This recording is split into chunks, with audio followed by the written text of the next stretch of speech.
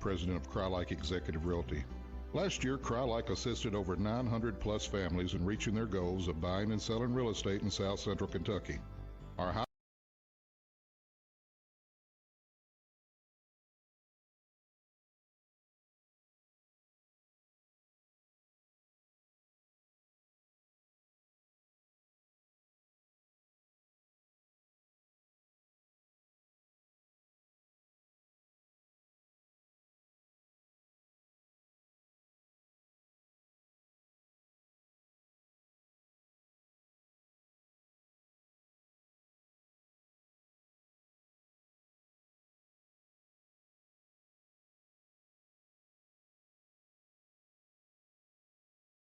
Stakes greater, tensions are high, the lights brighter. Turn on Friday night. Tonight, South Warren battles Greenwood in a gridiron showdown. It's the Don Franklin Bowling Green Kia Game of the Week. Also brought to you by the Blowout Co., Edmonton State Bank, NCTC powered by Warren RECC, Aqualand Pool and Spa, Toyota of Bowling Green, Morgantown Bank and Trust, and Will Coker, your State Farm agent in Bowling Green. Let's go!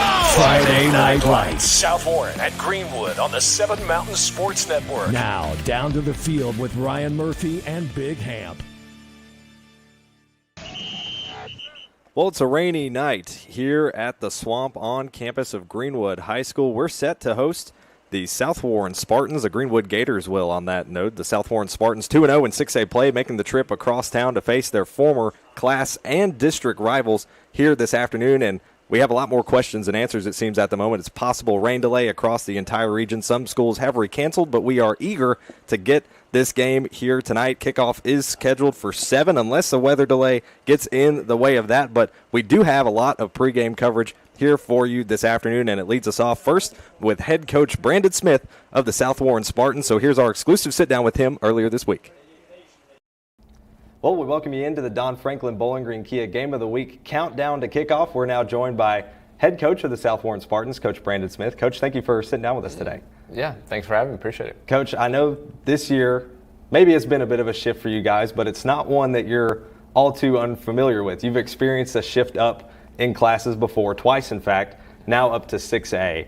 What's that been like for you and your guys over the offseason preparing for this year? Yeah, I mean, it's when I took over, we were in 3A, so we have moved from 3A to 4A, 4A to 5A, and now 5A to 6A. So I am familiar with it, you know, but it's a different journey, you know, going into 6A. But I think that the guys have, you know, had a great attitude about it. I think they're excited about it, and you know, we've you know, first two opponents have been 6A opponents, and so.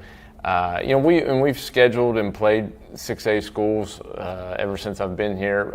But, you know, I think the real difference will be once playoff time comes around. Now, when you look at this season, when it comes to 6A play and your transition years that you've talked about in the past, with you as head coach, those have typically been pretty successful years. In fact, when I look one year, you guys, I think, if I'm not mistaken, went all the way, got that 4A title in 2015. Mm-hmm. And then another year, you won your first 7 straight games. So it feels like those transition years, you guys have just been able to really reload and come back successful every single year. Yeah, I mean, I would probably attribute that more to just the program overall. I don't know if that was, you know, if we've got some sort of secret ingredient in transition. I just think it's kind of the state of the program and, you know, really the pieces and the tradition around it, and, you know, from everything from the parent support to the administrative support, you know, off the field, on the field, those things. So I think it's probably more of just a program as a whole type thing. I know you talk about those keys to success with the program. You guys have obviously done such a phenomenal job at curating talent. I see pictures of guys all over the wall in this room that we're in, guys who've gone on to play at the next level collegiately. And last season you had a couple guys do that, more specifically Bryce Button, Colton Veltkamp. But you've had a lot of guys this year that have stepped up to fill those roles. And I want to talk about Caden York more specifically because you brought him in last year, led the team in rushing. He was a big factor for you guys, and it looks like he's doing that again already this year. How has Caden stepped up into his senior role this year? Caden's done a tremendous job. I mean, he really has. And you know, he had a big year junior year. And the funny thing about it is, if you would have asked me, you know, in March before his junior year, I don't know where he was on the depth chart, but he wasn't anywhere close, you know. And then We had some losses to the program for various reasons, really through the month of June, dead period.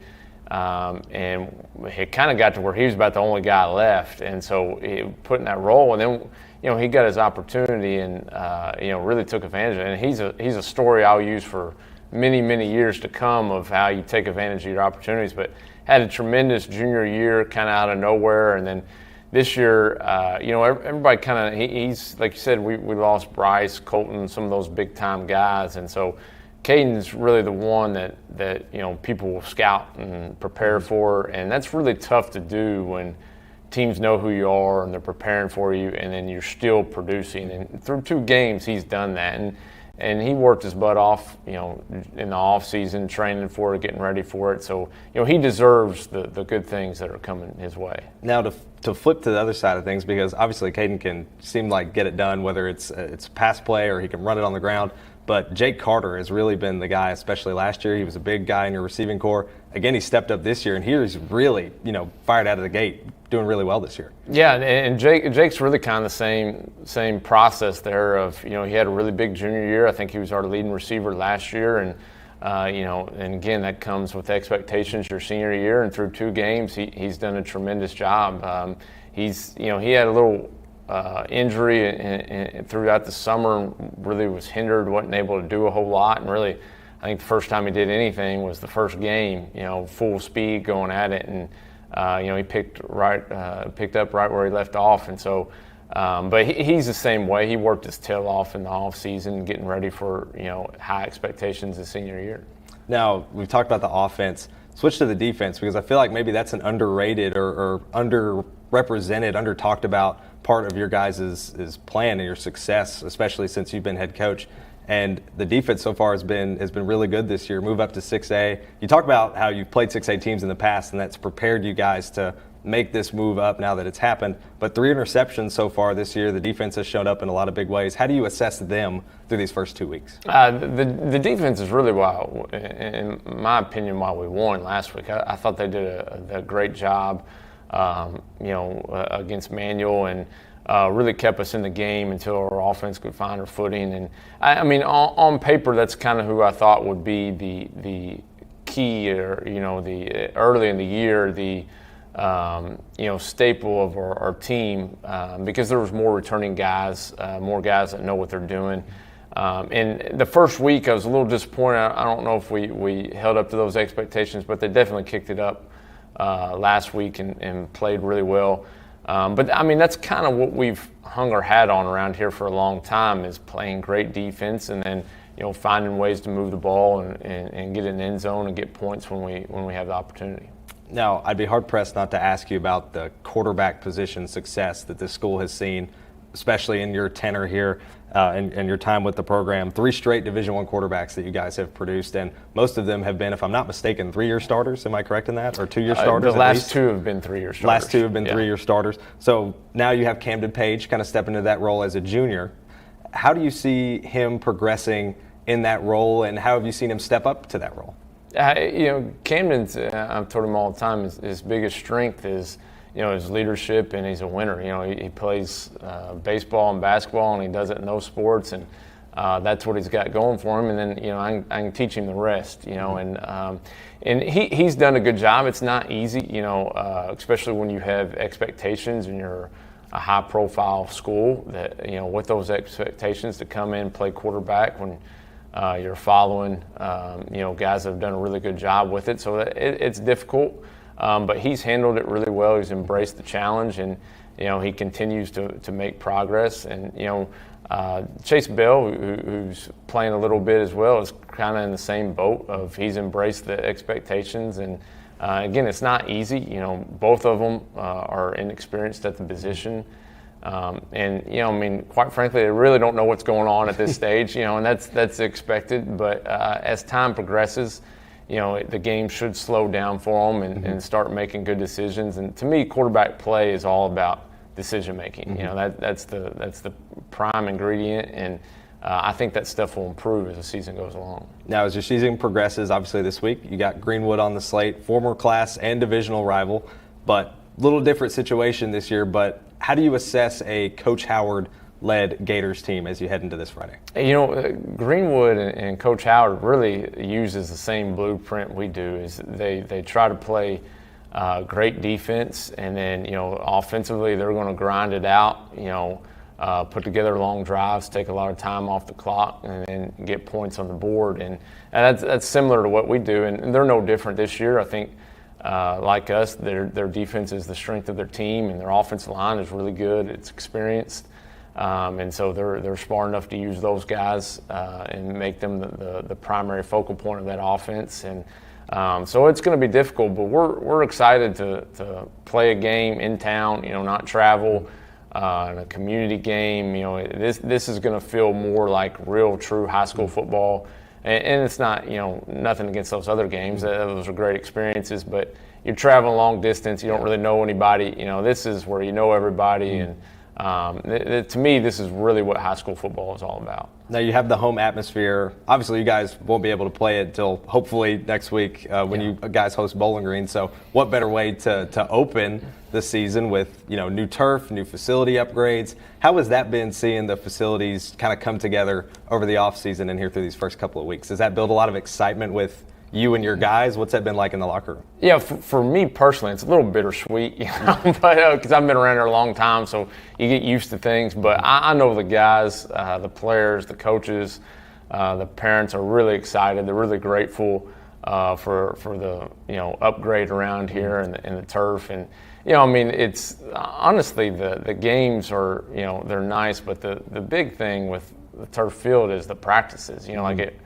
it's raining around here this week, and we're on the practice field, so you got to worry about a sloppy mess out there. And when you're on turf, you know, who cares if it rains? You know, it just so to me, that's the real advantage of a turf field. Well, that leads into my next question. I was going to ask you: are you a grass or a turf guy? Do you have a preference based on your own experiences?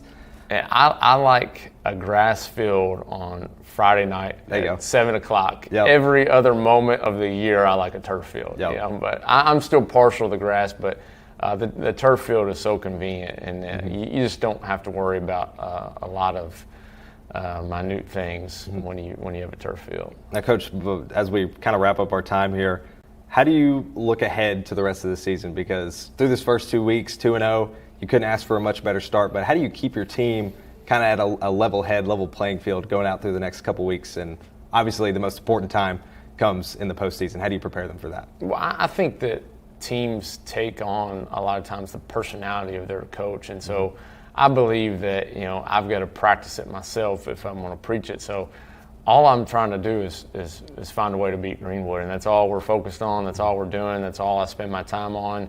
And I've learned from past experiences the hard way that if you start worrying about things down the road, then you're going to lose focus on what's important right now, and it's going to end up costing you in the long run. Well, Coach, appreciate you first sitting down with us here this afternoon. And when we come back, we'll have an exclusive sit-down with head coach Will Howard from Greenwood High School right here on the Seven Mountains Game of the Week. Your perfect vehicle is waiting at Don Franklin Kia in Bowling Green. Choose from the rugged Kia Sportage, the spacious Telluride, the electrifying EV6, and more. All with Don Franklin's 10-year unlimited mile powertrain coverage. With a large inventory of new Kia models and a team of caring automotive professionals dedicated to you, Don Franklin Kia in Bowling Green is here to service all of your Kia needs. Hurry in today to Don Franklin Kia, driven by family. Well, we welcome you back into the Seven Mountains countdown to kickoff here, and Coach William Howard joining us now, head coach of Greenwood High School football. And Coach, I think I'd be hard-pressed not to bring up probably the most pressing thing here. 43 career wins now in your career, leading all time in the Greenwood football program. What does that mean to you? As you see, we've got the football there as well, marking that occasion. What does that mean for you as head coach? Well, you know, it's special to be a part of history, I guess. You know, I wasn't aware of it till we had our banquet last year, and the president of our Booster Club, Jay, was talking about it and said that I was tied for the record. So, you know, I guess having a little recognition for that is a great thing, and you know, being able to talk about the history of Greenwood football and Mark Nelson, and just kind of special to be a part of that. Now 2-0 to start your season. You couldn't ask for a better start, at least through these first couple of weeks. But how do you assess your play so far through these first 2 weeks? Well, I think it's like a lot of people. It's sloppy. We've done some things offensively that's kind of shot ourselves in the foot and not allowed us to move the ball better than what we have. And defense, I think, is done some great things as far as point production, but a lot of the times we're on the field way too long defensively and can't get the ball back to our offense. So, there's definitely things to work on, and I think everybody's in that boat. It's week 3 of the season, so hopefully you're playing your best football at the end. Yeah. Now, there's been a lot of things that you guys have improved upon. One of those guys that I feel like has really stepped up for you all this year is Davis Chaney. We've named him back-to-back Player of the Weeks for our broadcast so far this season. And last year, when we looked at his stats, I believe only 45 total rushing yards his entire junior season. And this year, I feel like he's more than quadrupled that, already has 4 touchdowns. How do you evaluate his play so far at the start of his senior season? Well, Davis has done a great job of breaking off some long runs and long passes. And I think a lot of that was attributed to the fact that he was on the defensive side of the ball the majority of the time last year. And this year we've moved him to offense and been able to take advantage of some situations. On the topic of Davis, staying with Davis Chaney, how has, in that transition to being more offensive focused, how has he stepped up maybe as a leader in that room as well for your team? Well, he's a quiet kind of kid. He doesn't say a whole lot, but, he always shows up with his lunch pail and goes to work, and he's done that since he was a freshman. It's just kind of kid he is. And whether he's asked to run or block or, make tackles or whatever, Davis is willing to do anything that's betterment of the team. Now, a lot of your strength, I feel like, comes in plenty of your returners that you've had, plenty of returners on the line, but you also have Levi Wyatt that I know you guys talked about, a little bit of a QB battle that may have been going on over the summer. Ultimately, Levi won out in that. How has having him back in that position maybe helped you guys through these first couple weeks, and how have you seen him progress? Well, I think it's been a tremendous asset when you can return a quarterback from one year to the next. Levi went through some growing pains last year, and I think he's been very efficient for us the first 2 games so far of the season. And, it seemed like in the community and, around here that everybody had quarterbacks that had played for 3 or 4 or 5 years, and now they're kind of new guys on the block. And he's one of the guys that's got a little varsity reps in him that's a little bit different than everybody else. And he's done a good job for us so far. Now, senior season, not just for a couple of your players, but also for your son, whose helmet we have here. You guys obviously are a great athletic family. Lofton currently is still at Western, am I correct? Right. Still over on the Western football team. Is he your youngest? Is Griffin your youngest? Yeah, kid? He's the last one. How has it been watching him as now he enters his senior year with you guys? He's made a unique transition, I guess, and it has as much to do with his body as anything else because, he started a little bit for us as a freshman on the offensive line, and, he got a little taller and slimmed down a little bit, and he's playing some tight end for us, which, it's just an extended part of our offensive line. We ask so much for him in the blocking game, but he's able to catch a few passes for us. But it's special to be able to coach your kids, and something that's been a blessing for me. And does it feel surreal maybe now that this is his last year? Maybe next year he may be moving on to play collegiately if he wants to do that. Does it feel a little surreal now that he's your youngest and this is his last season? Yeah, the only thing consistent about life has changed, and they've been on the sideline with me since they were, big enough to be ball boys. I remember them coming over here and had an orange vest that had a ball that was stick in the front of it, and he would run around and they'd go chase PATs and extra points and field goals, and it's been special to have them in a part of this life. Now this week, obviously you face a tough South Warren team that just moved up to 6A. Not the same stakes necessarily that you guys have faced the last couple of years and sharing the same district, same class. But how do you maybe evaluate a team like South Warren, who it feels like every single year they just manage to reload with their roster?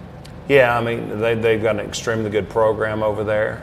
They're always going to play great defense, and whenever you can do that, then you're going to give yourself an opportunity to win, an opportunity to be a good team, and they hang their hat on stopping the run. So, it's going to be a battle for us up front. They got some big kids up there, and hopefully we can be efficient in the passing game, and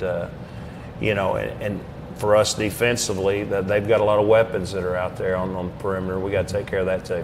Now, as far as evaluating that team goes as well, How does your team maybe take a challenge like this? Obviously, it's a little different with them not being in the same district and class anymore, but do your players still feel that crosstown, maybe rivalry sense and that need to go out there and win maybe a little stronger this week?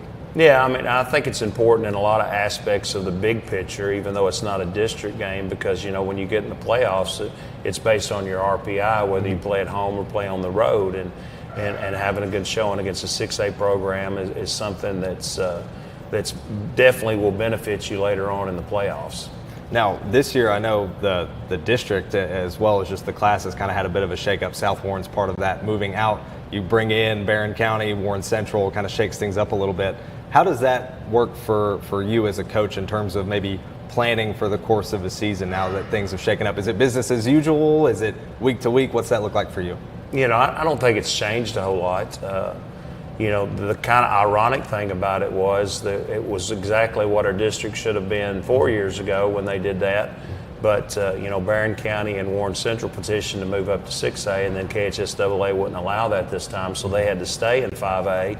And, you know, South Warren, because they both moved up, South Warren moved down from 6A to 5A. So, you know, it should have been, I guess, an older hat than it is this year, but you know, we still got to go out and compete every week.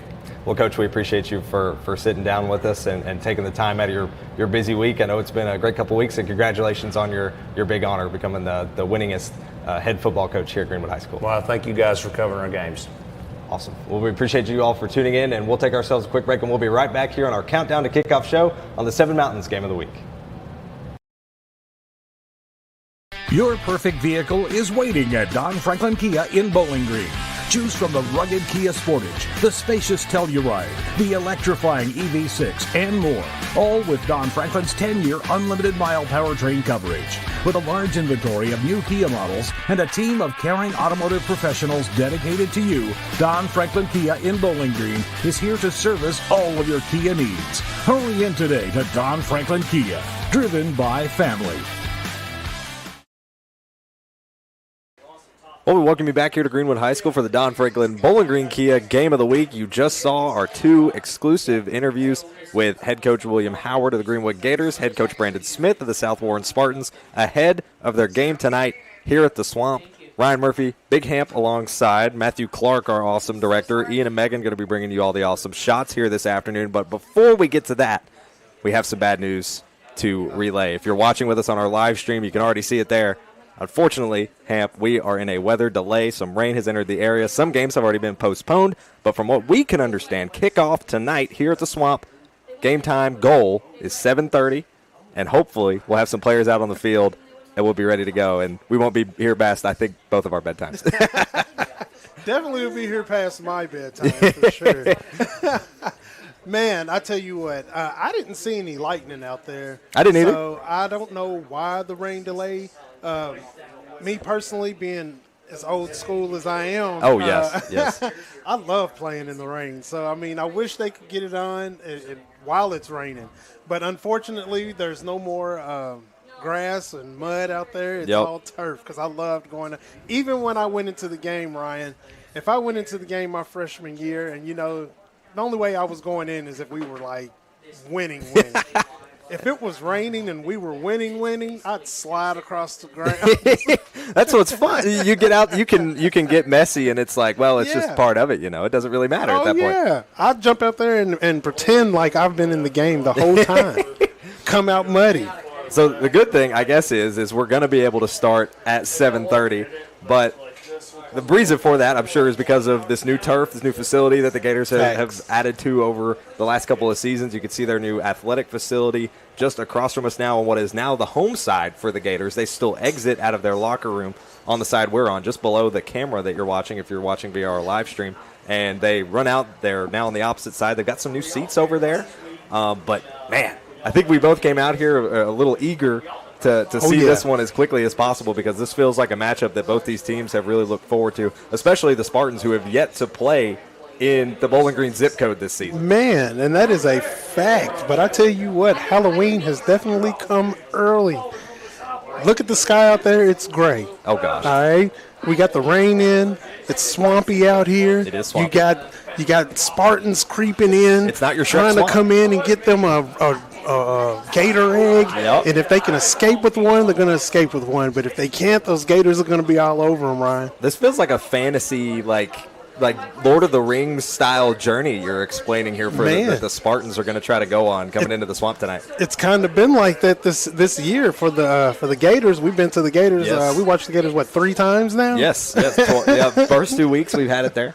So watching what it is that they have been doing, definitely going to be some hunger going on out there on both sides. Well, like we said, if you're just joining us, whether it's over the airwaves or whether it is via our live stream, I don't know if you're going to be able to see us here because we're getting close to taking ourselves a break, but we are in a weather delay here at Greenwood High School. As far as we understand, the approximate kickoff time is now. Look at us, Sam. We're hanging out. We're having a good time. It's a little dark out. It's getting darker just because it's been cloudy most of the time since we've been here. But appropriate game time, we're hoping it's going to be 7:30, so that's give or take about 45 minutes from now. So we're here in just a moment. We're going to take ourselves a break. Not sure how long that'll be. We'll probably be back around 7 o'clock, so you can maybe set a reminder to come on back to the stream or jump back on the radio stream or just listen along to some tunes until we get back on the airwaves. But we'll be right here to cover all the action from Greenwood High School as the Spartans have made their short trip over. Both these teams are going to look to stay undefeated on the year. The question is, who will it be? We're going to take ourselves a quick little break, and when we come back, we'll hopefully continue our countdown to kickoff coverage here, and hopefully we won't have to be worrying about rain here on our Don Franklin Bowling Green Kia Game of the Week on the 7 Mountain Sports Network.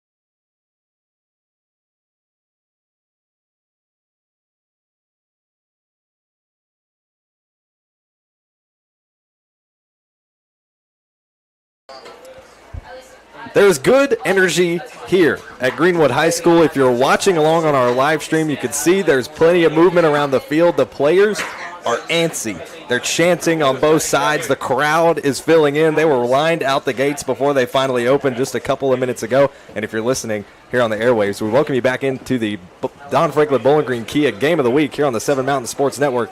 What an exciting night of football we have ahead of us as the Greenwood High School Gators host the visiting South Warren Spartans from just across town. First time the Spartans have played in the Bowling Green zip code this season, and both teams coming into tonight 2-0 on their years. Ryan Murphy here with you. Big Hamp alongside Matthew Clark, our director-producer, bringing you all the awesome content, making sure we get on the air this afternoon.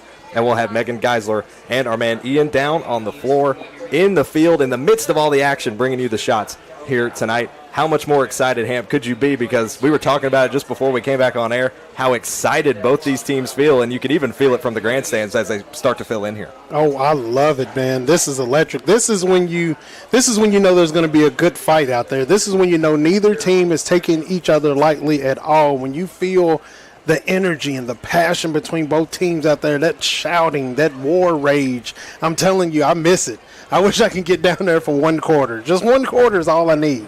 And these teams, well, they're going to have 4 full quarters here this afternoon, and these are two teams that are eager to play each other every single year, it feels like, and now that play feels a little different. South Warren now moved up to 6A, Greenwood staying in 5A. South last year when they played against Greenwood, 42-0 the final score in favor of the Spartans. So you have to imagine a lot of the Gators here this afternoon are hopeful to maybe get a little bit of revenge from last season. Oh, yeah, that sting never goes away, no matter how long it takes, no matter how long they have to wait for it.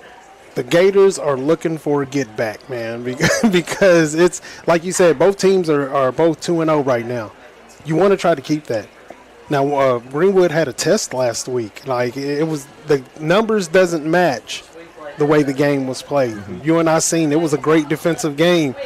Greenwood's got to step it up here again tonight because they are facing a tougher opponent in South Warren. And South Warren, like you said, being in 6A, a lot of tough schools up there, and they've already faced 2. Gators going to have to step it up, but both these teams coming in 2-0 as we take a look at your team comparisons between the South Warren Spartans and the Greenwood Gators coming into tonight. Like we said, you look at that points per game, notice Greenwood a little bit on the lower side, but the Spartans offense, something we were used to under head coach Brandon Smith's tenure, the offense is always on fire, but Hamp, it seems like the defense is something that always goes under talked about for Spartans teams, and this year they've really come out and done that. 9 sacks already through 2 games on the year.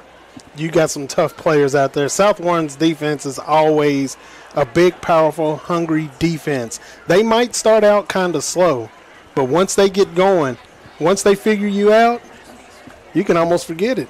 Couple of key players as well. We've talked about the players that there could be able to make an impact here tonight as we look at the visiting Spartans here. Caden York, first time playing for the Spartans was last season in his junior year, and he came out big, led the team in rushing yards, and already he's doing big things again this season. Last week was his most effective game through the first 2 weeks so far. 123 yards, 3 total touchdowns, 2 on the ground, 1 in the air. Caden York is a do-it-all man for South Warren.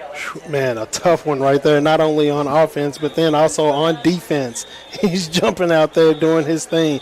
Caden York, a great senior leader right there. And as we take a look over at the Greenwood side, he's been our player of the week twice through these first 2-0 weeks for the Gators. Davis Cheney, we cannot talk about the Gators without talking about the key to their offense so far through these first 2 weeks. Last week, 97 total yards of offense, 2 touchdowns, matched his 2 touchdowns from week 1, 4 touchdowns on the year. And this is a player that Hamp last season didn't play, but maybe a handful of snaps on the offensive side of the ball. And now Coach Howard has found such a use in him on the offensive side, and he's just come out swinging his senior season. Oh, yeah. I can't wait to see Locomotive 44 get it on tonight, man. I hope he takes it down the field a couple of times. I like watching that guy run, man. That's a Mike Allscott right there if I've ever seen one. Now, the thing with these two teams as well, as we've mentioned the defensive stats so far through this year, South played their first opening 2 games of this season against 6A opponents, both on the road, one at Bryant Station, all the way over in Lexington, and then at DuPont Manual up in Louisville. Both 2 very strong contender programs in 6A, it feels like, every single year, averaging 40 points a game not only through those 2 opponents and in 6A play, but holding them to under 30 points both times, and as well as tallying those 9 sacks that we mentioned just a minute ago. 9 sacks on the season. Greenwood, none so far through their first 2 games. Man, I'm telling you, Coach Smith is something different out there, and he is a complete animal. He is what you consider the type of coach that a player wants to play for. I was looking at Exeter just a little while ago, and South Warren football said about Coach Smith. Coach Smith possesses a rare combination of talent, intellect, heart, instinct, drive, humility, and care that makes him a phenomenal football coach. South Warren is beyond blessed to have him leading our program, and I've witnessed it year in and year out for many years. Year in and year out for as long as he's been here, 12 seasons for Brandon Smith in this South Warren program, and he has yet to have a losing season. The most games that he has lost in a season is 4, and he has, in his tenure, tallied 2 undefeated seasons that both ended up in championships all the way out in Lexington at the state tournament. Man, again, phenomenal coach right there. It tells you it all right there. 12 years, no losing season. That is very difficult to do. I don't know anybody that really has a success story like that to take over a program fresh out. You got your few championships. Now I'm hoping they get it again for the 6. And then they'll have it in 3 different state championships. And then at the same time, the Gators also have their own gritty style of play. They're not a team you can always count out, especially under head coach William Howard, who just became the winningest head coach in Greenwood football history. So there's clearly a success rate with Coach Howard. He's got a strong team this year, a strong returning line, both on the offense and defensive side. This could ultimately come down to being a close game, Hamp. We're just going to have to wait and see. Oh, yeah, most definitely. Again, that Gator defense, people don't look at that Gator defense and think it's going to do anything. But those Gators quickly swarm. Once they figure you out, like we've watched here the past couple of games, once they figure you out, those Gators swarm the boats, man, and they pull it down, and they do what they got to do to try to get the win. It's an exciting matchup on deck here this afternoon. We're going to step aside and take ourselves a quick break, and when we come back, we'll talk a little bit more about some players we can keep an eye on, and also give you your starting lineups for your matchup tonight between the Greenwood Gators as they host the South Warren Spartans. You're listening to the Don Franklin Bowling Green Kia Game of the Week here on the Seven Mountain Sports Network. When you bundle home and auto, life can be easier. You choose coverage that makes sense for you, at a price that's right for you, and a local State Farm agent who's there for you. Call State Farm agent Will Coker in Bowling Green today. Your perfect vehicle is waiting at Don Franklin Kia in Bowling Green. Choose from the rugged Kia Sportage, the spacious Telluride, the electrifying EV6, and more. All with Don Franklin's 10-year unlimited mile powertrain coverage. With a large inventory of new Kia models and a team of caring automotive professionals dedicated to you, Don Franklin Kia in Bowling Green is here to service all of your Kia needs. Hurry in today to Don Franklin Kia, driven by family. With State Farm Home Insurance, you can get the help you need from a local agent if things get complicated, and from our easy-to-use app whenever you need it. Call State Farm agent Will Coker in Bowling Green today. And we welcome you back here to Greenwood High School for your Don Franklin Bowling Green Kia Game of the Week on the Seven Mountain Sports Network. Ryan Murphy, Big Hamp alongside. It's a pleasure once again to be out here covering some South Central Kentucky football here in Bowling Green as the Gators set to host the Spartans, 2 undefeated teams that are set to do battle in a rivalry that has continued for some time here. A lot of crosstown rivalries here in Bowling Green. They got several high schools, and it always feels like when these teams come together, the turnout is strong, the energy is strong. You can already feel it. The South Warren side of the grandstands that we're on currently right now is slowly still continuing to fill in. The Gators side as well continuing to fill in right now. Currently, it's also pink out night. You may see flashes of pink there if you're watching on our live stream on the top of your screen. The student section decked out in pink. They've got a sign that says, on Fridays we wear pink. Breast cancer awareness. It's an awesome cause for them to continue to share as we get some shots there. Megan Geisler on that camera bringing us all the awesome shots here tonight from our game cam. We're going to have our man Ian down in the thick of things on the sideline. And here in just a moment, it'll be time for opening ceremonies. But Hamp, as we talk things over and we prepare for this game, I think this may be it looks like it's going to be the best turnout so far that we've had through our first couple weeks in the game we've been here at the Swamp. Oh, yeah, it's filling up rather quick. It looks like they're just piling in from everywhere, man. It's going to be a really good game, man. No matter, it's almost like looking at a UK game or a Louisville game. You know what I'm saying? I mean, no matter what you feel like your team's going to do or whatever, you still have that pride. You still come out. You still support, and that's what I love about these two teams and their energy. The respect and the rivalry. There we go. I couldn't even get it out.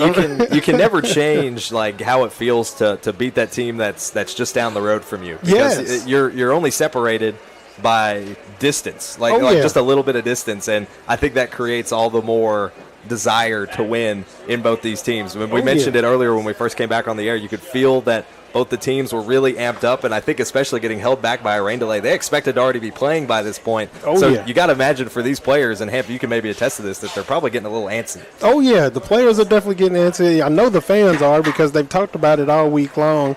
They've been, no matter where you work at, you work with somebody who has kids on the other side of the teams, or you played on one of the other teams, and you just got such a loyalty there that you talk trash all week long until the game gets going, man. And I know everybody here is ready for it to go down. Despite the rain delay, the crowd continues to trickle in. You can see a little bit if you're watching or our live stream, if you're listening over the radio waves. It is going to be a great crowd here this afternoon at Greenwood High School. The student section for South Warren has been full since they opened the gates, I think. They're wearing and decked out in their camouflage theme, while the pink out is over on the other side for Greenwood. But what a great game opportunity we have on deck here tonight. Both teams heading back to their respective sidelines as it's almost time for opening ceremonies, but more fans are trickling in from either side. The South Warren grandstands, you can see the Gators heading back into their locker room.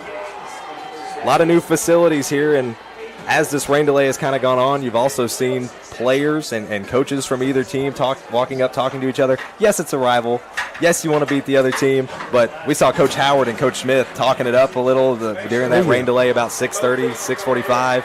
It's all about respect in this area, and when I talked to both of them this week, and Hamp, you can attest to that too, you can clearly see they have a large respect for each other. Oh yeah, most definitely. We are all brothers, sisters, cousins, everything around here, man, because we are a closer community than what people think, man. And we do talk a lot of trash before games, but we are friends. We do go out together, you know what I'm saying? I mean, like, kids play in each other's neighborhoods, all of that great stuff right there. So yes, love the respect that's shown by each side. And now, opening ceremony set to begin. We will step aside. After the anthem, we'll come back and give you your starting lineups for tonight's game here on the Don Franklin Bowling Green Kia Game of the Week on the 7 Mountain Sports Network. At Morgantown Bank and Trust, a home equity line of credit offers you flexible access to the value in your home. With 5.99% introductory interest rate for the first 6 months, all the cash you need is right under your roof. Call today. I want to buy this truck, man. This is perfect. It is a beautiful truck. Do you want to see the inside? Is it available? Yeah, sure is. Is it available? I just said it was. Hey, how many miles has it got on it? Just over 30,000 miles. Still practically new. But it's got rain on it. What? Do you want to see the inside? Do you have any questions? No. I have to think about it. Also, it has rain on it.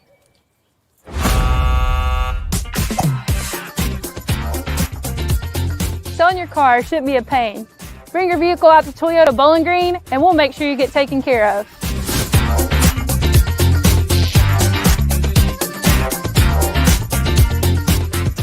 This isn't just bubbles, it's balance. Relax sore muscles, refresh your mind, recharge your spirit. Discover the best hot tub brands like CalSpa, Hot Springs, and Free Flow at Aqualand on Campbell Lane. More than bubbles, it's balance. The emails can wait. The dishes can wait. Life feels better when you press pause. Find your escape with the top hot tub brands like CalSpa, Hot Springs, and Free Flow. Available locally at Aqualand on Campbell Lane. Your backyard getaway awaits. At Morgantown Bank and Trust, a home equity line of credit offers you flexible access to the value in your home. With 5.99% introductory interest rate for the first 6 months, all the cash you need is right under your roof. Call today. Your perfect vehicle is waiting at Don Franklin Kia in Bowling Green. Choose from the rugged Kia Sportage, the spacious Telluride, the electrifying EV6, and more. All with Don Franklin's 10-year unlimited mile powertrain coverage. With a large inventory of new Kia models and a team of caring automotive professionals dedicated to you, Don Franklin Kia in Bowling Green is here to service all of your Kia needs. Hurry in today to Don Franklin Kia, driven by family. We welcome you back into the Don Franklin Bowling Green Kia Game of the Week on the Seven Mountains Sports Network. What a time it has been here as we just heard a beautiful rendition of our nation's anthem. And now we jump into tonight's starting lineup, starting with the South Warren Spartans at quarterback. They call him greatness for a reason. He's a tri-sport athlete. Camden Page as your starting quarterback here this season, replacing Bryce Button. And our player to watch here this afternoon for the Spartans, the running back number 2, that's Caden York, the senior, had 3 touchdowns last week. Jake Carter, your leading receiver for the Spartans this season. The senior looking to make a big name for himself here tonight. Tucker Sears also starting at wide receiver. Hasn't tallied any catches so far this season. He'll look to change that here this afternoon.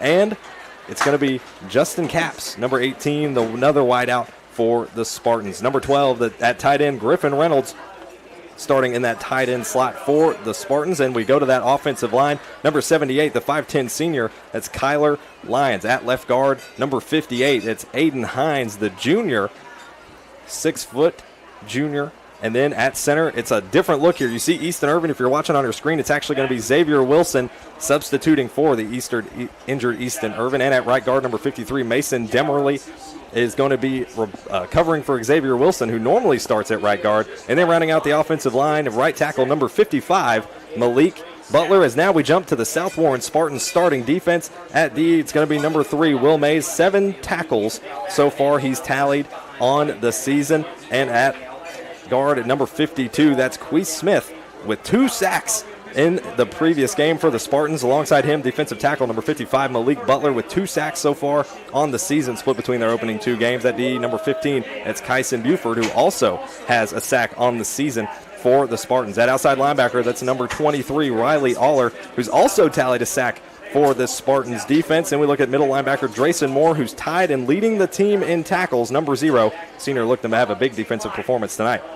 And inside linebacker number 16, Takeon Darden, the newcomer, was not on the Spartans roster last year, but comes in as a junior. And out in the secondary, number 14, Corbin Logan, the junior, had an interception last week. And alongside him, out in the secondary, number 11, will be Aiden Fant, who is subbing for the injured Joseph Fentress. And Caden York, we talked about him on the offense. He's our player to watch. He's a dual threat, starting at safety for the Spartans here tonight. And out in the secondary at safety, number 8, Isaiah Bridges, who has 1 interception so far on the season.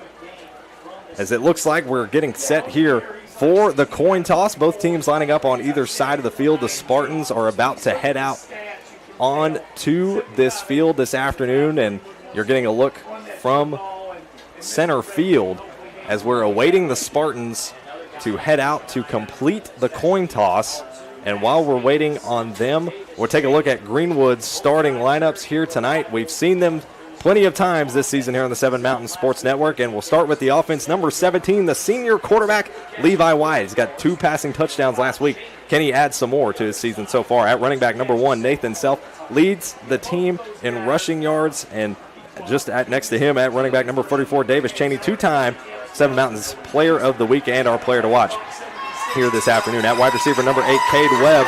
He's going to try to get on the board here this afternoon. Has yet to do that so far this season for the Gators. And at tight end, 2 receiving touchdowns so far on the season. That's Griffin Howard. At left tackle, that's now we're at Griffin Howard. So sorry, I skipped over Will Crutcher starting at wide receiver. So Griffin Howard, we mentioned, has 2 receiving touchdowns. At left tackle, number 62, that's Blaine Hayes. At left guard for the Gators, it's number 64, Parker Lasley, the 5'11 senior. At center for the Gators, it's number 67, Ben Warwick, the 6'1 senior, starting under center.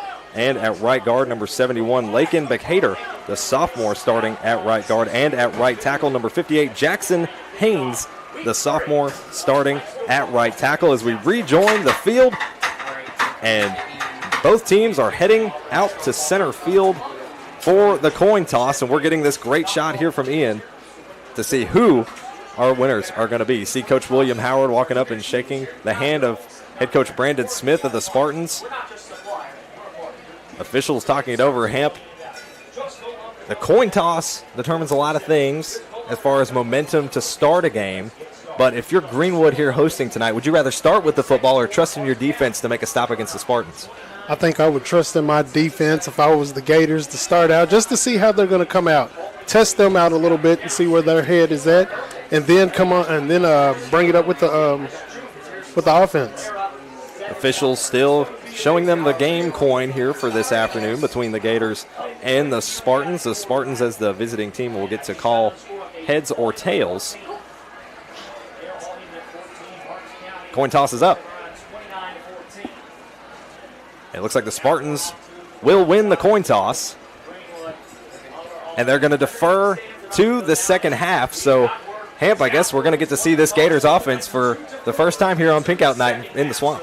Oh, yeah. So that's another dangerous weapon down there that we got in Locomotive 44. So we're going to get to see him a little early tonight, I think. Gators defense or offense is going to try to get going here quickly this afternoon. You can see Coach Brandon Smith there talking with the officials as both teams prep to shake hands before heading back to their respective sideline. Coach William Howard, if you're watching on our live stream there as well, and if you're not, if you're listening to us over the radio waves, we appreciate you for tuning in as we are just moments away from kickoff here in our Don Franklin Bowling Green Kia Game of the Week. Both teams still waiting on their time. I think they're talking over roster issues. And it's another, actually, there was some talking amongst the officials and some confusion, some fans.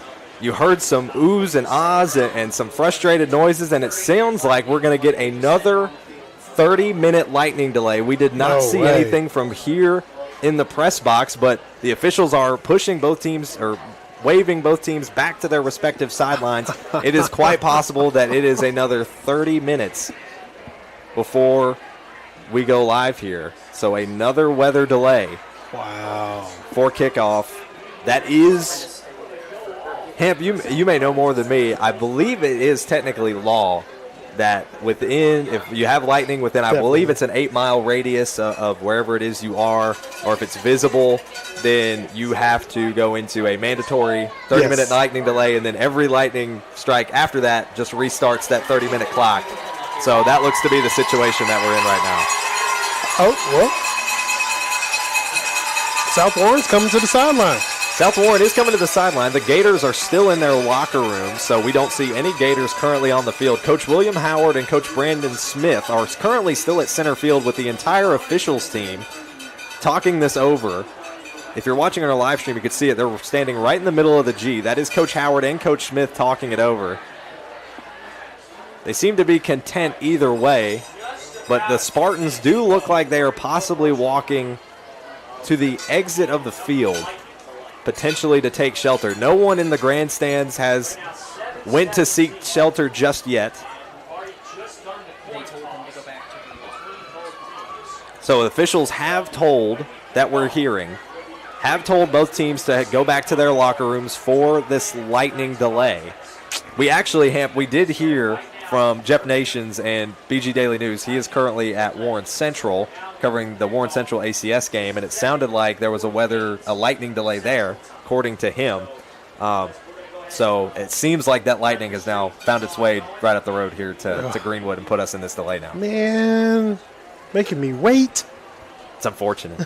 Just when the energy gets ramped up, it's like you let all the air out of the balloon, unfortunately. 29 minutes on the clock here. So there was a strike. They have started the clock. There's 29 minutes and 15 seconds here for this weather delay as we're referencing the billboard screen here this afternoon. And unfortunately, we're in another weather delay. If you're just now joining us, we could take it some scores around the region, however. Franklin Simpson and Lexington Lafayette into the first quarter. Franklin Simpson leads them 14-0. You now join us in the broadcast booth if you're watching on the live stream. We always love bringing you guys into the booth with us. We're having a great time. Other scores around the region. Monroe County leads Glasgow 3-0 at the end of the first quarter.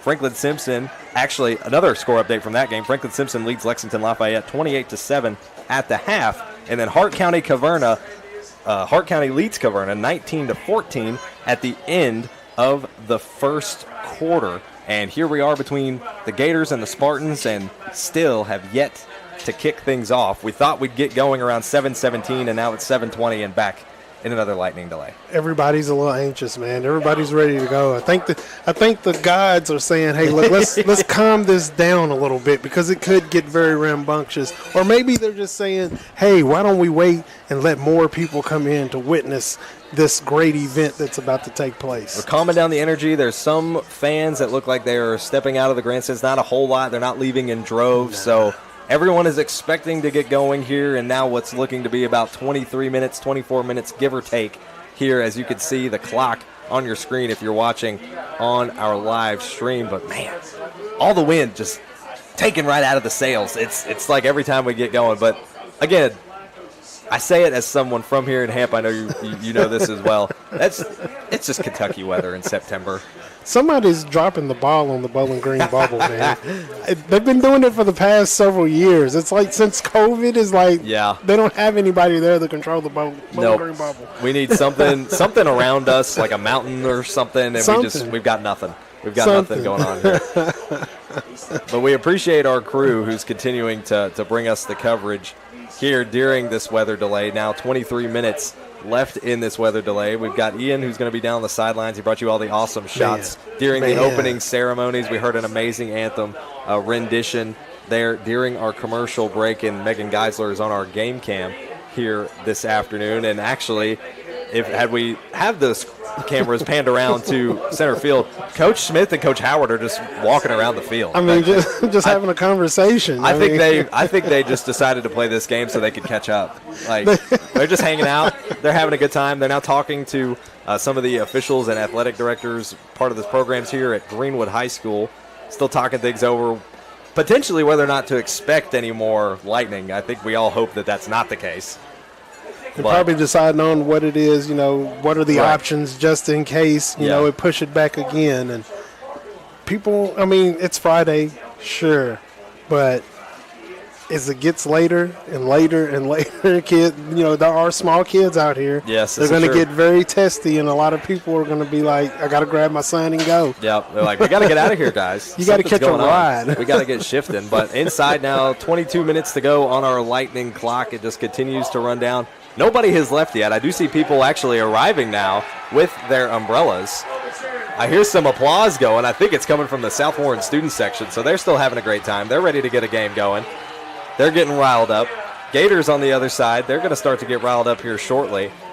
But what an opportunity we have for a great showing and a great game here tonight. Rain will not stop the swamp. Oh, no. That's the thing about swamps. They're already... you don't have to worry about rain. Don't have to worry about the rain. Rain is normal for a swamp. Oh, yeah. That's just part of the gig. And that's why it's bad sometimes for those that are not, those of swampy nature to come wandering around in a swamp. Sometimes you get caught up. I don't know if you've ever seen the movie with the trail in it. I can't think of it right now, but a trail lost his horse in the swamp. You could very well lose some Spartans in the swamp. Well, we never know. Never know. We never know. Hopefully we'll find out. We know how good this Greenwood defense is, and we talked about some players, both of the players we mentioned on offense. Caden York obviously plays on both sides, but for the Gators, Stuart Scott and Roy Bray, they pose arguably the biggest threat to this Spartans team. And I was going to mention Stuart Scott earlier. I'm waiting to see what he is going to do. I don't care what the Gators do the rest of this season. My focus is Stuart Scott. Man, you're talking about a guy who had, 20 tackles on the year last year? 20 total, and he's already at 25. And he's 2 weeks. 2 weeks. He's just been killing it. So I'm looking so forward into seeing what he does out there. Not only him, but also KC. Yes. KC Coleman. I want to see what he's going to do out there. And, of course, you mentioned Roy Bray. I'm ready to see.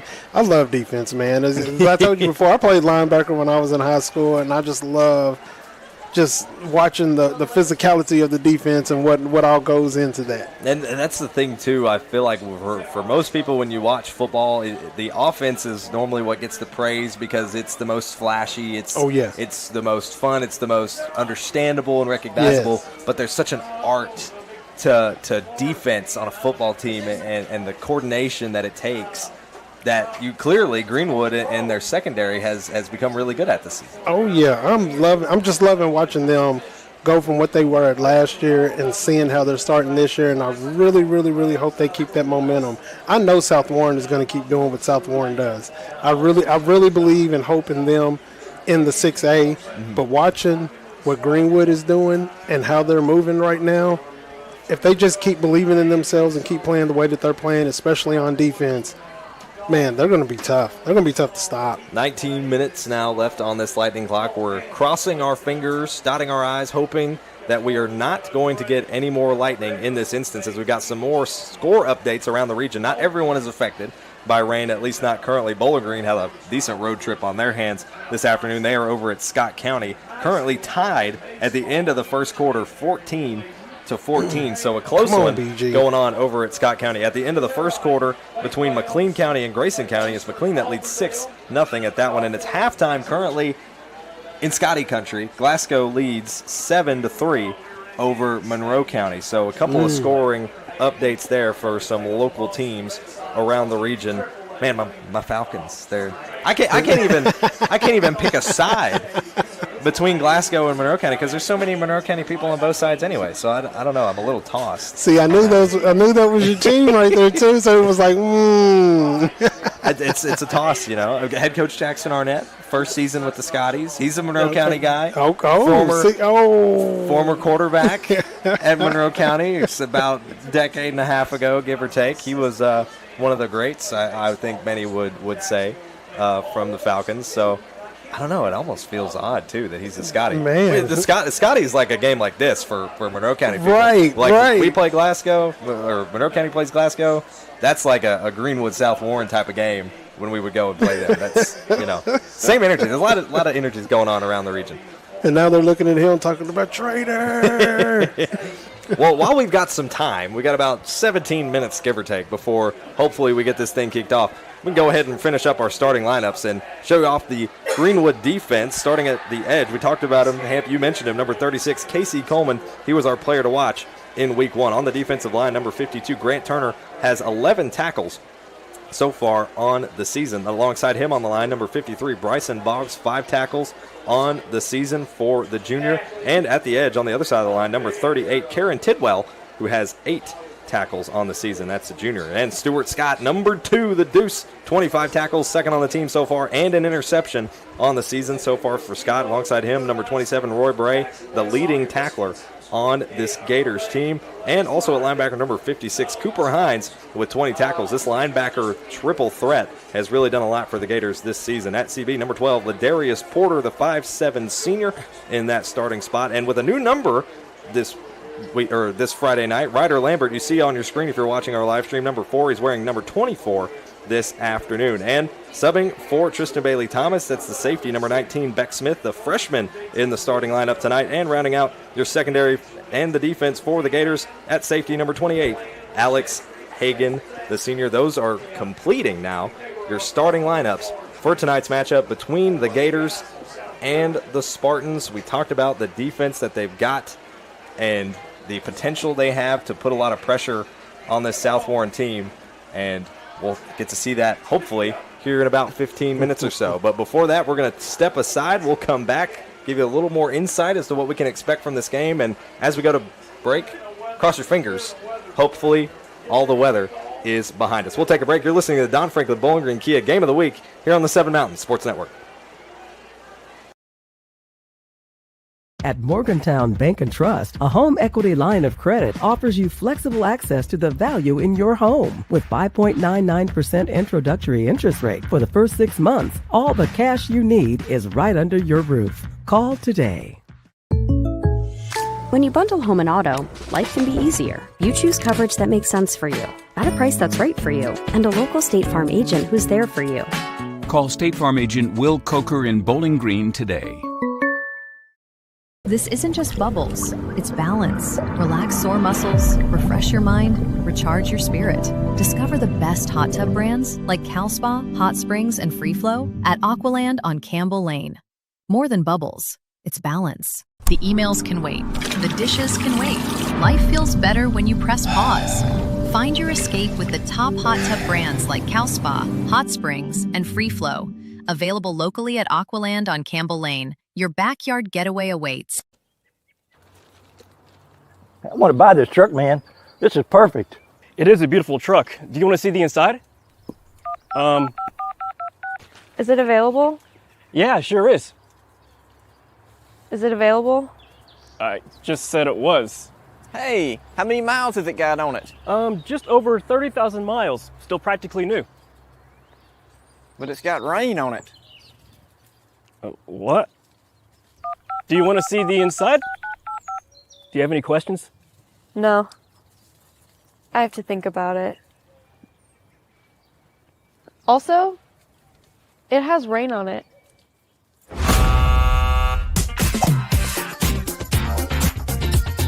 Selling your car shouldn't be a pain. Bring your vehicle out to Toyota Bowling Green and we'll make sure you get taken care of.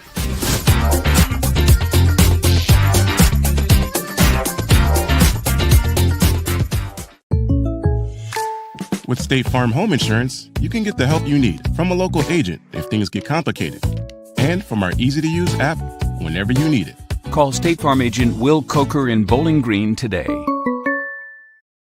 At Morgantown Bank and Trust, a home equity line of credit offers you flexible access to the value in your home. With 5.99% introductory interest rate for the first 6 months, all the cash you need is right under your roof. Call today.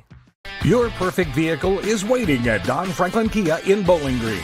Choose from the rugged Kia Sportage, the spacious Telluride, the electrifying EV6, and more. All with Don Franklin's 10-year unlimited mile powertrain coverage. With a large inventory of new Kia models and a team of caring automotive professionals dedicated to you, Don Franklin Kia in Bowling Green is here to service all of your Kia needs. Hurry in today to Don Franklin Kia, driven by family. This isn't just bubbles, it's balance. Relax sore muscles, refresh your mind, recharge your spirit. Discover the best hot tub brands like Cal Spa, Hot Springs, and Free Flow at Aqualand on Campbell Lane. More than bubbles, it's balance. The emails can wait, the dishes can wait. Life feels better when you press pause. Find your escape with the top hot tub brands like Cal Spa, Hot Springs, and Free Flow. Available locally at Aqualand on Campbell Lane. Your backyard getaway awaits.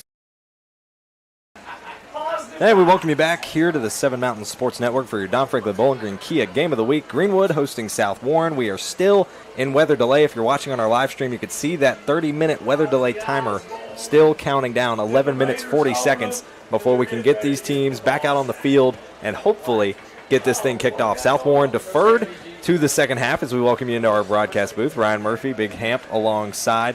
We're both eagerly waiting, and we're going to talk about some things, hopefully, to try to fill the air over these next 11 minutes because there's still plenty to talk about with both these teams. If you tuned in for our pregame show and our countdown to kickoff, you saw our interviews, exclusive interviews with head coach Brandon Smith and William Howard for both the programs that are playing here this afternoon, both with a great admiration and respect for each other, both legendary, arguably head coaches with their programs. William Howard, now the winningest head coach in Gators football history, and head coach Brandon Smith easily takes that, one of the best winning records, not only for South Warren and easily for South Warren, but also arguably in the entire state of Kentucky. 122 wins and only 23 losses over his tenure as head coach of the South Warren Spartans.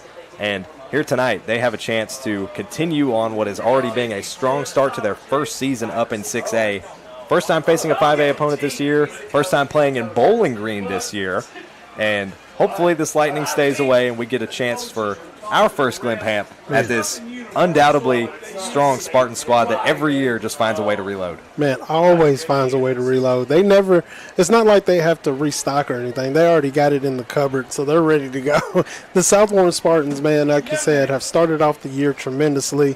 A lot of people, of course, there's doubts with them moving up into the 6A and everything, and everybody kind of wondering, how that's going to work. Me personally, I like it. It gives them an opportunity to bring another championship in a different division. So if they could pull that off, it'd be great. It'd definitely be great for the city when they don't look at the south side of Kentucky that way. Absolutely. and for the Spartans, too, both their first opening 2 games are 2-0, both against 6A opponents, which says a whole lot about the strength of this team and what they've been able to do. But a large part of their strength also has been the sheer amount of returners that they've had on both sides of the ball, especially on offense. We talked about Caden York, who's our player to watch here this afternoon for the Spartans, who plays on both sides of the ball. He's their returning leading rushing yards leader from this team last season. Had a phenomenal season, over 10 touchdowns last year, over 700 rushing yards as well. He's already on pace to do that, if not more. He's got 5 touchdowns, leads the team in that category so far this year. But the interesting thing about South Warren is they always feel like a team that produces solid quarterbacks.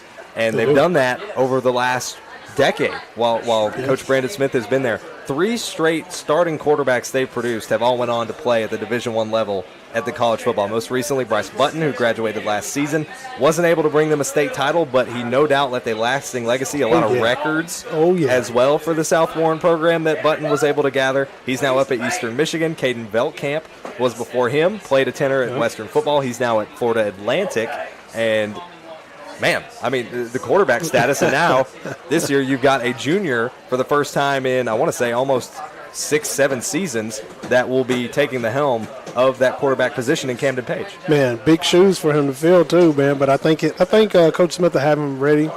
We'll get him right there. Once again, we're at the beginning of the year, and all he has to do is remember that who he is. As long as he remembers who he is and doesn't try to fill those big old shoes, because last year we had 3 big ones here in this area, and he doesn't have to do that job. I mean, he's got somebody right behind him that's also capable, Chase Bell. Yes. So he can just be calm, be cool, know that he's got it. If he doesn't, Chase will come in and get it done until, I mean, the Spartans have so much right there for them, so they don't have anything to worry about, man. They like we said, they reload.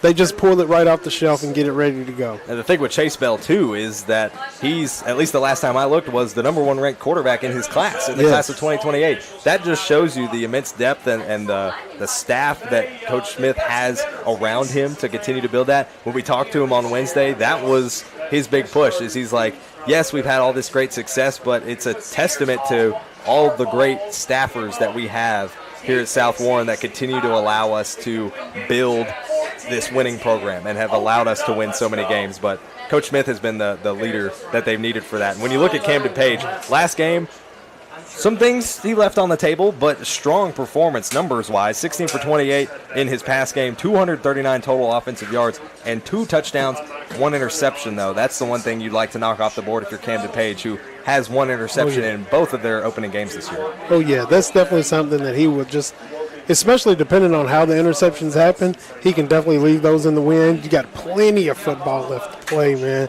I'm ready to see what he's going to do this year, and as well as on the defensive side of the ball. If we take a look at, Takayon Darden, junior this year, already at 17 tackles on the season. Good player. Sleeper. Played at Russellville last year.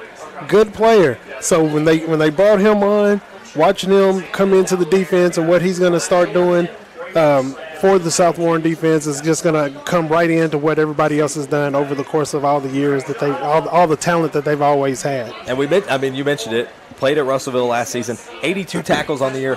49 of those were solo. 49 of those tackles he did all by himself. Monstrous. He's monstrous numbers for a sophomore, no less. Now is a part of the South Warren team that has consistently produced elite players on all sides of the ball.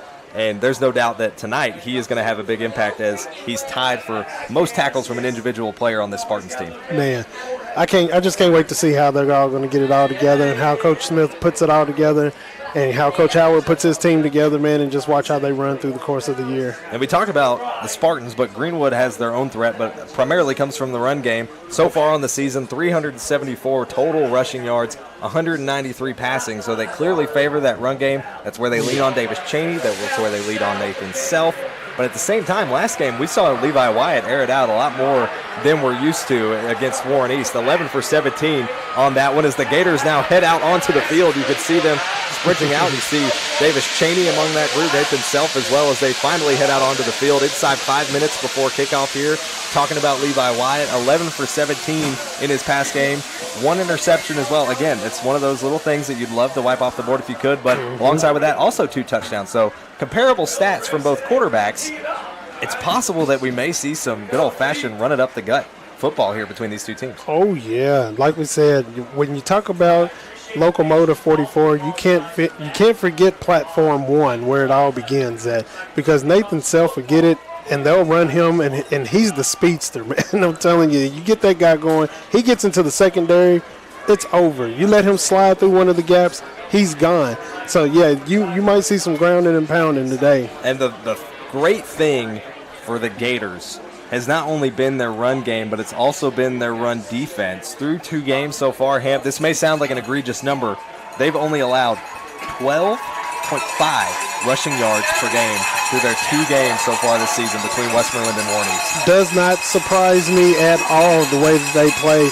Once again, once they see what you got going and how you get it started, they'll start closing those doors on you, and they'll start making sure that they put out those fires, man. The Gators, they're not playing this year. Nobody should take them lightly at all, and I definitely don't think the Spartans are. Spartans getting set to break out of their banner and head out onto the field. The Gators are on the opposite side beginning their stretching routine. 3 minutes and 15 seconds are left on the Lightning countdown clock.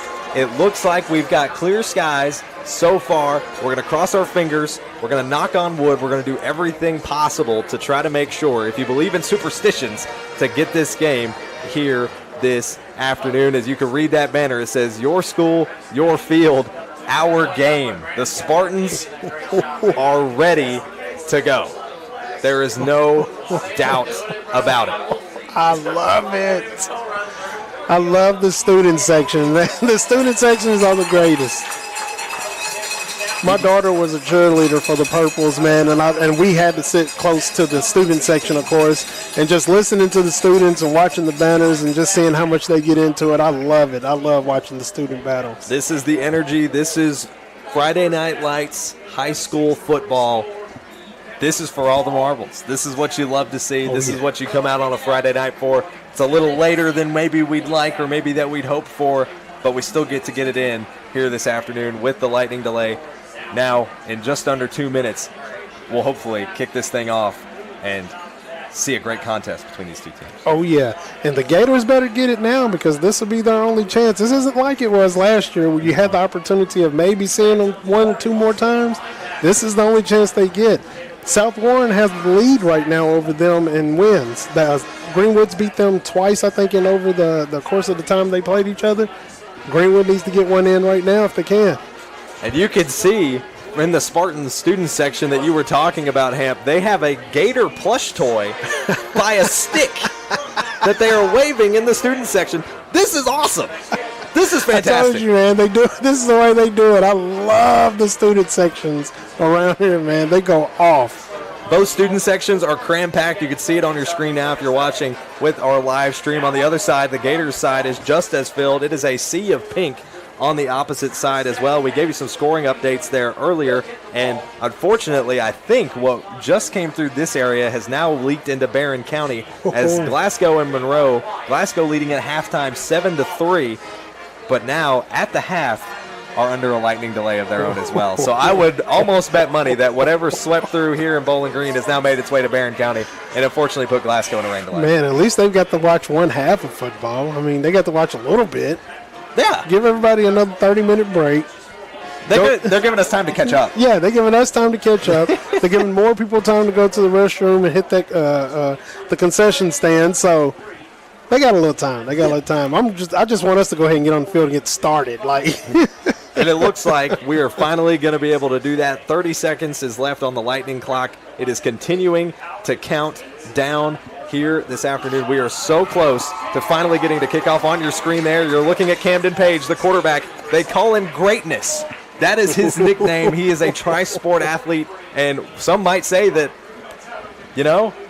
maybe football isn't necessarily his number one sport, but yet at the same time, Coach Smith has given him consistent praise and said, all I have to do is teach him the ways. He's such a teachable player. He's such an honest player. He will go out there and he will make things happen for you, apparently, no matter the sport. Man, those are the ones you want to coach. A coachable player are the ones that you definitely want.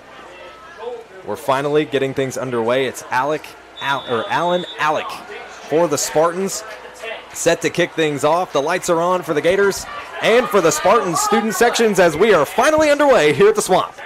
That one's picked up in the backfield by Self. Self swinging it all the way to the outside, trying to avoid some players. He's got some open space down the sideline, over to his own sideline before he's brought down around the 45. I told you, man, once he's got those wheels, once he gets rolling, it's hard to stop him. Nathan Self with a huge return to start this game off, and the clock continues to run down as we take a look at your Toyota Bowling Green replay. You see Self, he finds that space down the sideline, hits him with a spin move to pick up a couple more yards as now the Greenwood offense heads out onto the field, and Levi Wyatt will look to add a little bit more to his resume for this 2025 season. First snap on the way for the Gators. Here it is. Here's the snap. Hand off to Self. Self runs it up the middle, breaks a couple tackles, gets to the 50, crosses that line. A Gator has lost their helmet, but they have nearly gotten the first down there. It'll bring up 2nd and 4.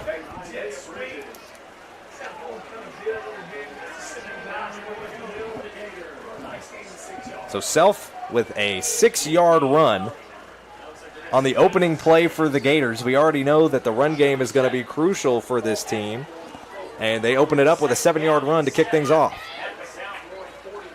There's a 45-yard return for Nathan Self, who then follows it back up with a run of his own. He just continues to do a lot of the heavy lifting early for the Gators.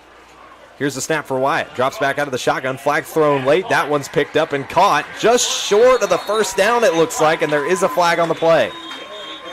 That was caught by Cade Webb, who we mentioned had yet to have a reception so far this year, and if this flag goes against the Gators, it may stay that way. Waiting on the chief official. And it'll be an illegal shift, unfortunately, on the Gators. So Cade Webb, who has fought so hard to try to get an offensive stat on the board this year as a sophomore, has seen a lot of snaps. And in that starting spot, unfortunately, is going to have that one revoked and make it 2nd down. Which is definitely unfortunate for him. That doesn't build up the confidence that he needs to get started. 2nd down on the way for the Gators, but there's still some questioning going on as where his ball placement will be. So now there's your penalty of 5 yards. That will bring it back and make it 2nd and 9 here with just under 11 minutes to go in this first quarter. A slow start to this one, but it'll bring up another 2nd down and 8 for the Gators this time around. Self lined up on the left. Another flag thrown right as the ball was snapped. And I guess it will be a false start on the Gators. This is what will hurt them. If they have to get under control right now, or it will hurt them later on. And it was actually offsides on the Spartans, okay. So not necessarily what we thought we saw, but that was a catch call by the officials. So now we basically reset to that position of 2nd down, and we'll be 2nd and 4 once again for the Gators. Seeing everybody start moving back over there, and it's like, no, we can't start out like this. You can't start out like this. So we saw an opening play, a 45-yard-ish return for Nathan Self, then a 7-yard or 6-yard run for Self once again, and after a pair of penalties, we'll now bring it up 2nd and 4. Self lined up to the right side in trips formation. Here's the handoff to Wyatt, or to Self. Self runs up the middle, still shaking some tackles, but he is stuffed and sent backwards. South Warren fans are happy about that one. Host of Spartans on that one right there. Everybody rushed in for them to close the door on that one. Player lost their helmet in the scuffle for the Gators, but jumps back to their feet. It looks like it's going to be Parker Lasley. Holding things off here will bring up 3rd down on a short gain, make it 3rd and 2. So a gain of 2 on that play for Self. Big 3rd down conversion on the way here for the Gators as they've just barely breached Spartans territory past the 50. They're going to snap this one from the Spartans' 48-yard line. Shifting into motion. Here's the fake, the handoff. Wyatt drops back in the pocket. He's got time, throws it over the middle. That one's dropped. Intended for Davis Cheney, who just could not bring it in. It was thrown up high, and he tried to pull it down and in and just couldn't bring it down. It'll bring up 4th down. Oh, yeah, that would have been a good ball if he brought it down a little bit more, gave Cheney a little bit more chance, an opportunity to catch the ball and hold on to it. And it looks like they questioned whether or not to maybe stay and try to go for it on 4th down, but this is a Spartans team that is always dangerous when it comes to, giving them any extra leeway. So at this point, you just want to try to punt it away. Definitely need to punt this ball away. They want to try to get the win, not a moral victory. Davis Cheney in the back to punt it away. That one's sent out. It's going to land inside or right around the 12-yard line before it's picked up. I think a flag may have been thrown in the back as York tries to get it on the return, and he gets brought down about the 21. No flag on the play, but we've got a scuffle. Flags are thrown everywhere. There is a scuffle on the Greenwood side of the field between multiple Spartans and Gators players. There is still a fight going on. Gators players are holding each other back. We're not even a couple of minutes into this, and we've already got flags on the play as Coach Smith is motioning his players back to the sideline. There's not one ref with a flag in their pocket right now. Not one. All the flags are down on the field.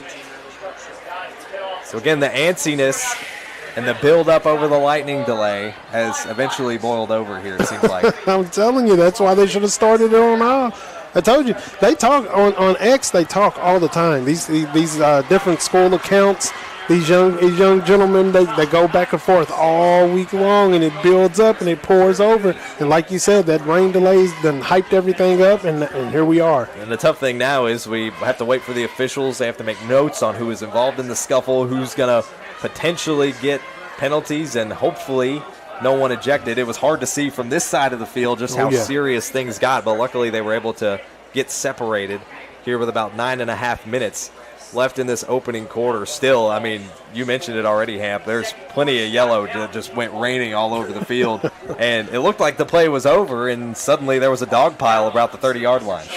Sometimes, though, that's how you get your team ignited. I mean, there's always that one guy on the team that's like, you know what, we're not hype enough, so I'm going to do something out of the ordinary.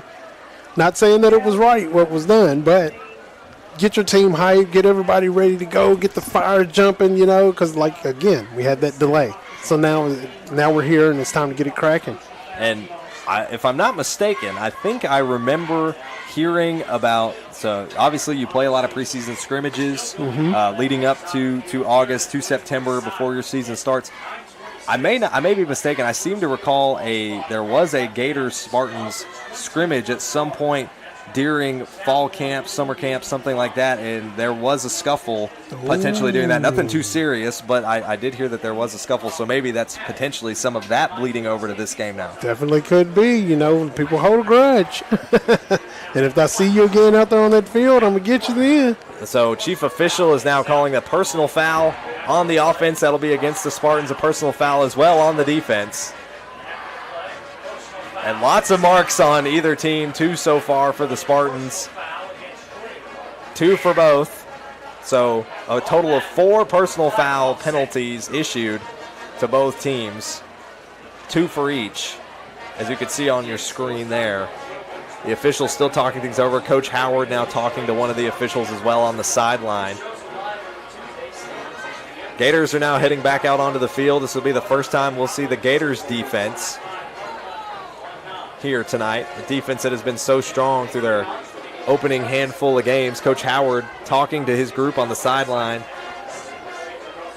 You can see him still discussing things.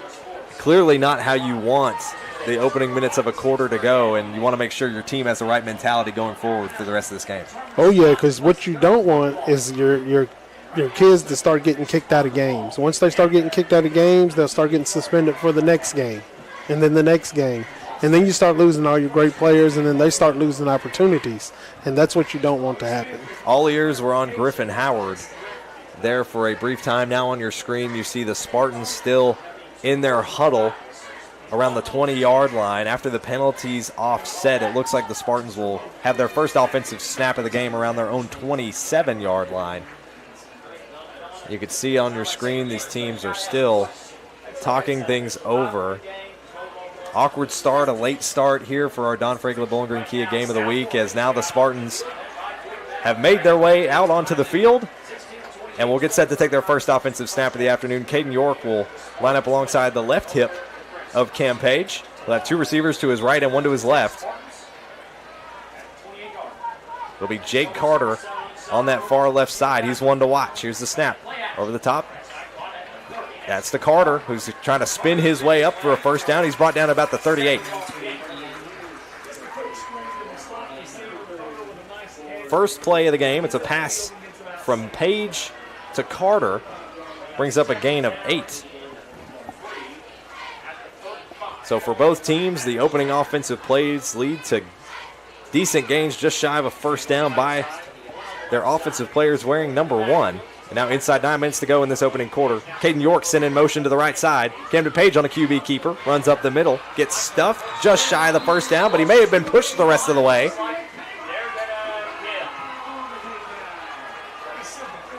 And it looks like they stopped him just short. No, they're going to shift the chains for the Spartans. First down brought to you by the blowout code. Thought the Gators had it, man. I thought my man KC stopped him right there on it. He was so close to coming up just shy. He just breaches the plane to bring up a fresh set of first downs. They'll snap this one from their own 38-yard line with 8.5 minutes left in the opening quarter. Here's Page on the snap. Flag thrown late. Caden York on the carry. He's got plenty of space. Wide open lane down the left side. He's free. Stewart Scott in tow. Still on the way. Tries to shake a tackle. He's brought down inside the 10. What an opening run for Caden York. He's got the afterburners. Man, got off in the middle of that secondary, and he was gone. There's a flag on the play. There was a flag thrown as soon as the ball was handed off to Caden York. So this is either coming all the way back or they just made a huge gain. We'll see on the play here. Both Spartans and Gators are standing around the red zone area of the field, and no, the Spartans are going backwards. Caden York's near 60-yard run has come up short as we take a look back at it again in Toyota Bowling Green replay. Here's York on the run. Shakes a couple defenders, and then it's just Stewart Scott in tow, trying to run him down before he's brought down inside the 10, but that will be negated with that penalty. An unfortunate penalty for the Spartans has not only brought them back, but sent them even further backwards. It'll now be 1st and 15 from their own 32-yard line. They're lined up on the left hash, 8:13 to go here in this first quarter. They're going to fake the handoff to York while Page tries to run up the middle, tries to get some help from his lineman. Gain of 1 on that play for the Spartans on the QB keeper from Camden Page. They're getting a little antsy in there again. Them Gators are on it, boy. Chief official was quick to jump in the middle of it. And he did. 8 minutes now to go in this first quarter. It'll be 2nd and 14 after a gain of 1 on the QB keeper from Camden Page. Greatness in the pocket. And he's got York lined up just behind him off the left hip. Sending Sears into motion off the right side. Sears comes back to receive, and he's brought down quick. No gain on the play. Talk your stuff, Stewart Scott. What a play. Woo! And he's talking it. Not only is he talking it, he's walking it. Good God. Take a look at this Toyota Bowling Green replay on that huge tackle from Stewart Scott. Sears off the screen, brings it in, but Scott is there and denies him any gain on the play. Stewart Scott, you madman. Man, he had a heat-seeking missile on that one. Boy. He lit him up like the 4th of July. 7 minutes to go in this first quarter, and Stewart Scott is already getting involved on this Gators defense while the Spartans are running as much game clock as they can. 5 seconds left on the game clock. Inside 7 to go in this first quarter. Sent into motion is York. And it's a blown timeout called by the Gators. Not necessarily what you expected with the time running down like that as York was sent into motion, but now both teams will have a chance to talk it over. I think he doesn't want them to get this first down, so he's going to make sure that they don't try to sneak a little pass off in there. 3rd and long, so this would be a tough situation to ring in. Or hear me out, York could be taken off on this. He could be taken off. We already saw what he can do with a little bit of space there as both teams talk things over in their respective huddles. The teams are getting hyped now. The bands are starting to play. It's starting to feel like the ambiance of Friday Night Football. There's a breeze in the air. You can see the band playing just across the field for the Gators. Making sure we keep the energy up here as we get later into tonight. Camp, it's already about 8 o'clock here Central Time at Greenwood High School. Good night. That's almost time for me to go to bed, man. It's just about that time, I think. Spartans back on the field. It'll be 3rd and 13. Looks like they may waste no time on this one, as now York is slotted out a receiver on the left side. He's got plenty of options with Camden Page off this next snap. With 6:45 left in the first quarter.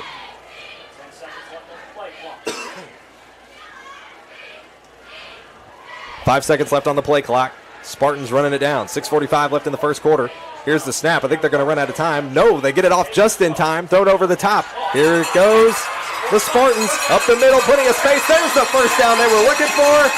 Spartans break into Gators territory. They're back in it. Another blowout coat first down for the Spartans, courtesy of a pass. Yeah, the whole center of the field there was wide open. Take a look at our Toyota Bowling Green replay. Over the top, you can see the catch there by Justin Capps. Great effort on the play. And now a fresh set of downs for the Spartans as they enter Gators territory. Clock running down with 6:15 left in the first. Here's the snap. York on the right side. He's going to get the handoff here, but a stuff up the middle by the Gators will stop him in his tracks. Short gain of about 2 on that play for Caden York.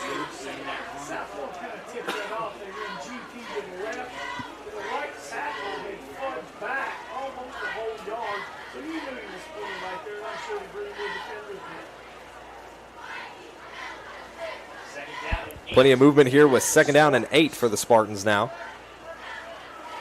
Tucker Sears heading to the right side of the field. He'll have Griffin Reynolds to the left side as well. 3 receivers slotted up to Page's right side of the line, 1 to his left, and he's got York on the right hip. Fakes the handoff off the screen. Here's a run for Sears up the sideline. Beats a face full of Gators, but gets a decent gain on the play. Comes up short of the first down. I tell you, every time they do that play, they see it. They just can't get to it in time every single time. The blocking is very well right there for South Warren on these plays. 5-yard gain on that play for the Spartans. With 5 minutes to go here in this first quarter, Gators are calling for a big defensive stop here on 3rd and 3. Spartans fans cheering on their team as they get past the 40-yard line. Here's the snap. Fakes a handoff to York. Off the screen again. This time to Carter, who shakes the tackle. Tries to get back to that 3rd down marker and just comes up short once again of the first down. No gain. Or short gain. Gain of 1 on that play from Carter. Good thing KC was right there to make that stop. So bring up now 4th and 2 for the Spartans as the offensive unit is staying out on the field. And it looks like they might be going for it. Hamp, we're no stranger to seeing teams go for it on 4th down, especially after last week here at the Swamp between the Gators and the Warren East Raiders. But this is the first time we've seen this Spartans team, at least for us this season, go for it here on 4th and short. They might have taken a look at last week. Here's the play. Dropping back is Page. He's got York to his left side in the open. He's thrown and it's picked off. Tipped by Carter, and it's picked up down to the right side. Plenty of space to breathe. Here goes the Gators. Brought down inside the 20. Fumble recovery. The Spartans might pick it up, and it's recovered by the Spartans. I think they're going back the other way. Oh, boy. Complete and utter chaos with 4 to go in the first quarter. As the football trades possession, it was 3rd and 2. Camden Page throws it over the flat. It's tipped by Jake Carter and is picked up out of thin air by Cooper Hines for the Gators. And lo and behold, the Gators have picked up the football and recovered it back to the red zone. If Cooper would have held it high and tight, he would have held on to that ball, and it would have been Gator ball. It was Camden Page who threw that interception, who had to run all the way back to make that tackle. As now Levi Wyatt and the Gators offense jumps back out onto the field, and quickly the Spartans have misstepped as an offsides against the Spartans will push the Gators even closer to a touchdown. Uh-oh. Uh-oh. Gators wasting no time. The Spartans are getting antsy. here in the Swamp. 3:52 left in the first quarter. 0-0 your current score. Here's the handoff to Cheney. Cheney stopped quickly by that Spartans defense on a short gain. On 1st and 5, now bring up 2nd and 4.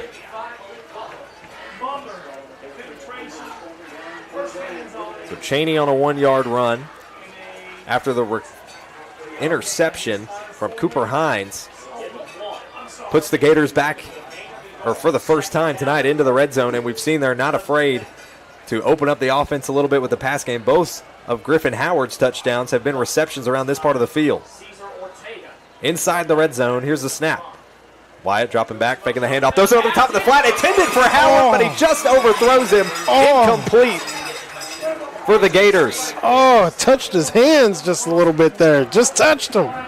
Wyatt had him perfectly in stride, no defenders around, but just overthrows the pass.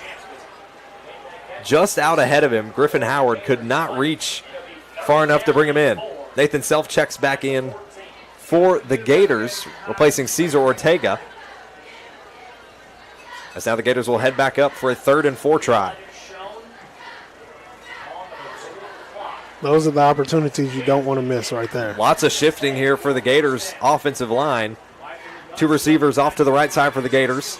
Nathan Self lined up on the right hip. Cheney now shifting to the right side. Double motion. Griffin Howard now on the right side as well. Here's the snap. And off to Self. Self, it's a trick play. Thrown over the top. Nearly picked off. But that one swatted away by the Spartans. Another incomplete will bring up 4th down for the Gators. If the slip didn't happen back there in the corner. Wow. He possibly could have caught that. So close on a trick play that nearly had us fooled from here in the press box. It was a fake handoff to Nathan Self, who pulls it in and throws his own pass incomplete, intended for the back right corner to Cade Webb in the end zone, as now they will bring out Graham Smothers, it looks like, to take the PAT for Greenwood. Here's the snap. No, they're going to fake it. Off the play. Thrown over the top of the back right corner. Incomplete. No one's there to get it. And it'll be a turnover on downs back to the Spartans. I think this turf is slippery on him because he kind of missed. That ball fell on him when he got it back there to him. I think it's just kind of slippery out there because Cade Webb, he slipped out there. He slipped back there in the back. If he wouldn't have slipped, he would have caught that. That would have been a touchdown. And it actually wasn't Graham Smothers, I noticed, who was out there taking that PAT attempt, which probably should have been a telltale sign that something was a little off. And then it ends up being Will Crutcher, who holds on to the football off the snap and tries to throw his own pass. The Gators are throwing, it seems like, everything at the Spartans here early. They might as well. This is their only shot. They got to do it now, man. And why not get a big win over a 6A school? 3 minutes in this first quarter, and the Gators are going deep into the playbook, and they're not afraid to spice things up here in this first quarter. And the Spartans are going to try to be the first to strike. Handoff to York, cuts up the middle, has a couple blockers, flag thrown in the back. I think York got to the first down, but the Spartans fans looking disgruntled. A potential another penalty for the Spartans that could send them backwards. And it looks like it will. The Spartans are already making their trip back. So again, an unfortunate penalty for the Spartans sends them backwards 5 yards, and that'll make it 1st and 15. I don't care how good of a team you are. Penalties can make you lose a game. Inside 3 minutes to go in this opening quarter, the Spartans are trying to shake off the swamp dust and make their way downfield, but so far they've been met with nothing but penalties. An interception from Camden Page set them back, but they came up with a big defensive stop in the red zone. But you can see on your screen if you're watching with us live, Camden Page, Caden York lined up off his right hip.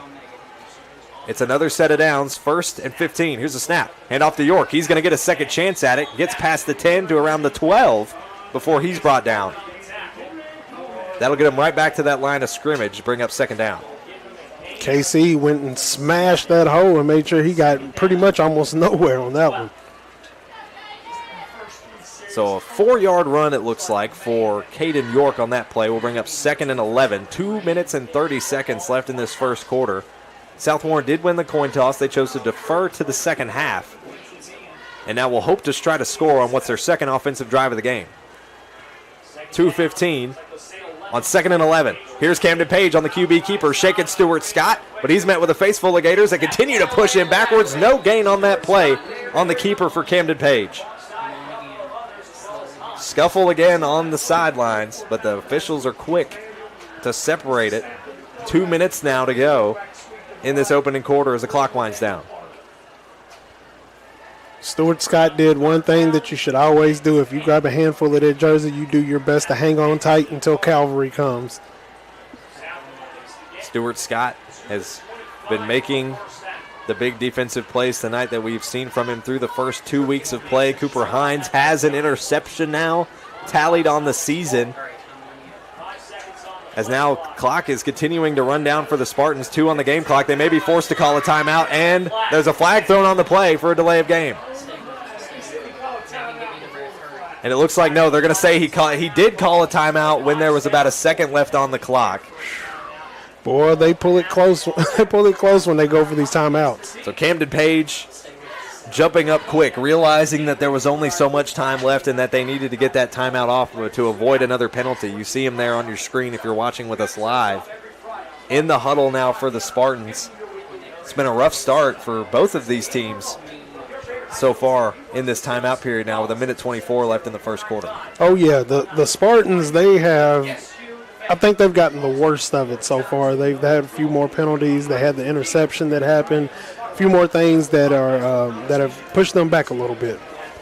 And as both teams head back out, we, of course, are grateful to provide you this coverage courtesy of our sponsors, Don Franklin Bowling Green Kia, Aqualand Pool and Spa, Morgantown Bank and Trust, The Blowout Co., Edmonton State Bank, Toyota Bowling Green, State Farm Agent Will Coker, and NCTC, powered by Warren RECC, as we head back to game action. 3rd and 10 now for the Spartans. Camden Page back in behind the center, Caden York lined up to his right hip.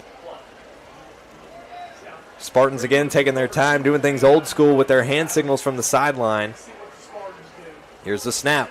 In motion is Reynolds, shifting to the left side. Page dropping back, under pressure in the pocket, throws it over the top, overthrows, intended for Jake Carter. Incomplete, brings up 4th down. I mean, there was nothing more he could really do. When you got Big KC right in his face, he's on it. Incomplete, 1:20 left in the first quarter, and continuous penalties have put both these teams backwards. When it seems like one gets the upper hand, another breaks through with something crazy so far. 1:20, and it is scoreless on both sides. Man. Both sides, 0-0 for both these teams so far. It's like surprising, but not surprising. On the punt for the Spartans, it looks like it's going to end up short and actually land in the South Warren sidelines around the 40-yard line in their own territory, and that is where the Gators will pick it up with 1:13 to go in this first quarter. The Greenwood Gators defense is doing exactly what I was hoping to see them do, which is hold the Spartans at bay, just fighting and keep fighting. As a reminder, tonight's first quarter brought to you by Aqualand Pools, Spas, and 40 Years of Trust. Aqualand is a family-owned and has been serving South Central Kentucky for over 40 years. They specialize in pools, above ground, semi-in-ground, and custom in-ground, plus therapeutic hot tub saunas and cold plunges for year-round comfort. Visit aqualandfun.com for more. Here's the snap on this one. Nearly brought down instantly. Are the Gators on that play? The Spartans defense was quick to react on that one. They were fully prepared for the Gators. Oh, yeah, Will Mays was right in there on it. Loss of 3 on that play for the Gators in what has been a slow offensive day for both of these teams. The Gators have yet to complete a intended pass. So far, they've had a couple of trick plays that were not actually thrown by Levi Wyatt. As they now head back in, it looks like Davis Cheney is going to be lined up to the left hip of Wyatt. 2 receivers out to his right side. Nathan Self on the bottom of your screen if you're watching with us live. Here's the snap. It's going to be a QB keeper for Wyatt. Sneaks up the middle. Tries to get some help from Cheney to make it to that line of scrimmage, but is going to get stuffed. A gain of 1 on that play brings up 3rd down. So 1 yard gain on the play as the clock continues to run down here in this first quarter. 15 seconds to go. I imagine the Gators will look to run this one out and give themselves a breather to try and have an opportunity to convert on a big 3rd and long, and they will do so. The first quarter comes to a close with both teams still tied up 0-0. It's been a fun one. It's been an exciting one. Tempers flaring on both sides, and we're going to take ourselves a quick break. We'll be back for the start of the second quarter as both teams tied 0-0. Gators hosting the Spartans here in their Don Franklin Bowling Green Kia Game of the Week on the Seven Mountains Sports Network. At Morgantown Bank and Trust, a home equity line of credit offers you flexible access to the value in your home. With 5.99% introductory interest rate for the first 6 months, all the cash you need is right under your roof. Call today. This isn't just bubbles, it's balance. Relax sore muscles, refresh your mind, recharge your spirit. Discover the best hot tub brands like Cal Spa, Hot Springs, and Free Flow at Aqualand on Campbell Lane. More than bubbles, it's balance. The emails can wait. The dishes can wait. Life feels better when you press pause. Find your escape with the top hot tub brands like Cal Spa, Hot Springs, and Free Flow. Available locally at Aqualand on Campbell Lane. Your backyard getaway awaits. At Morgantown Bank and Trust, a home equity line of credit offers you flexible access to the value in your home. With 5.99% introductory interest rate for the exciting time it is to be here in the Swamp. The Gators now flipping sides. They're now moving from left to right. Spartans will be moving from right to left for the remainder of this first half, and it's 3rd and long. Now for the Gators as they get the call they were looking for. It looks like it's going to be another offsides for the Spartans. Yeah, this is what they need right here. They need to keep making, as long as they keep making them make mistakes, they'll be doing all right here. 3rd and 6 now on the way for the Gators before we even start the clock in this second quarter after another offsides called on the Spartans. This will now give them a better chance to convert on this 3rd down. Here's the snap for Wyatt. Wyatt dropping back. He's got multiple receivers to choose from. Throws over the flat to Cheney. Nearly picked off in triple coverage, and a flag is thrown late. Potentially looking at a pass interference here. There was a lot of contact on the intended pass to Cheney over the flat around the 20-yard line of Spartans territory. And it will be on the Spartans. So back-to-back penalties will now give the Gators a huge advantage moving down the field. Levi got a little lucky there, man. He threw it right in between 3 defenders. You can see Caden York on your screen. He's talking things over with Isaiah Bridges, making sure everyone's on the same page for this team. York, the senior, holding things down in the secondary. Here's the snap for Wyatt. He's got multiple blocks to choose from. Here's Cheney, runs up the middle, but the Spartans stuff it. No gain on that play for the Gators. Loss of 1. Loss of 1 on that play for Cheney, who is, like both teams, still struggling to get going in this contest. Both defenses shining, while penalties seem to have been the biggest story so far with 11:30 to go in the second quarter. 2nd and 11 now for the Gators as they head back to the line. Loss of 1 on the previous snap for Davis Cheney. It'll now be Wyatt with Cheney lined up on his right hip. One receiver off to the left side, one to the right. And another timeout is called by the Gators to send them back to the sideline. Their second timeout taken in this half. It's 11-11, if you believe in it. Make a wish. And we're going to take ourselves a quick break. Gators and Spartans tied 0-0 here in the second quarter with 11 minutes left to go. We'll step aside and we'll be right back here for your Don Franklin Bowling Green Kia Game of the Week on the Seven Mountains Sports Network. When you bundle home and auto, life can be easier. You choose coverage that makes sense for you, at a price that's right for you, and a local State Farm agent who's there for you. Call State Farm agent Will Coker in Bowling Green today. With State Farm Home Insurance, you can get the help you need from a local agent if things get complicated, and from our easy-to-use app whenever you need it. Call State Farm agent Will Coker in Bowling Green today. If you believe in it, make a wish. 11-11 currently on the clock, and the Gators are going to wish for a big conversion here on 2nd down. 2nd and long it'll be, as the Spartans have had a handful of penalties that have put the Gators in this situation. Thrown over the top in the flat for the Gators. That one looks to have been caught by Maxwell Eisenhower, and it's a complete. Nearly gets the first down. Will bring up 3rd and short. Ooh, that one was close. So a strong gain there for the Gators. An 8-yard gain will bring up 3rd and 2. Levi Wyatt loves to air it out when he gets into the red zone, and another offsides for the Spartans. They keep falling for that snap. That was Quee Smith that time, who went right up the middle uncontested. The Gators' tricks are working so far here in the Swamp, as that penalty will now bring another blowout first down for the Gators as they shift even deeper into the red zone. They're now snap this one from the Spartans' 9-yard line. Man, the Spartans are a little unbalanced there in the Swamp. Got them off the game a little bit. It'll be 1st and goal now for the Gators. Option shifting all around. 2 receivers to the right side. Right side for the strong side.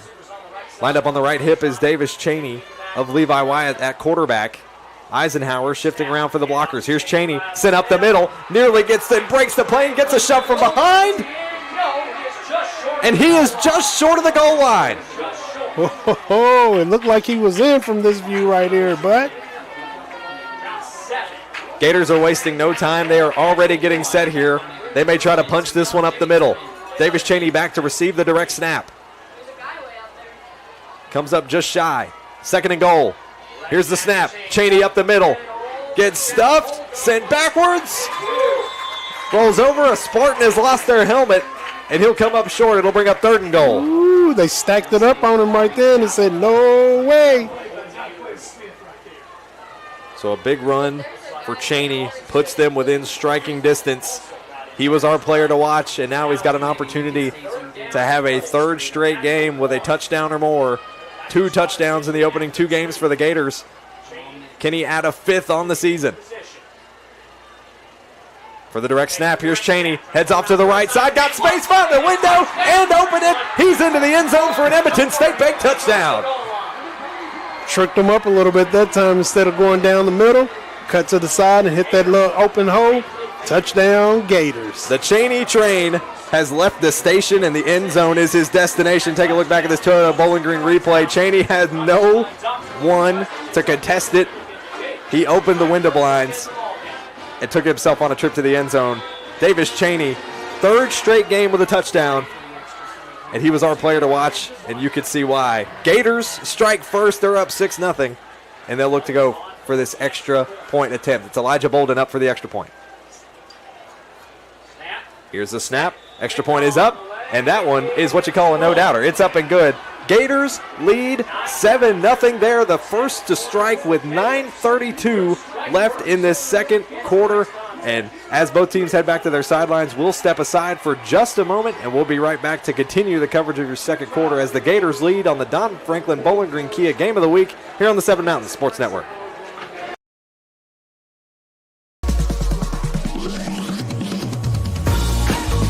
You don't just work here. You show up and you grow. And to serve your customers well.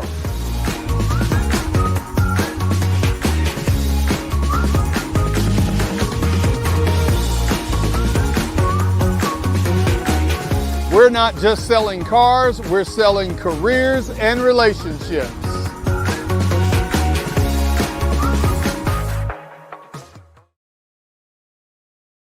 Welcome you back here to Greenwood High School. 9:32 left in the 2nd quarter, and the Gators are the first to chomp here on Pink Out Night as they host the South Warren Spartans. They lead 7-0.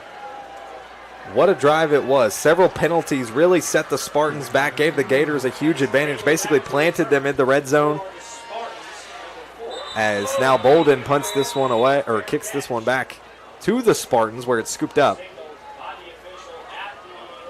And it looks like they'll pick it up at the South Warren 29-yard line with 9:31 left in this 2nd quarter. But how surprising to see that this Spartans team struggling slightly to get going. This is a team that's averaging through 2 games 41 points a game. Right now it's just that momentum, that energy that's going on through the crowd right now is powering the Gators. And you can hear some cheers from the South Warren student section as sophomore quarterback Chase Bell has checked into the game. You saw him walking out from the sidelines on your screen. Camden Page has checked out at quarterback. It's Chase Bell checking in, the number 1 quarterback in the class of 2028. We're going to get to see a look at him here as it's a handoff on this first play. A gain of 6 on that first down play, bring up 2nd and 4. So Caden York on the run. A gain of 6 on the play will now bring up 2nd down. How much of Chase Bell will we see this afternoon? He's had 2 pass attempts so far in the first 2 weeks of the season. He's went 2 for 2 with 11 yards. Handoff to Caden York, who sniffed out quickly by the Gators linebacker core. They bring him down with ease. No gain on that play. A huge loss for the Spartans there. Will now bring up 3rd down. He's a 93, man. That's twice. That's Alden. I can't say his last name. I don't want to mess it up. But Alden, man, Alden M is what I'm going to call him right now. But that's 2 tackles in a row on him, man. He's coming in, and he's coming off the bench, and he's going off. Loss of 4 on the play for the Spartans that time around. It'll now be 3rd and 8.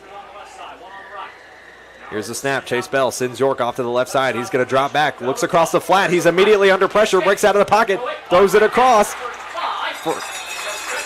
And they nearly get to the 1st down marker. And they will shift the chains for the Spartans off that successful reception from Justin Capps. It wasn't for the lack of Alden not being in the face of Chase back there. I'm telling you, that guy is on it right now. Keep him in the game.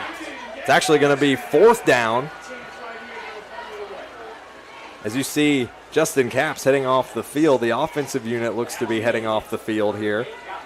So they'll be 4th and just short. It looked like it was going to be another blowout first down. They come up just short of the marker.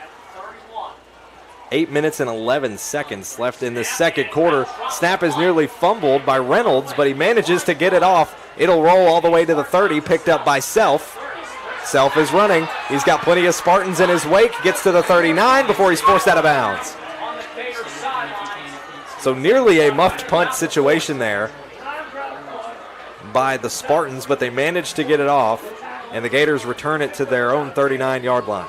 Trying to clear that bench out over there at the Greenwood side. It was all piled up. It looked like they were about to get in another little scuffle. It's the energy. This is what it means for 2 crosstown teams that want to be known as the best in this area, best in this zip code. As the Gators now head back out to the sideline, you see quarterback Levi Wyatt in the mix of it all. Davis Cheney will be lined up on his left hip. Receiving opportunities here. Will they continue to run the football and try to draw these South Warren penalties? Here's the snap. Quick throw over the top. That one's nearly broken up. Intended for Cade Webb, who couldn't bring it in. That one thrown just a little too far to the sideline. So incomplete will bring up 2nd and 10 for the Gators.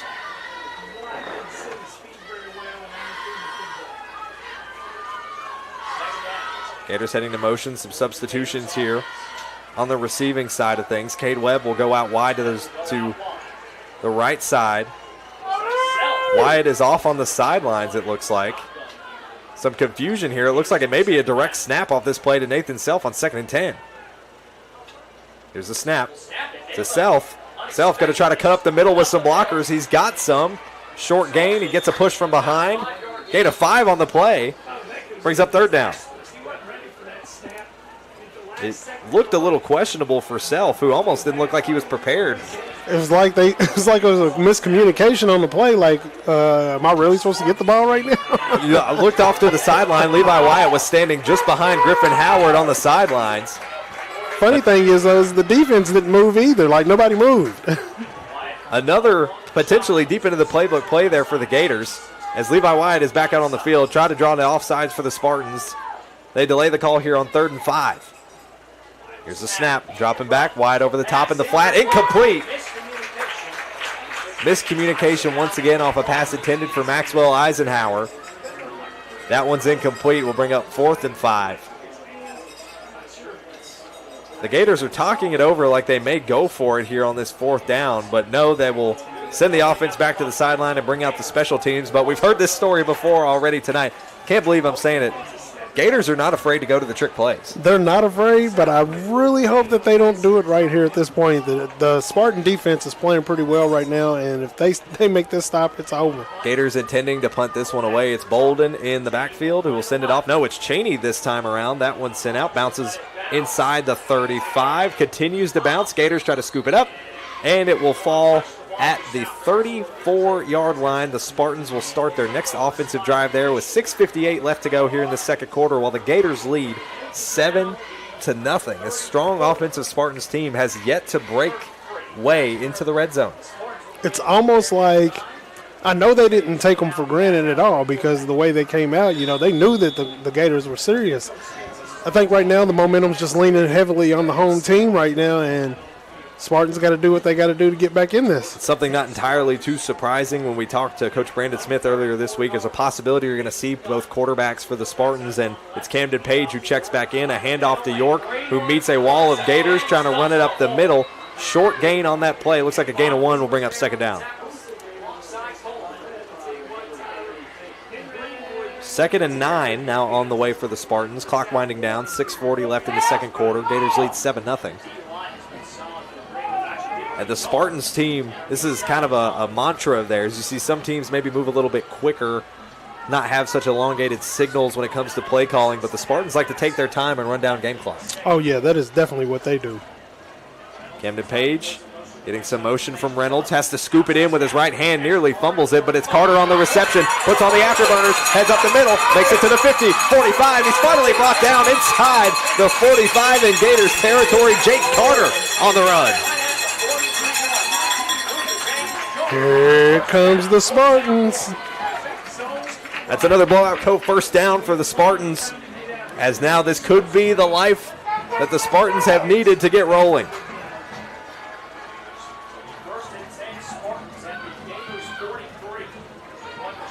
Jake Carter is the one this team has relied on to make big explosive plays. He came into tonight already tallying over 200 yards of receptions this season. Here's the snap, handoff to York. York up the middle, found a window, nearly breaks the play into the first down, gets inside the 35. Spartans rolling with the momentum now will bring up 2nd and 1. 9-yard run on the play there by York. Most of the plays up and down the scoring sheet that have been positive for the Spartans tonight have come from Carter and York. Page trying to draw that offsides again while running down the game time clock. 5:15 left in the second quarter here. Spartans trying to respond as the Gators lead 7-0. Gators got on the board with about 9 minutes to go in this second quarter. Can greatness, as they call him, Page, lead the charge? Here he is up the middle on a QB keeper, shakes a tackle, slides his way down inside the 30 for another blowout first down.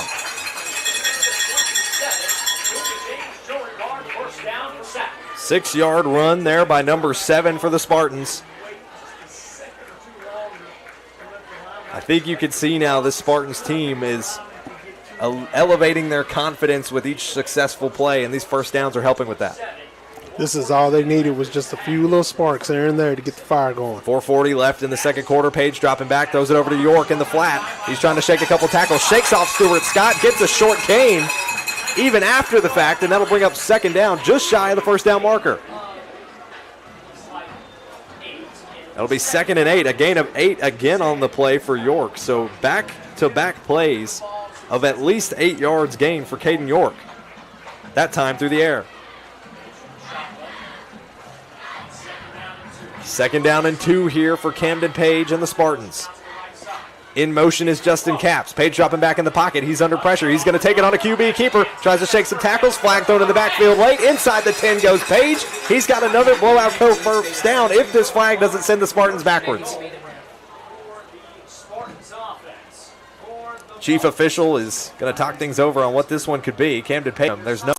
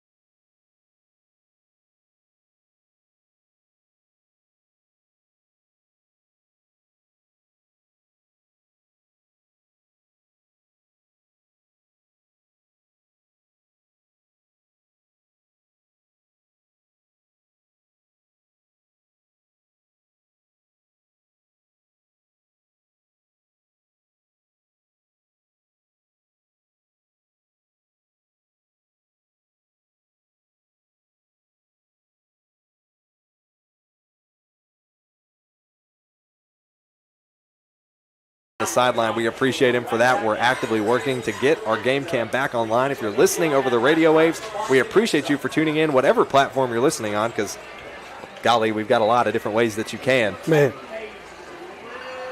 We got a lot of different ways that you can, but we appreciate you for tuning in nonetheless. 2:57 now left in this second quarter. Spartans had the advantage. They complete a 1-yard touchdown run from Camden Page, then convert on the 2-point conversion with Griffin Reynolds in the end zone, puts them up 8-7, and then immediately off the punt return, it's Davis Cheney who returns it all the way back to a house with a 72-yard punt return for another touchdown.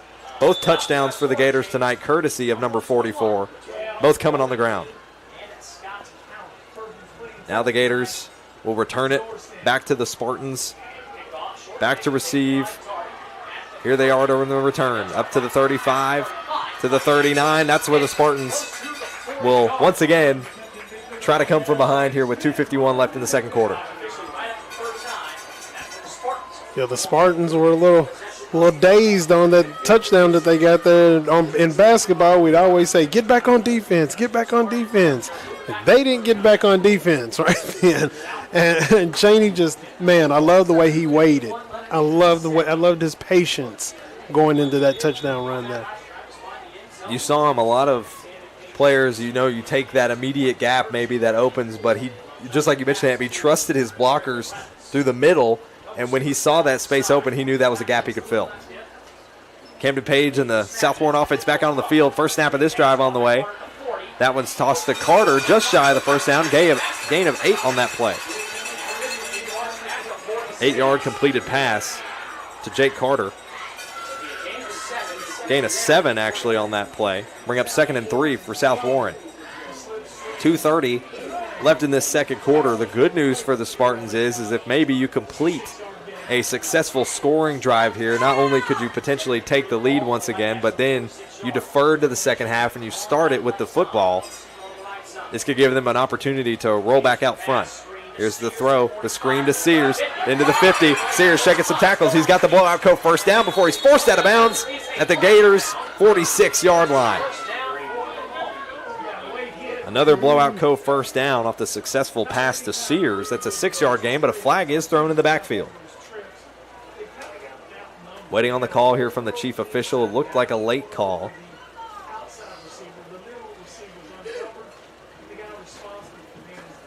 Officials kind of pointing around at different sides of the field. Chief official is walking over to head coach Brandon Smith on the South Warren side.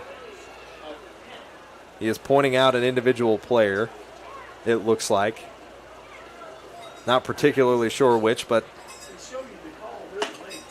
interesting to see which way this is called. It will be a face mask on the Gators defense.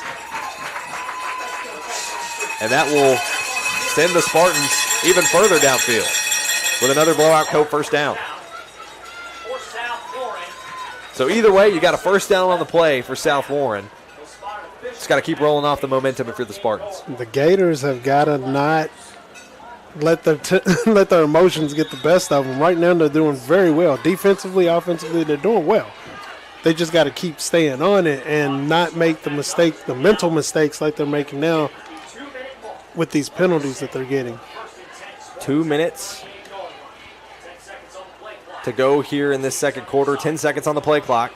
Carter in motion off to the right. Here's Page dropping back, looking for Carter off to the right side, but no, that one's incomplete. It was intended for Justin Capps, but he drops it just over the line.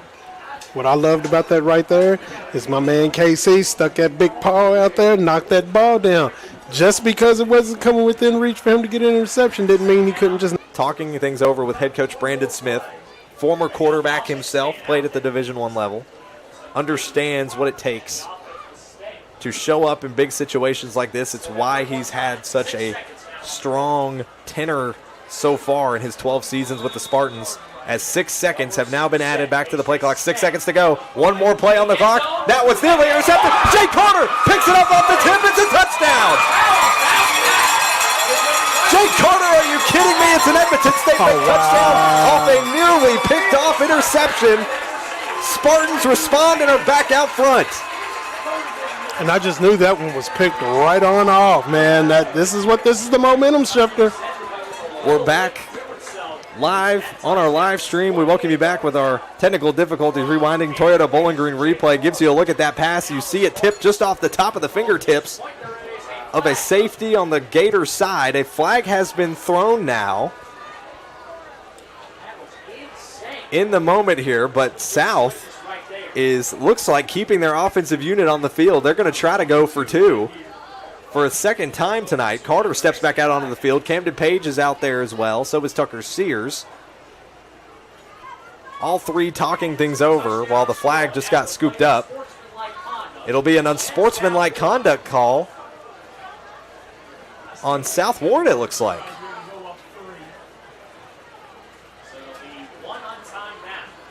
So another penalty called there on South Warren after the score, so it remains a completed touchdown.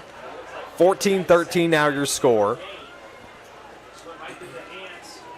In what should wrap up this first half. The first half will be wrapped up on what will either be a successful or unsuccessful two-point conversion attempt here. It'll be a direct snap to Camden Page.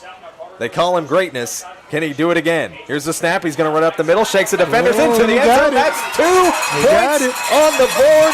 Once again for the Spartans out front, 16-13 at the end of the half. The Spartans get out front. They respond to that huge run from Davis Cheney, but this is a close one. Spartans now lead 16-13 at the half, and we'll take a step aside and be back. We'll give you the stats so far. We'll break down what you can expect from the second half, so don't go anywhere. You're listening to the Don Franklin Bowling Green Kia Game of the Week here on the Seven Mountains Sports Network. Your perfect vehicle is waiting at Don Franklin Kia in Bowling Green. Choose from the rugged Kia Sportage, the spacious Telluride, the electrifying EV6, and more. All with Don Franklin's 10-year unlimited mile powertrain coverage. With a large inventory of new Kia models and a team of caring automotive professionals dedicated to you, Don Franklin Kia in Bowling Green is here to service all of your Kia needs. Hurry in today to Don Franklin Kia, driven by family. When you bundle home and auto, life can be easier. You choose coverage that makes sense for you, at a price that's right for you, and a local State Farm agent who's there for you. Call State Farm agent Will Coker in Bowling Green today. At Morgantown Bank and Trust, a home equity line of credit offers you flexible access to the value in your home. With 5.99% introductory interest rate for the first 6 months, all the cash you need is right under your roof. Call today. This isn't just bubbles, it's balance. Relax sore muscles, refresh your mind, recharge your spirit. Discover the best hot tub brands like Cal Spa, Hot Springs, and Free Flow at Aqualand on Campbell Lane. More than bubbles, it's balance. The emails can wait, the dishes can wait. Life feels better when you press pause. Find your escape with the top hot tub brands like Cal Spa, Hot Springs, and Free Flow. Available locally at Aqualand on Campbell Lane. Your backyard getaway awaits. With State Farm Home Insurance, you can get the help you need from a local agent if things get complicated. And from our easy-to-use app whenever you need it. Call State Farm agent Will Coker in Bowling Green today. At Morgantown Bank and Trust, a home equity line of credit offers you flexible access to the value in your home. With 5.99% introductory interest rate for the first 6 months, all the cash you need is right under your roof. Call today. We know getting your car serviced isn't exactly your favorite thing to do. That's why we don't treat it like it's just another job. You want it done fast without cutting corners. We get it right the first time. You've got places to be.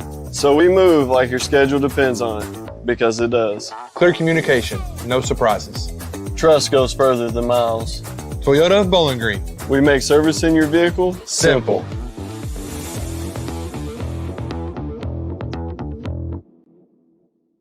This isn't just bubbles, it's balance. Relax sore muscles, refresh your mind, recharge your spirit. Discover the best hot tub brands like Cal Spa, Hot Springs, and Free Flow at Aqualand on Campbell Lane. More than bubbles, it's balance. The emails can wait, the dishes can wait. Life feels better when you press pause. Find your escape with the top hot tub brands like Cal Spa, Hot Springs, and Free Flow. Available locally at Aqualand on Campbell Lane. Your backyard getaway awaits. When you bundle home and auto, life can be easier. You choose coverage that makes sense for you, at a price that's right for you, and a local State Farm agent who's there for you. Call State Farm agent Will Coker in Bowling Green today. Your perfect vehicle is waiting at Don Franklin Kia in Bowling Green. Choose from the rugged Kia Sportage, the spacious Telluride, the electrifying EV6, and more. All with Don Franklin's 10-year unlimited mile powertrain coverage. With a large inventory of new Kia models and a team of caring automotive professionals dedicated to you, Don Franklin Kia in Bowling Green is here to service all of your Kia needs. Hurry in today to Don Franklin Kia, driven by family.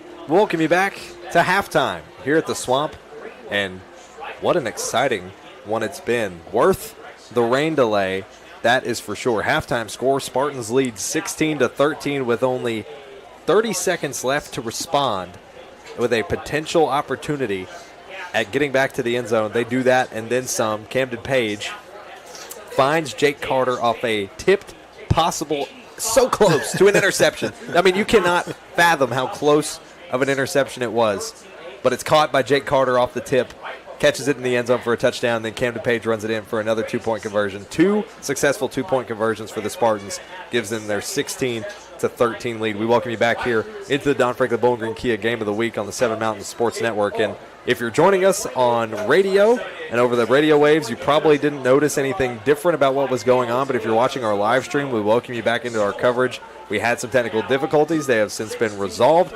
Weather may have been a part to play in that. Things shift around. Technology's unhappy generally, you know, when the weather gets unhappy, but we're got our video coverage back. We're glad to have it back, and our crew is doing a phenomenal job of that. Shout out Matthew Clark, our director-producer, for getting us back online, working tirelessly to make sure that we have the coverage on all facets for you, whether you're watching on the Points app, whether you're watching on the Points Rocks website, or on our YouTube channel, or on any of our radio frequencies. We appreciate you for tuning in. Here at halftime, it's been a little bit of a back and forth. I think more so than we would have thought, Hamp, coming into this, given the strengths of both these teams. But the Gators have shown that they have so many facets of their game that are improving, and a lot of that, again, has come through Davis Chaney.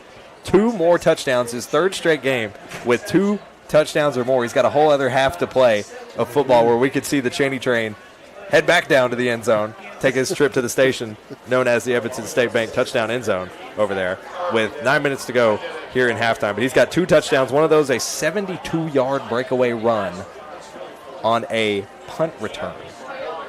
Could you have even fathomed that we would have seen that tonight from the Gators? I wouldn't have thought it would have happened at all, to be honest with you. But watching how Davis took his time, was patient, waited for his blockers, watched for that specific hole that he knew was going to take him straight downfield. Once he found it, and does what Chaney always does, man. Locomotive 44 was on the move. Locomotive 44 on the move, and a lot of those yards tonight have come courtesy of Davis Chaney. Their total yards so far this afternoon, 129 total yards of offense for the Gators, 121 of them from the ground, if you include that punt return from Davis Chaney. Only 8 yards passing so far for the Gators. So last week we saw Levi Wyatt get a little bit more involved, especially in the red zone, 11 for 17 in that performance. We haven't necessarily seen that tonight. Only 1 completed pass so far from Levi Wyatt. It looks like South Warren kind of looked at the game plan and decided to say, hey, you know what, we're going to stop you from passing it. We're going to make you run that ball on us. And that's what they pushed them to. And Greenwood's not doing a bad job at it at all, not really at all. That big run play that we seen, that kick return, but then you had Self make a few big runs. I mean, like, they're really pushing the ball down the field. They're taking their shots when they need to take them. It's like you ever watch the arm wrestling competitions where it seems like those guys and you never know who's going to win because they just get tied right there together at the top, and you're like, who's going to break first?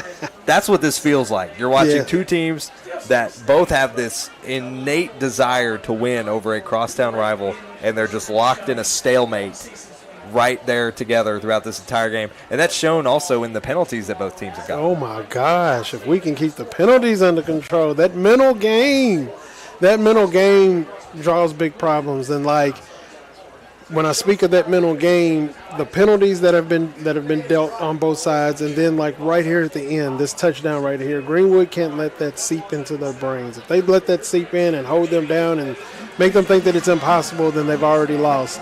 But they're only down, what, a field goal? Only a field goal. After all that chaos, they're only down by 3. Down by 3. So they need everybody, like South Warren, Greenwood both, come back in the game, get your minds right. Because this half right here, this is it. You don't get a third half. This is it. And especially not against this team either. These teams aren't going to see each other for the rest of the year. So this is a bragging rights game if there ever was one. And for the Spartans, who have had an equally crazy start to their first half in terms of offense, but almost on par in terms of total offense, 81 passing yards so far for the Spartans. So almost 10 times that of the Gators, but only 32 rushing yards. The rush game has been slow to get going. You haven't seen Caden York necessarily break off for those big plays, but you have seen Jake Carter break into the end zone once, and then you also had Camden Page, who had that 1-yard rushing touchdown, but it was set up by a big pass or a big reception by Jake Carter late in that drive. Kind of expected this. I kind of expected it to be a little more run-heavy on Gator side, a little more pass-heavy on the Spartan side, and it shows. And I'm telling you that what the Spartans are doing right now is what they like I said before. They start off kind of slow. It's like boxing with them. They just kind of see and figure out and feel you out. And once they got you figured out and filled out and locked in, they put all targets right where they need to go, and then they take aim and they take shots right exactly where they need to make their targets get hit at. And you can see those total yards on your screen. South Warren with almost 20 full yards less of total offense, but they are the ones who currently hold the lead. We're going to step aside for just a moment. We come back, we'll take a look at some highlights before we get started in the second half, and we'll see who's going to come away with the win here this afternoon as the Spartans lead the Gators 16-13 at the half of your Don Franklin Bowling Green Kia Game of the Week here on the Seven Mountains Sports Network. When you bundle home and auto, life can be easier. You choose coverage that makes sense for you, at a price that's right for you, and a local State Farm agent who's there for you. Call State Farm agent Will Coker in Bowling Green today. At Morgantown Bank and Trust, a home equity line of credit offers you flexible access to the value in your home. With 5.99% introductory interest rate for the first 6 months, all the cash you need is right under your roof. Call today. I want to buy this truck, man. This is perfect. It is a beautiful truck. Do you want to see the inside? Is it available? Yeah, sure is. Is it available? I just said it was. Hey, how many miles has it got on it? Just over 30,000 miles. Still practically new. But it's got rain on it. What? Do you want to see the inside? Do you have any questions? No. I have to think about it. Also, it has rain on it.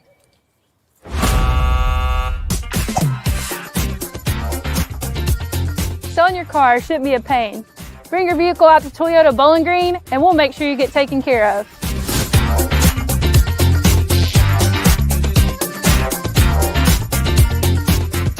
This isn't just bubbles, it's balance. Relax sore muscles, refresh your mind, recharge your spirit. Discover the best hot tub brands like Cal Spa, Hot Springs, and Free Flow at Aqualand on Campbell Lane. More than bubbles, it's balance. The emails can wait, the dishes can wait. Life feels better when you press pause. Find your escape with the top hot tub brands like Cal Spa, Hot Springs, and Free Flow. Available locally at Aqualand on Campbell Lane. Your backyard getaway awaits.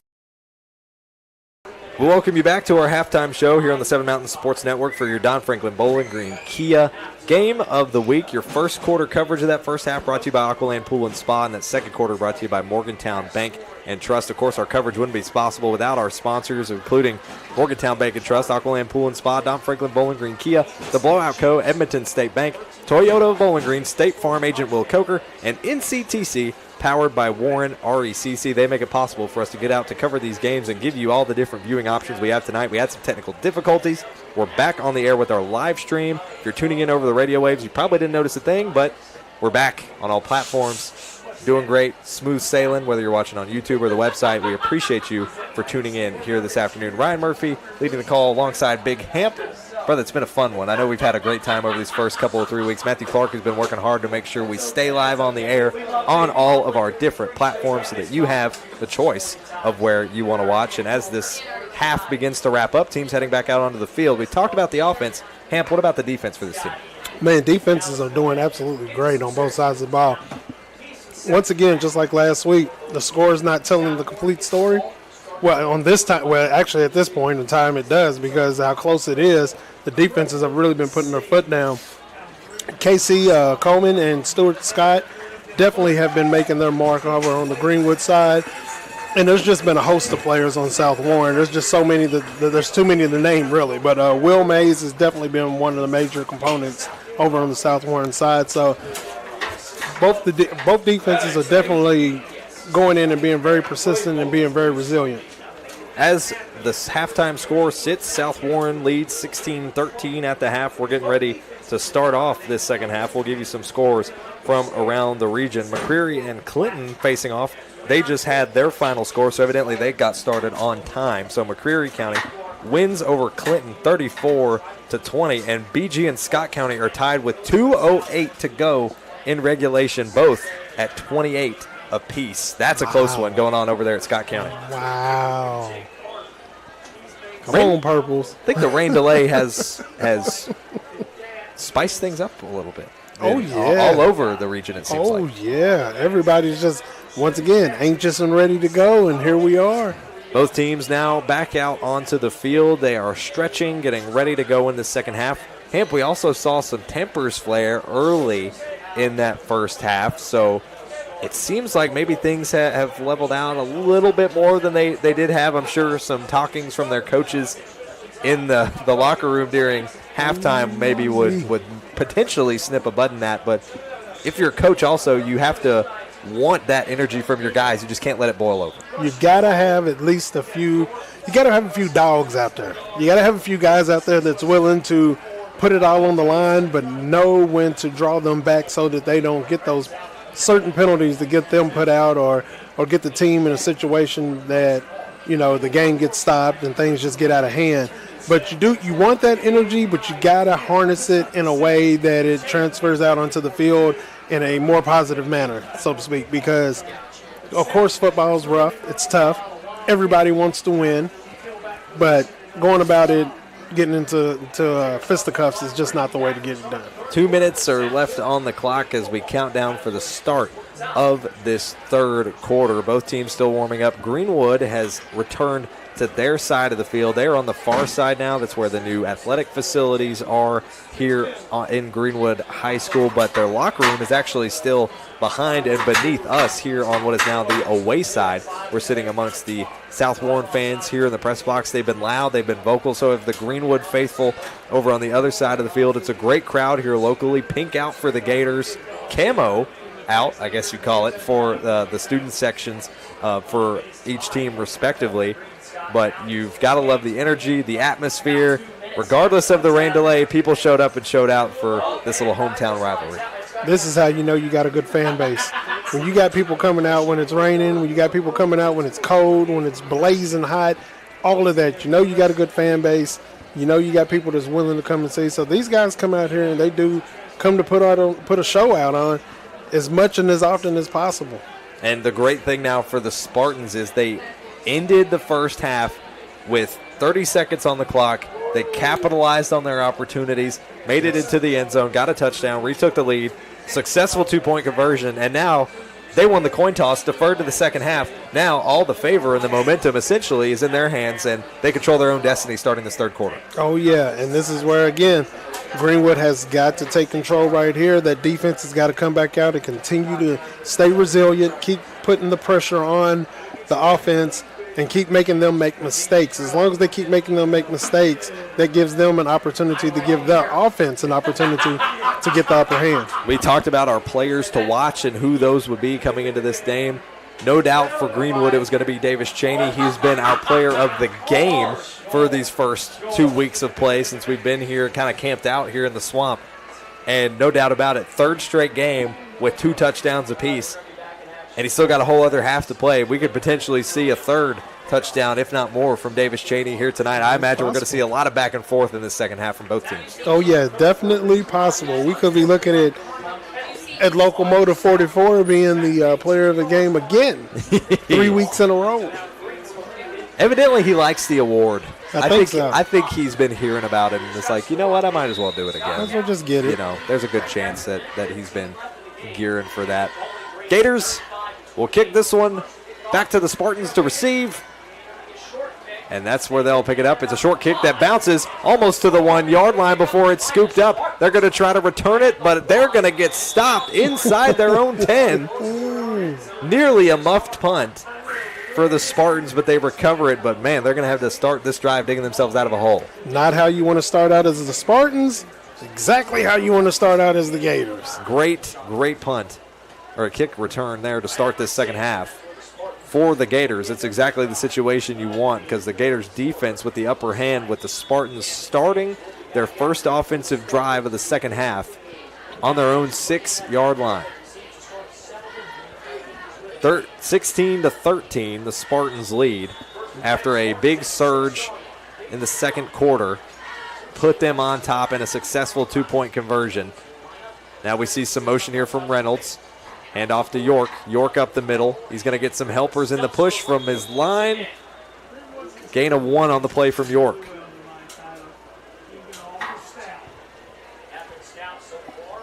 Again, with the run game for the Spartans, they ended that half with only 32 rushing yards compared to their 81 passing.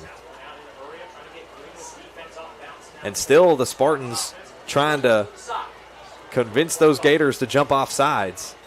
Both teams have kind of been playing that slow game to try to force the other into a penalty. Get into their minds, and you got the battle about 1. Here's the snap, 11-13 left in the third quarter. Page with the handoff to York. York gets dropped quickly. That'll be a loss, it looks like, on the play of 1. Put them back at their original line of scrimmage for third down. So 3rd and 10 sends them back to the line of scrimmage.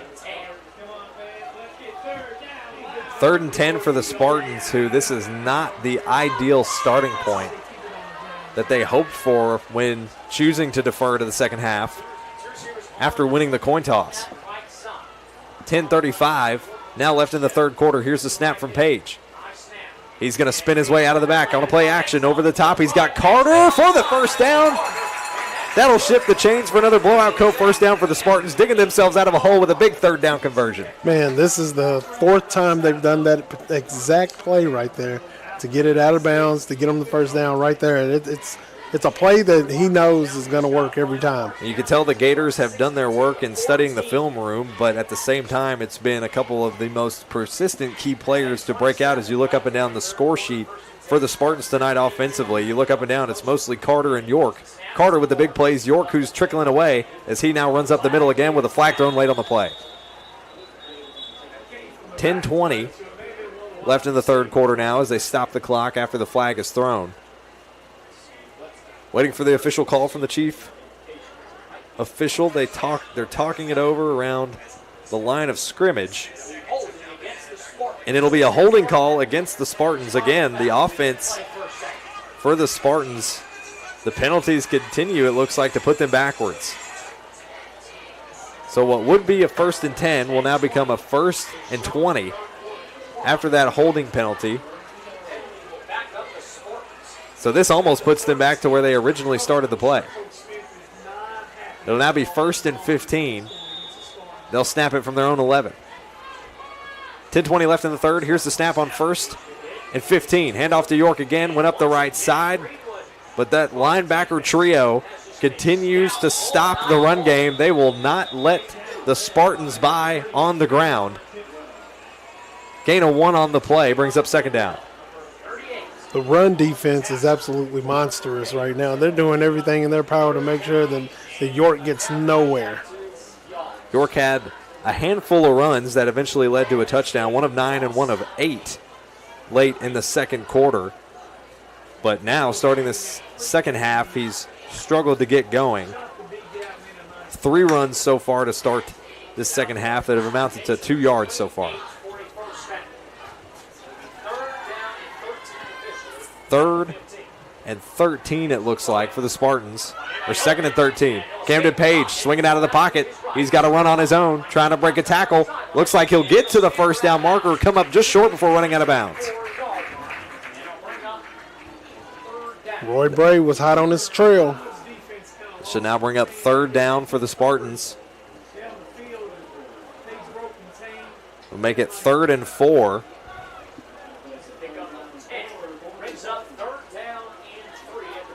It'll be 3rd down and 4, it looks like, at the Spartan zone 25.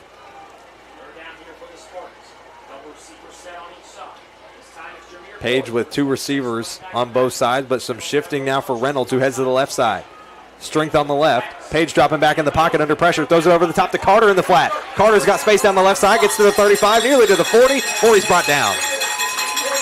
Another blowout coat first down for the Spartans. Jake Carter continues to show up in the moments where the Spartans need him most.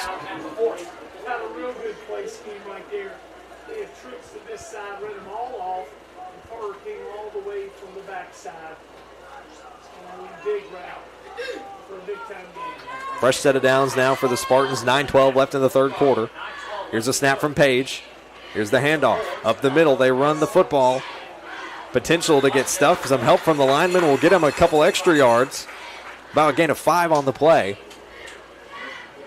That's Jameer Boards on the run for South Warren. Caden York now checked out. He is playing on both sides of the football, so now entering the second half, you may want to try to hold him down more so he can ring off some more of those big runs. So 2nd and 5 now on the way after a 5-yard run for Boards. Quick substitution. Boards checks out after that 5-yard run. York checks back in. He'll line up on the right hip of Camden Page. He'll have 1 receiver off his right side, 2 to the left. Jake Carter is on the near side of your screen if you're watching with us live. Here's the handoff to York. Breaks 1 tackle, tries to break 2, but no, it'll be a loss of 5 on the play. Send them back to their original line of scrimmage in 3rd and 10.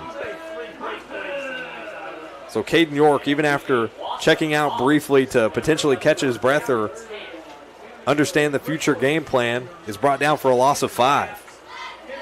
This is where the Gator D has got to keep using that resilience and got to keep staying strong right here, man, because they've been marched down the field on. They're a little tired. We talked about it in our countdown to kickoff. 12.5 rushing yards per game is what the Gators have allowed so far. Now the Spartans will look to pass. This time to York. Breaks his way into the first down marker.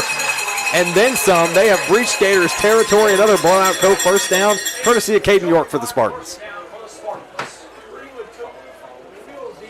And that's a great play by the Spartans. They're utilizing that very well, especially in the 3rd down and long, because they make it almost every single time.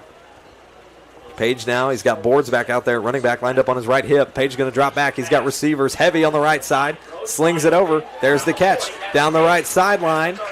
Past the 40. Another blowout coat first down before he's forced backwards, but that won't be enough. Spartans will shift the chains again inside the 35. Will Mays, the junior, with the catch on that play. Used to seeing him on the defensive side of the football, but now clocking in some moments at receiver. Tucker Sears heading back to the sideline. Justin Capps heading out to replace him. He'll line up on the right side. In the receiving line, Isaiah Bridges now lined up on the inside. To the left, Camden Page. Boards on the right hip. 2 receivers to his right. But now there's Capps in motion to the left. Page dropping back. Another pass play. Tossed over to the flat to Bridges, who catches it on the drop. Another first down, it looks like, for South Warren. And it'll be a gain of 9. It'll come up just short on the catch. Bring up 2nd and 1. Start sounding off the air raid sirens because they're throwing it now. They are getting it downfield. That now makes 4 straight pass plays, successful pass plays of at least 9 yards or more for the Spartans on this drive.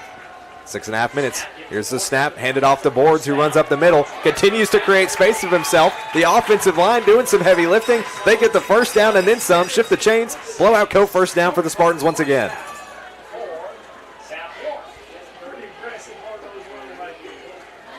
Boards doing some heavy lifting for Caden York as Boards now once again heads back to the sideline. York checking back in. 6.5 minutes left in this third quarter. The Spartans have re-entered the red zone. They're going to stack heavy the receivers on the left side with Bridges, Mays, and Carter all on the left. Caden York on the left hip of Page. Here's the snap. 1st and 10 inside the red zone. Snap over to Carter. Flag thrown late. Stuart Scott on the chase to Carter. Forces him out of bounds. But there was a flag thrown late. It looks like it could be on the Spartans. Looks like it could be holding on 8. Holding penalty potentially on the way for South Warren. It would be against Isaiah Bridges.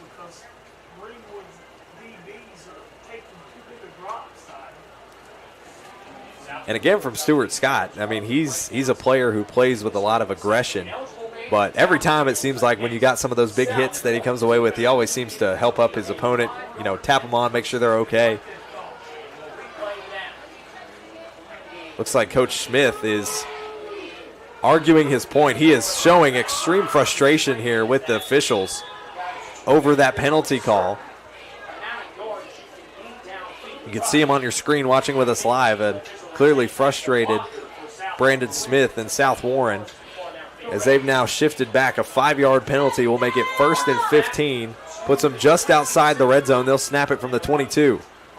6:05 left in the third quarter. Still 1st and long. Here's Caden York on a run, trying to make a break up the right side, off the right hash. He's got space, diving for the end zone. Looks like he may have went out of bounds, just shy of the end zone. He gets forced out at the 3. Spartans trying to go quick.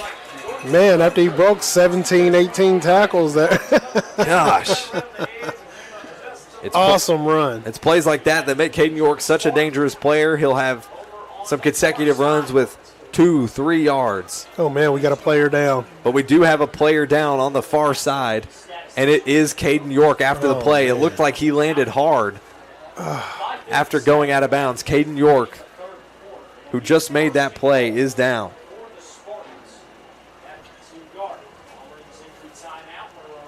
.557 is left in this third quarter. Looks like the team is over and attending to Caden York, who is sitting on the Gators side of the field, and as they do so, we will step aside and come back here on your Don Franklin Bowling Green Kia Game of the Week on the 7 Mountain Sports Network. Your perfect vehicle is waiting at Don Franklin Kia in Bowling Green. Choose from the rugged Kia Sportage, the spacious Telluride, the electrifying EV6, and more.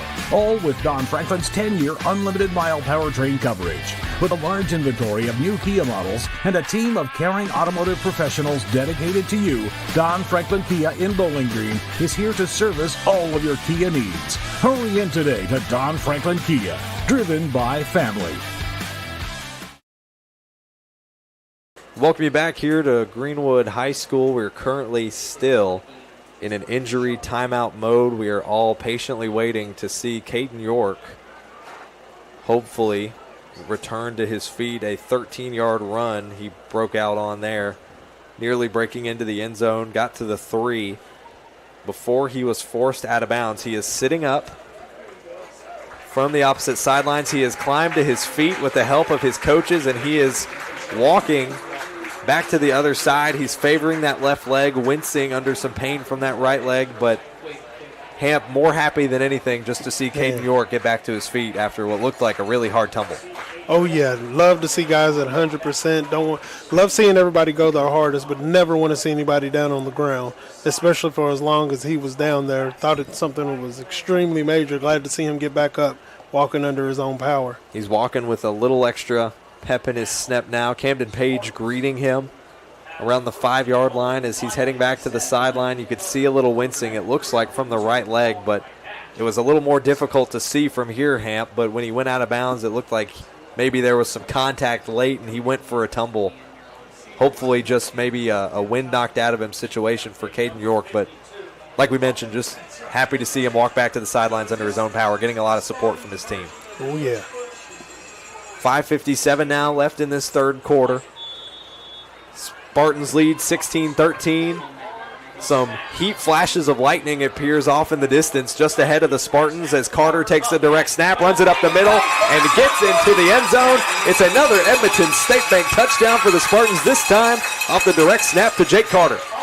We have 2 Gators down. 2 Gators are now down on the field after that play, one in the end zone, one around the 1-yard line. One looks to be a cramp. Hopefully, potentially the same for the other. So you can see the Jake Carter heading back to the sideline, getting some appreciation from Camden Page, the quarterback. 2 players currently down for the Gators after we just seen Caden York go down there previously. He did return to the sideline as we give you some updates, scores around the region during this injury timeout.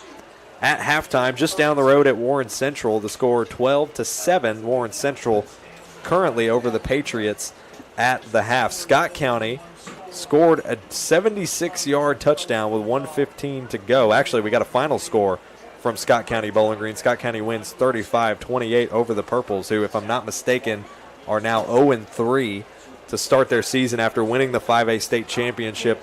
Last year there was an interception with 14 seconds left over at Scott County that sealed the deal for Scott County.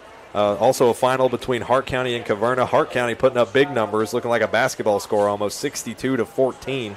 They win it over Caverna. And a final score from Scotty's territory. Glasgow beats Monroe County 14-3. We're still in this injury timeout period, as both Gators that were down around the end zone have climbed back to their feet. That looks like Karen Tidwell, who is now heading back to the sideline under his own power. So good again to see 2 injured players that time around, instead of for the Spartans, that time for the Gators, both heading back to the sidelines, both walking, appearing to be okay. Extra point on the way. It'll be Allen Alec for the Spartans. This will be their first attempted extra point of the night. After going for 2 on both other occasions, that one is up, and no doubter, it is good. Allen Alec knocks it in, and the lead for the Spartans continues to grow, 23-13 with 5:53 left in this first quarter. You can see the team heading back to the sideline, celebrating. They have finally gotten out front. As you join us here in the studio, Ryan Murphy, Big Hamp here with you. If you're watching live, we welcome you here into our broadcast booth. It's been an exciting game so far, Hamp, but now the Gators haven't been in this situation so far. They have to find a chance to create a drive of their own, hopefully mistake-free, and respond as best they can to the Spartans team. Oh, yeah, we definitely know it's possible with the Gators. They definitely can do big things. Coming back on a kickoff return right here, you never know what's going to happen. You got Self, you got Cheney. You know, both of them can make moves. Both of them are very patient. So the Gators have a little test on them right here. They let the momentum slide off of them. They let the defense was on the field for, 20 minutes? Yeah, it seems like it. I mean, like they were on the field for most of the third quarter. So now it's time for the offense to give them a little rest and take charge. It'll be Griffin Reynolds who will kick this one back to the Gators, and Davis Cheney once again back to receive. Their most recent touchdown coming from Davis Cheney on what was a 72-yard punt return. And he'll have a chance to do it again, except this time it's going to bounce off the helmet of Cade Webb in the backfield. Right around the 5, he finally manages to scoop it up, trying to shake some Spartans, and it looks like plentiful shades might be a fumble of the previous kick off to the Spartans to start this second half, and a potential recovery for the Spartans. How disastrous would it be for the Gators? But it looks like the Gators may have held on to it here. Now, just a little while ago, bad start for the Spartans, good start for the Gators. This is exactly the same thing almost here. Now, the Gators, if anything, you can take what they did in that, or take what the Spartans did in that first drive of the second half and say, okay, we may be in a hole, but we're not out of this thing yet. Levi White on the snap, 1st and 10. That one's a low snap. Hand off to Cheney. Heads up the left side, meets a wall of Spartans. He's knocked down for a loss.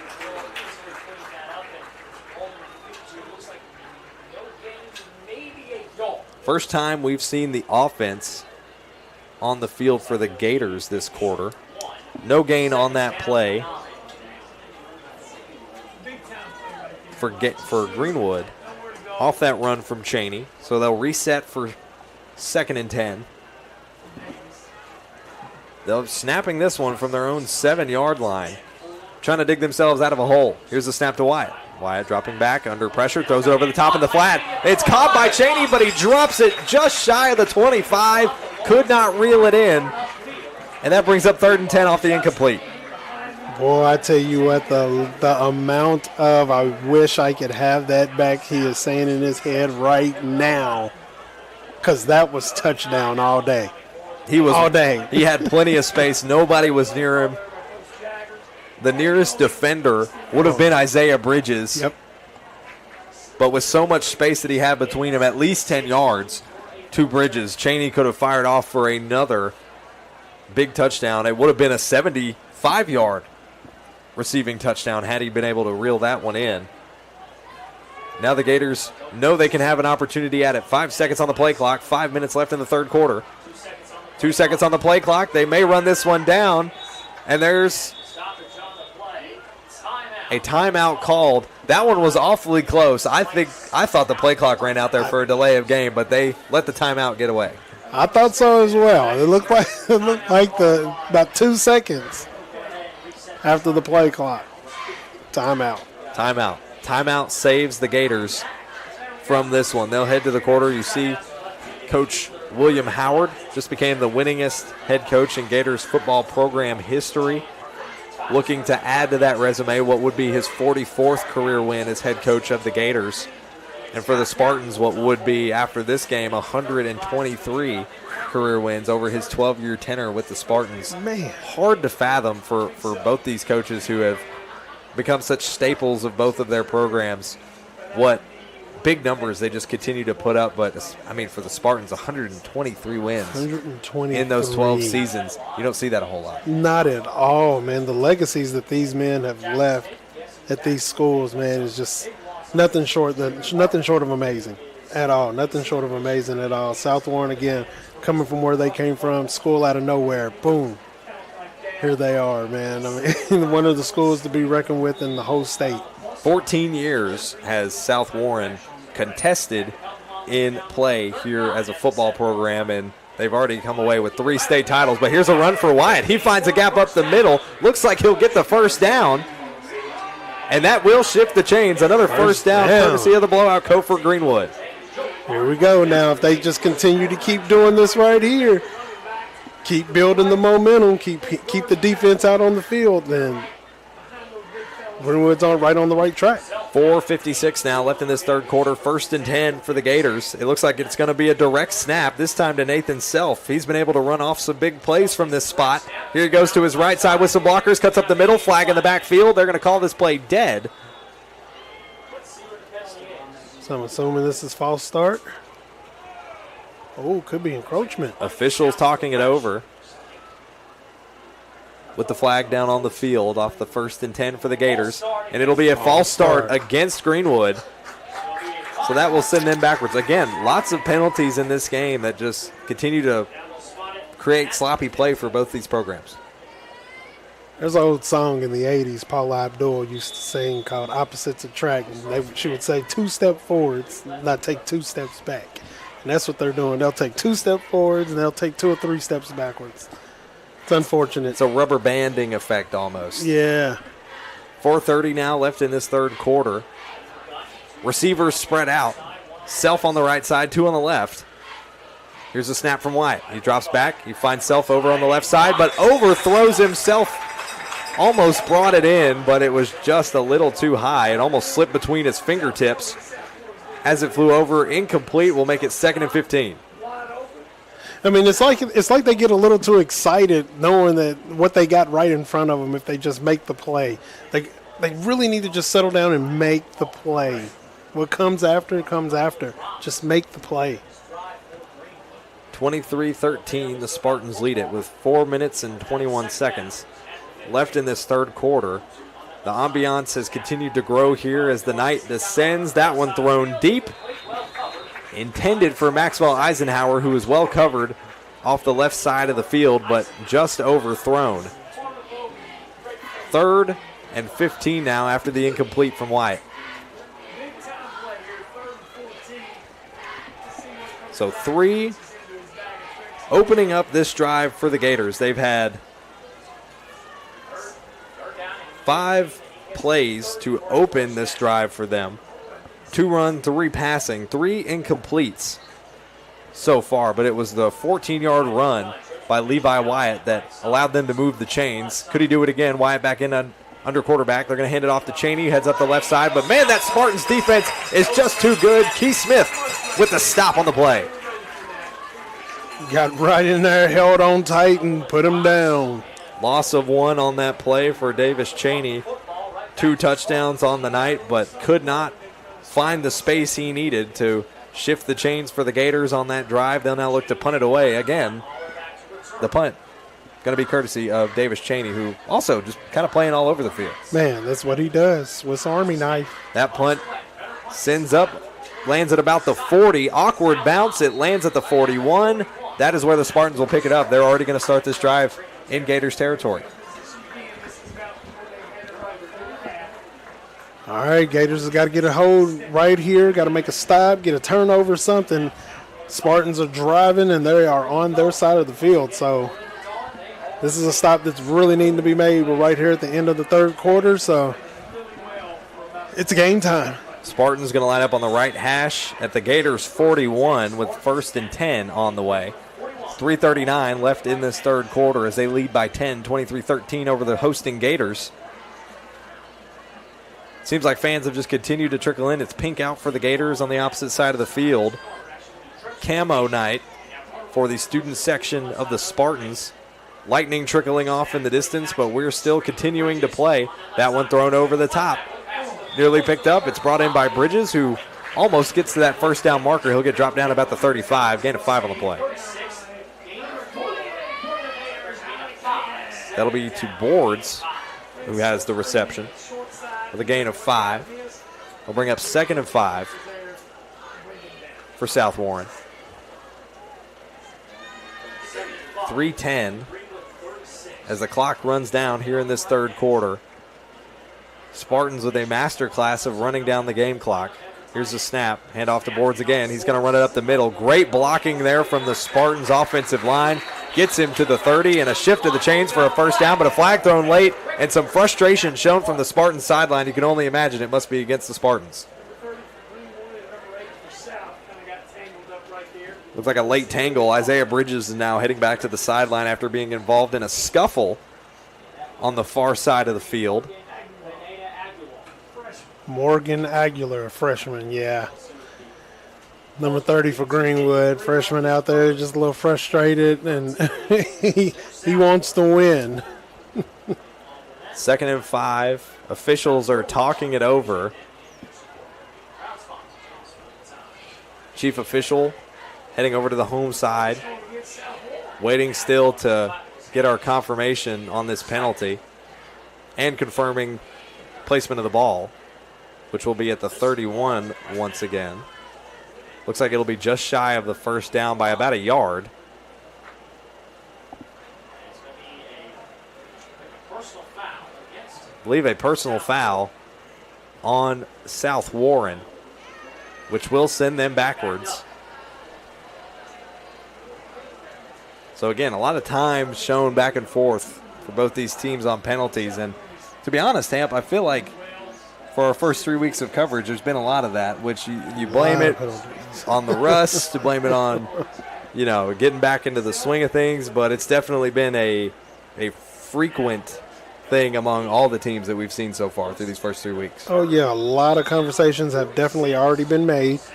Now the punishments start coming out during practices because of all the penalties. You'll do up downs and you'll do other things because of these mental mistakes.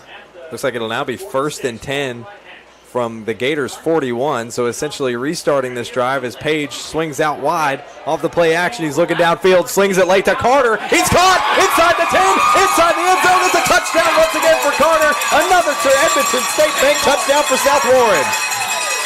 There it is. 41 yards to pass From Page to Carter, greatness shines again and finds Carter for the end zone touchdown. Greatness. They don't call him greatness for nothing. What a play from Camden Page, who had plenty of time to breathe. His line gave him everything he needed to make that play, and Carter created that space late to come away with the touchdown. Extra point attempt now on the way from Allen Alec. This will be their second extra point attempt of the afternoon. 1 for 1 so far for Alec. This one's up. Straight up and through the crossbars. It is good. Now a 30-13 lead for the Spartans. Let's take a look at that touchdown replay courtesy of Toyota Bowling Green. You see Page in motion around the 41. Lets it fly. Carter just over the top of that freshman safety. You talked about and mentioned that experience that can make the difference. And Jake Carter, a senior in his position, making that student section happy here at Greenwood High School as the Spartans' lead continues to grow. 30-13 now for South Warren with 2:36 left in the third quarter. Man, I tell you what, the Gators, they've had opportunities, and they'll still continue to have opportunities if the Spartans keep making the mistakes. But every mistake the Spartans are making now, they're making right back up for it. And they're making big chunks every time they get the ball down the field in big spurts and make a touchdown. It's always big chunks, big chunk, big chunk. I think the Greenwood defense is a little tired from that couple of series ago. They were on the field for a very long time, and I think that's just gotten them down. And the offense is kind of rusty, and they just got to get back in the run of things. Allen Alec will return this one to the Gators. Off of his foot. We have been seeing Griffin Reynolds take on those responsibilities tonight for the Spartans. It'll now be Alec taking it on here, I imagine, for the rest of tonight's contest. That one bounces up and over, lands at about the 21 before bouncing out of the bounds. And that'll be where the Gators will pick it up and start with a fresh set of downs with 2:34 left in the third quarter. South now with a commanding 17-point lead, essentially a 3-score game of some kind here. For South Warren, took a while to get rolling, but once the second half came on, the end of that second quarter, going into halftime, it seems has really set the tone now for how the second half has played out. I'm wondering to see if Coach Howard's going to go back to the run or if he's going to continue to throw that ball. Wyatt back in at quarterback. Cheney lined up to his right hip. Here's the snap. Fakes the handoff. Here's Wyatt swinging around to his left. That one underthrown. Pass intended for Crutcher. Incomplete. Brings up 2nd and 10.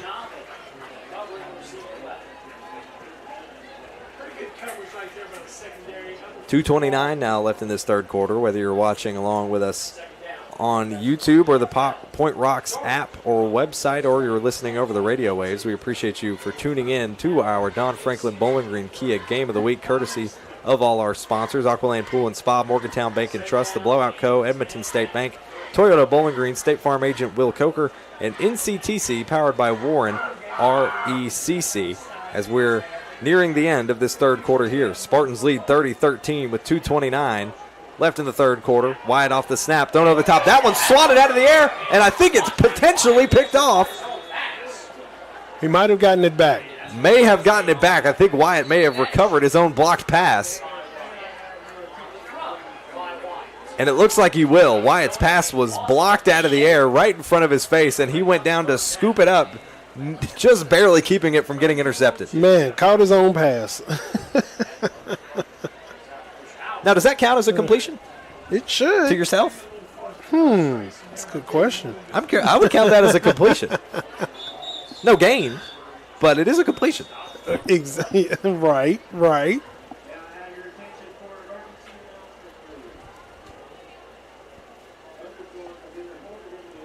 We are hearing currently now, as you see teams heading back to their sidelines, thunderstorms have been reported in the area. We are seeing and have been seeing over the last 10 minutes or so some lightning in the distance, and PA announcement is now going out, an emergency announcement about the potential for lightning in the area. We did look at radar when we finally got this game underway after the initial rain delay. And now this one feels a little bit more serious as fans on both sides of the grandstands on either side of the field are rising to their feet. It is possible that everyone will be told to seek shelter here for a delay. Another weather delay, the third now tonight that has struck during halftime here at the Swamp, with South Warren leading 30-13. Man, what a bummer. And what has been a game that seems to have rolled through the momentum since those initial 2 rain delays. And now here we are, almost 10 o'clock at night, more thunderstorms rolling in. It's like the Friday that would never end. Seems like the Friday night that would never end. I tell you what, I wonder how they're going to play this one out, if they'll let this one roll. This could be the momentum shifter that Greenwood needed. Excuse me. As a lot of the times you'll see teams come out of rain delays, and it's like they've been given new life, whether it's through rest. You mentioned the defense that's been carrying a lot of workload. Maybe a little 30-minute tap out here, get them some Gatorade in their system. They'll be ready to go back out there and play just like they did coming out in the first half. Oh, yeah, because they were being pounded on that for that moment in time. It was just run heavy, then it was hitting those passes straight to the outside there. And like they worked their way downfield, 90 yards, 85, 90 Basically yards? about a 90-yard drive here, and luckily, currently, we are safe, secure inside the press box as reported thunderstorms are moving into the area. We just recently heard that emergency PA announcement come over, and outside here in the grandstands, the South Warren faithful are beginning to slowly make their way out. I'm sure people are returning to their cars. Some may not be able to return. I mean, Hamp, you mentioned it earlier. It is getting a little late. Some may have young ones that they have to, make sure they get to bed on time and get taken care of. But 2:19 is still currently left in this third quarter. We're not entirely out of this yet, but a thunderstorm warning is confirmed for the area here at Bowling Green and Greenwood High School. So teams have left both sides of the field. Some local media are speaking with the officials to maybe get an idea on when this game will return to action. But, man, what a bummer. It seems like every time we get the balloon reinflated, someone comes up to it with a needle and says, nope. Pops it right out. You can't finish this. Such a bummer. It's the only way we can describe it. We're sitting up here, we're eager to call some more football, and man, it seems like just when the ball gets rolling, we got more weather coming into the area. But hey, welcome to Kentucky in September. Am I right, Ham? Told y'all, if y'all don't know, man, the Bowling Green bubble. Whoever's in control of that, please get back on your job. Get back on it, man. We need some bubble protection here for Friday Night Lights. Luckily, though, I think we've got lucky here through those first 3 weeks in terms of not getting any weather issues to come away with us. But while we're sitting here, we've got plenty of time to fill here on the air.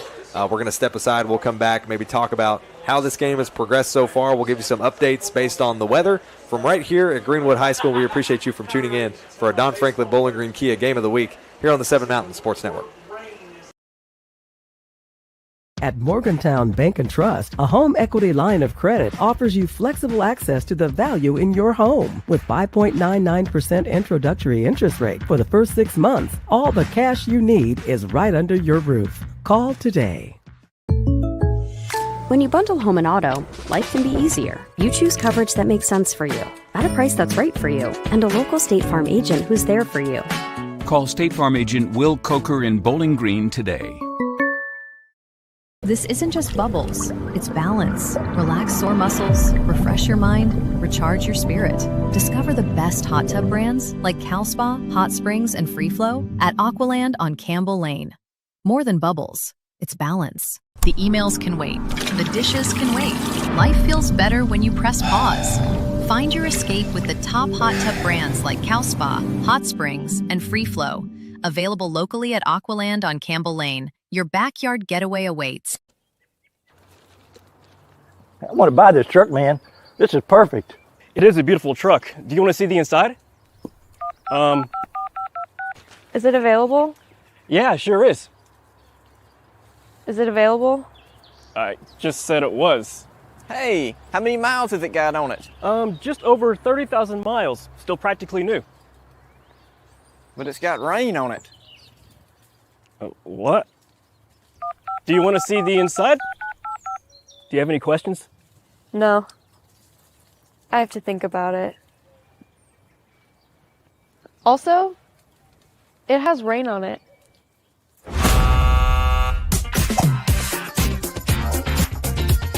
Selling your car shouldn't be a pain. Bring your vehicle out to Toyota Bowling Green and we'll make sure you get taken care of.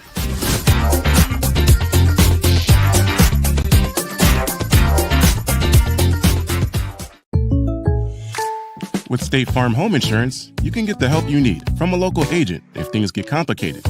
And from our easy-to-use app whenever you need it. Call State Farm agent Will Coker in Bowling Green today. At Morgantown Bank and Trust, a home equity line of credit offers you flexible access to the value in your home. With 5.99% introductory interest rate for the first 6 months, all the cash you need is right under your roof. Call today. Your perfect vehicle is waiting at Don Franklin Kia in Bowling Green. Choose from the rugged Kia Sportage, the spacious Telluride, the electrifying EV6, and more. All with Don Franklin's 10-year unlimited mile powertrain coverage. With a large inventory of new Kia models and a team of caring automotive professionals dedicated to you, Don Franklin Kia in Bowling Green is here to service all of your Kia needs. Hurry in today to Don Franklin Kia, driven by family.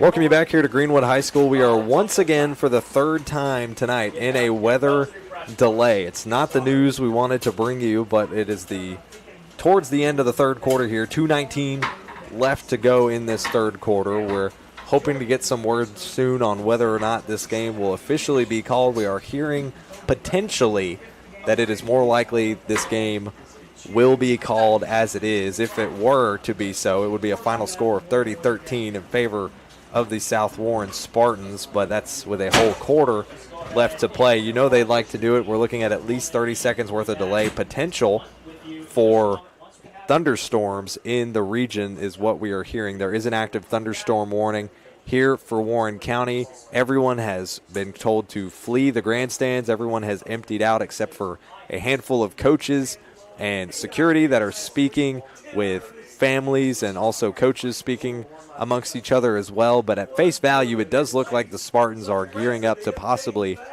pack up their gear. And if they were to do so, it would be with 2:19 left in this third quarter, and they would be accredited the win. They would start their season 3-0 here in 2025, and what a great start it would be for them, and a continued start there for the Spartans, who in transition years have continued to see so much success over these transition years with head coach Brandon Smith at the helm. In those transition years, Coach Smith has been there for all of them from 3A.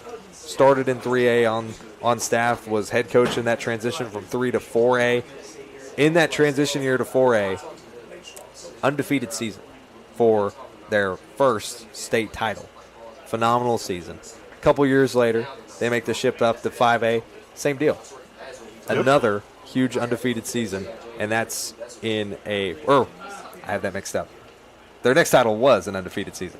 However, there was the transition year where they won their first 7 games. So technically, when you look at transition year success for South Warren in their 14 years as a program, they have won at least their first 7 games in years where they have transitioned up a class in state tournaments. So we're waiting to hear word. Currently, it's just still looking at a 30-minute delay. We're all fussing up here, Hamp, in the press box to figure out whether or not we're going to go back to this. But there are still coaches standing around. Some of them are packing up certain pieces of equipment, possibly to protect it in case some weather were to hit. We got a lot of people leaving out already as well. There is a lot of people now that are appearing to kind of just be okay with the fact that they either may not see the end of this one or accepting that it's more than likely going to get called.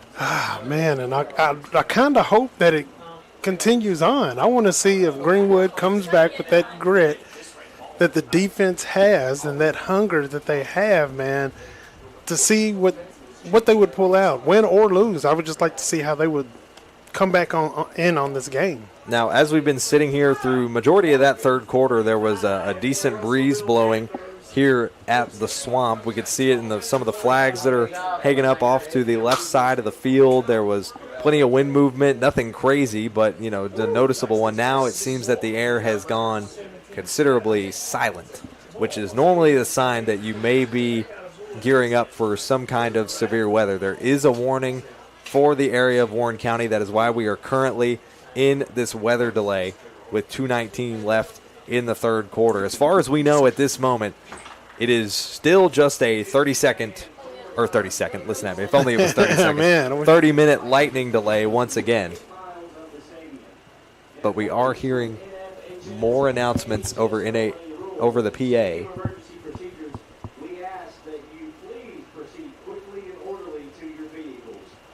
So the PA is still just confirming that this is a 30-minute lightning delay and is ushering and urging those in attendance to head to their vehicles in the parking lot to seek shelter. So still just getting reminders as if this game is going to get going again. With 2:19 left in this third quarter, we've got people all over looking to confirm whether or not we're going to get back to action. South is potentially hoping that this one goes ahead and gets called. You can call it an early night, go away with a 3-0 start to your season, but the Gators want the rest of this one because they feel like they can mount a comeback. And they've done very well. Again, 6A team, crosstown rival. Some would consider on paper, a better team or whatnot, but they play equally as well. I mean, like the defense has played well, the offense has played well. There was just a big shot here, a big shot there, and and things happen. A few mental mistakes here, a few mental mistakes there. Things happen. Things can always happen. You never know. I mean, it's just like you mentioned, Hamp. I mean, a 72-yard punt return from Davis Chaney is never out of the question. Never out of the question. He has the ability. The Greenwood special teams blockers have shown their capability to give him that opportunity. Oh, yeah. He has the ability to run away with it. Not just him. Nathan Self, Levi Wyatt has jumped off on some big runs. There are plenty of key players. Griffin Howard is their huge threat in the red zone. Gators have the pieces and the ability to get back in this game only trailing by 17, and I think that's potentially why we're still sitting in this lightning delay rather than just flat out calling it. I think they're realizing that this game is much closer than meets the eye. Yeah, they won it, and it seems that, again, some fans are leaving. Some of the coaches and stuff are not putting. It doesn't look like anybody's putting anything away that shows any sign that South Warren is packing up and leaving. So we're just going to hold tight. Gators have headed back to the locker rooms. Spartans have headed back to their team bus, and we are currently in a lightning delay with the Spartans leading 30-13. We will step aside when we come back. We'll give you the updates on the current status of the weather delay, whether it's going to continue or not, and if we'll see resumed action here on your Don Franklin Bowling Green Kia Game of the Week on the Seven Mountains Sports Network. At Morgantown Bank and Trust, a home equity line of credit offers you flexible access to the value in your home. With 5.99% introductory interest rate for the first 6 months, all the cash you need is right under your roof. Call today.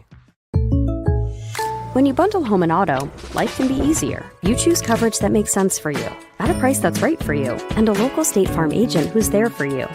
Call State Farm agent Will Coker in Bowling Green today. This isn't just bubbles, it's balance. Relax sore muscles, refresh your mind, recharge your spirit.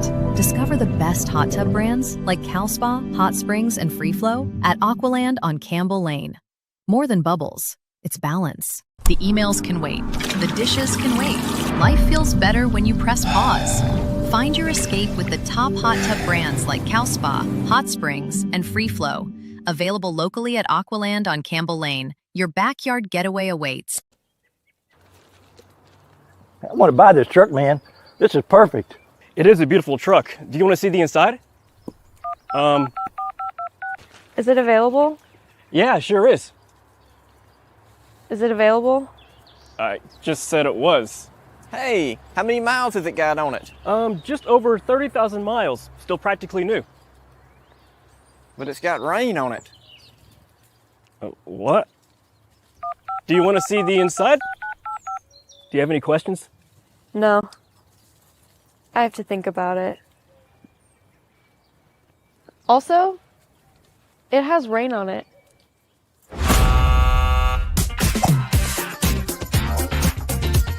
Selling your car shouldn't be a pain. Bring your vehicle out to Toyota Bowling Green and we'll make sure you get taken care of.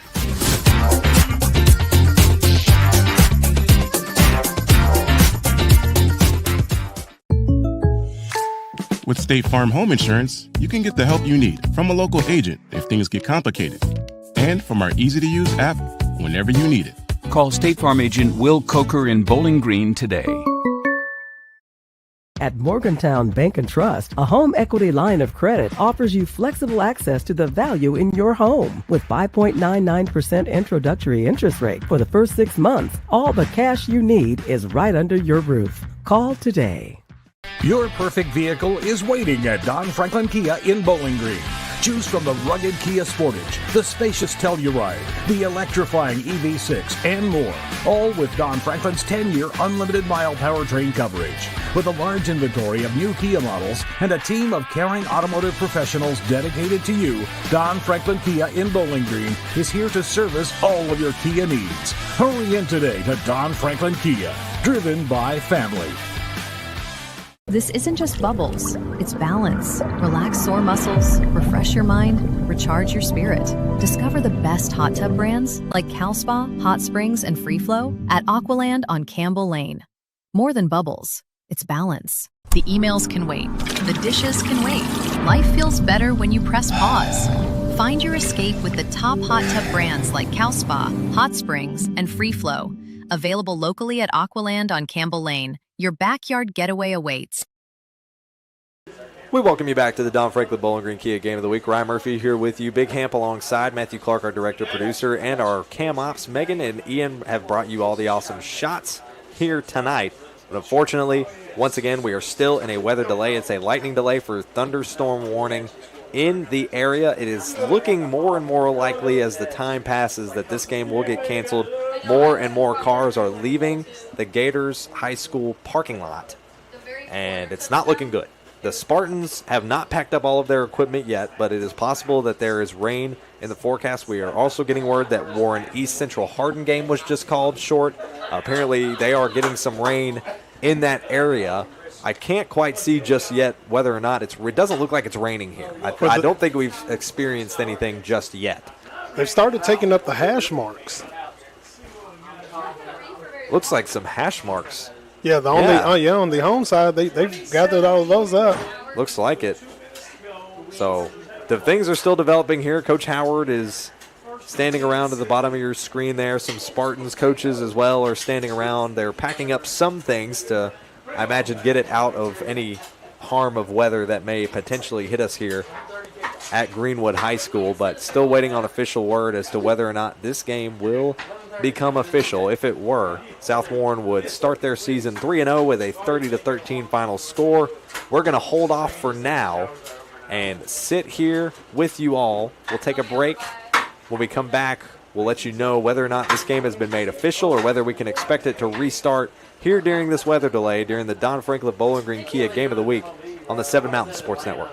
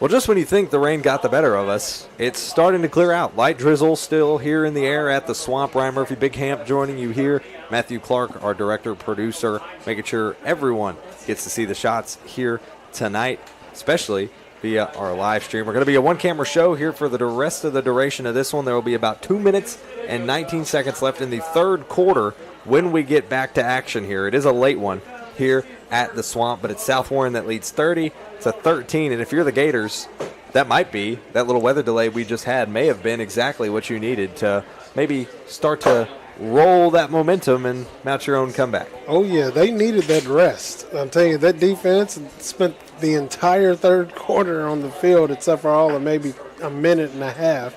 And so this delay is probably exactly what the Gators needed, just a little bit to regroup, get back settled in, have that conversation, and go back over the game plan.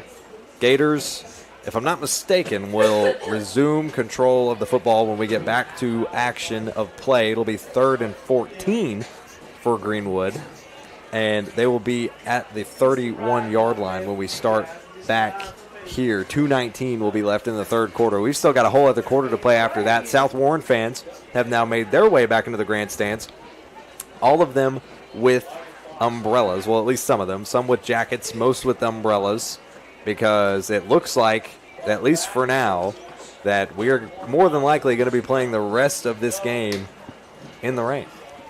And I'm digging it because now it's almost like 0-0. I know the score is what it is, but it's like 0-0 now because where you have the air raid going. That seems to be a situation now that because it's raining, drop passes are going to happen, fumbles are going to happen, people not being able to hold the ball tightly. So you're going to have the ball squirt out. The hiking the ball is going to be a little difficult. This turf, this field, the way that it is made, of course, different than grass. So with the rain being on it, it's definitely going to be a different experience. Rain is what we expected for a majority of this game. We didn't get that.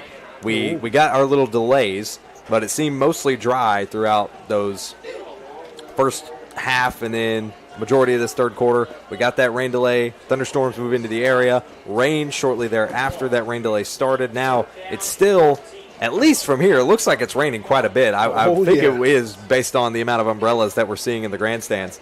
But it's the Gators that truly have the biggest chance to benefit, and already we're wasting no time. Both teams are heading out onto the field to resume play, and it'll be the Gators on the field with the offense. They will have the football at their own 31-yard line. It'll be 3rd and 14 for the Gators. So we're back in action. The rain couldn't keep us away. The rain don't stop the Swamp. Man, I just go ahead and tell you. Rain don't stop the Swamp when we're out here. The Spartans hoping to put this one away, but the Gators could have the energy now to mount the comeback that they've been searching for since the end of that second quarter, when it seems like the Spartans could just do no wrong. Wasting no time. Back to the action are the Gators. 3rd and 14 now with the clock running down. 2:15 left in the third. Rain running down the helmets. Handoff there to Cheney, who gets tripped up after a short gain. Gets knocked down at about the 34-yard line. Gain of 3 on that play by Cheney. So back to action. Previous play just before the rain delay was a loss of 1 for Cheney as well.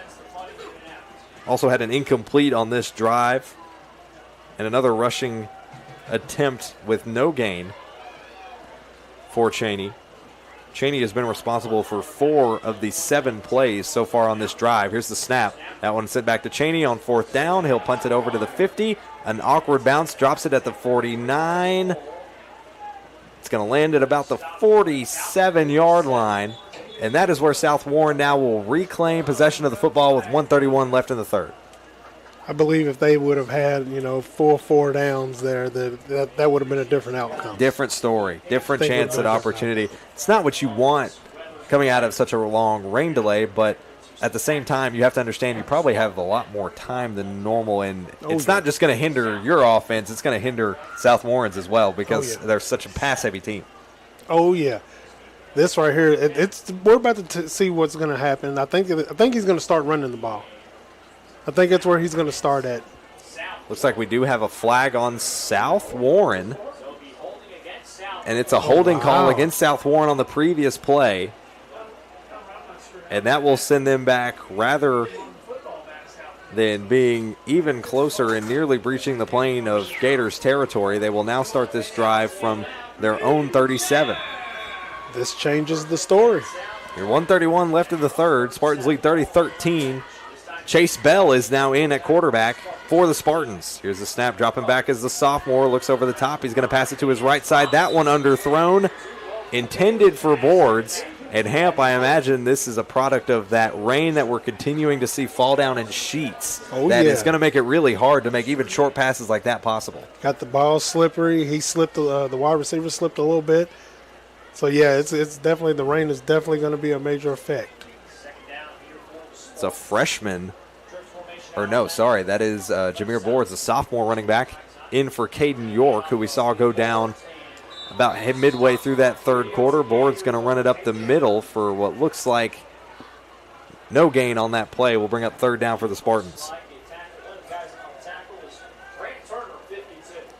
So 3rd and 10, no positive gains here, an incomplete pass, and then a run of no gain on that previous play. Gators defense showing up on the stop as the rain continues to pour down. You can almost feel the weight difference of the players as they shift around on the field, as you know, some of that water weight's probably hanging down on their jerseys. As Chase Bell drops back in the pocket, 3rd and 10, throwing deep on the pass intended for Caps. That one's broken up in the air and a flag thrown. That'll be pass interference against the Gators. He didn't turn his head. If he would have turned his head and looked back, it wouldn't have been a pass interference. That was freshman Beck Smith that penalty is going to get called on, and it's potentially the inexperience from Smith that is going to be the reason for that penalty. He is subbing in for Tristan Bailey-Thomas, who we saw get injured in, I believe it was week 1. Week 1, yeah. And so he's been in that starting lineup as a safety, and an unfortunate penalty to give up there, and what otherwise looks like it was going to be a pass broken up in double coverage. Oh, yeah. All he had to do was turn that head slightly, make it look like he was even, remotely looking back at the ball, and it probably wouldn't have been a pass interference. But he didn't look back at the ball. He ran into the receiver, therefore causing an pass interference. That penalty will bring up another blowout first down for the Spartans. Chase Bell still checked in at quarterback. Some motion across the center. Here's Bell dropping back. Thrown over the top. Brought in by Boards. He's going to cut back up to the inside. Slipping a little bit on the turf, but a gain of 5 on the play for Boards.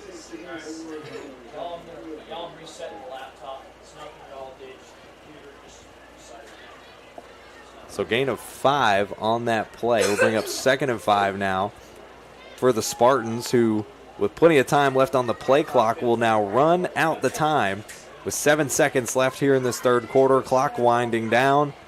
They may try to get a playoff here, and they will. Here's the handoff to Boards, who finds some space up the left side. Just shy of that first down marker will bring an end to the third quarter. It's still all Spartans out front in a rain-soaked game here as we begin the start of the fourth quarter. Spartans out front 30-13. We'll take ourselves a quick break and be right back for the Don Franklin Bowling Green Kia Game of the Week here on the Seven Mountain Sports Network. With State Farm Home Insurance, you can get the help you need from a local agent if things get complicated, and from our easy-to-use app whenever you need it. Call State Farm agent Will Coker in Bowling Green today. At Morgantown Bank and Trust, a home equity line of credit offers you flexible access to the value in your home. With 5.99% introductory interest rate for the first 6 months, all the cash you need is right under your roof. Call today. You don't just work here. You show up and you grow. And to serve your customers well.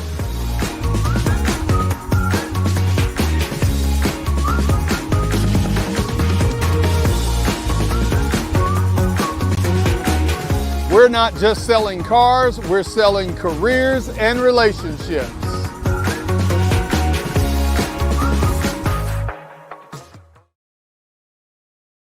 Welcome you back to Greenwood High School as the Spartans lead the Gators 30-13 to start the fourth quarter. It is a rain-heavy night to start this fourth quarter, and it looks like there was a flag thrown late just after the play that ended the third quarter has now put the Spartans on a 1st and 10 at the Gators' 25-yard line. So they are now 5 yards out, it appears, from a first down. The chains have not caught up to the first down markers, so they're going to shift those downfield. Play has been blown active. They're still waiting on the chains to make their way downfield. Hills to snap. Chase Bell off the screen over to the right side to Sears. Sears running up the middle, meets a wall of Gators, and the looks like the ball is out. The Gators jumped on top of it. Potentially a forced fumble and a recovery for Greenwood. And the Gators got it. Gators got it. Greenwood recovers the football. Can you believe it, Toyota Bowling Green, with this replay? Take a look back at it here. You could see in the scuffle off the screen pass, Sears took a hit or two, and then as he goes down is when the ball slips out. So another first down for the Gators as the Spartans fumble the football. Back in possession of the Gators, it'll be a direct snap to Nathan Self. Starting at the Gators' 13-yard line. Here's the snap. Self looking up the right side, cuts back to his left, brought down quickly. Gain of 4 on that play for Self. With that play right there, it's more like they're saying, flag thrown late. Flag. Flag thrown late. Looks like some scuffling once again between these two teams. Some frustration shown from some Gators players. Waiting for confirmation is the chief official. 11:20 left in this fourth quarter. The rain continues to play a factor here as Casey Coleman heads to the sidelines for the Gators.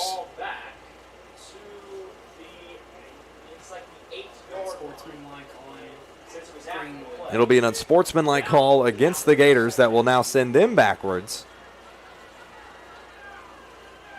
Now they'll be forced to snap the football on 2nd and long from their own 7-yard line. 11:19 left in this final quarter. Back into action, 20 on the game, 20 on the play clock. Here's the snap. Wyatt hands it off to Self, who gets brought down quickly. No gain on the play. Hamp, I have to ask, because I know you talked about the rain, how much more difficult is it to try to work these plays together, especially after a long night like this where you're fatigued, it's getting late? How difficult is it to rattle off these plays successfully? Oh, right now it's good. It's definitely going to take a toll. With as heavy as the rain's coming down, it's going to make the ball heavier. It's going to make the ball more slipperier. And it's also definitely, as you can see, the field is already wet and slippery. We already seen a couple of slip-ups already. 10:30 now left in this fourth quarter as the clock continues to wind down in regulation time. 5 on the play clock. Here's the snap for Wyatt, spinning out of way. He's got space and time to breathe. He's stuck back in the end zone, fires it across the flat. That one's caught by Eisenhower, who celebrates after that one, just shy of the first down. But this should be now 3rd. It's like it'll be 3rd and 2 after a big gain on that play. Or 4th down, actually. Gators are going to try to go for it here on 4th down. Might as well. 4th and 3. Here come the Gators, and there's a jump. There's a flag. Got him. Not the first time that we've seen either team fall for a situation like that tonight.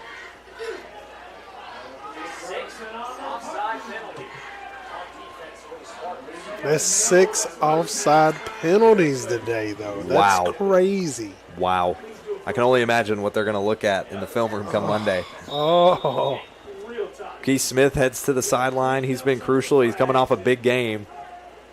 Coach Brandon Smith walking by and talking to him. That is, I want to say, at least the second time that Smith has drawn the offsides against the Spartans tonight. Drayson Moore on top of it. Flag thrown late after the play. Some more frustration showing. It's overall feeling like a frustrating night here with 9:30 left in this final quarter between both these teams. South leads 30-13. At this point, this is where you're really beating yourself. If this is against Greenwood, you're really beating yourself if you're taking out your frustrations and anger like this rather than doing it on the field, putting some points up. Flag is down. It'll be against the Spartans, Okay, it appears. So heavy contact, possible shoving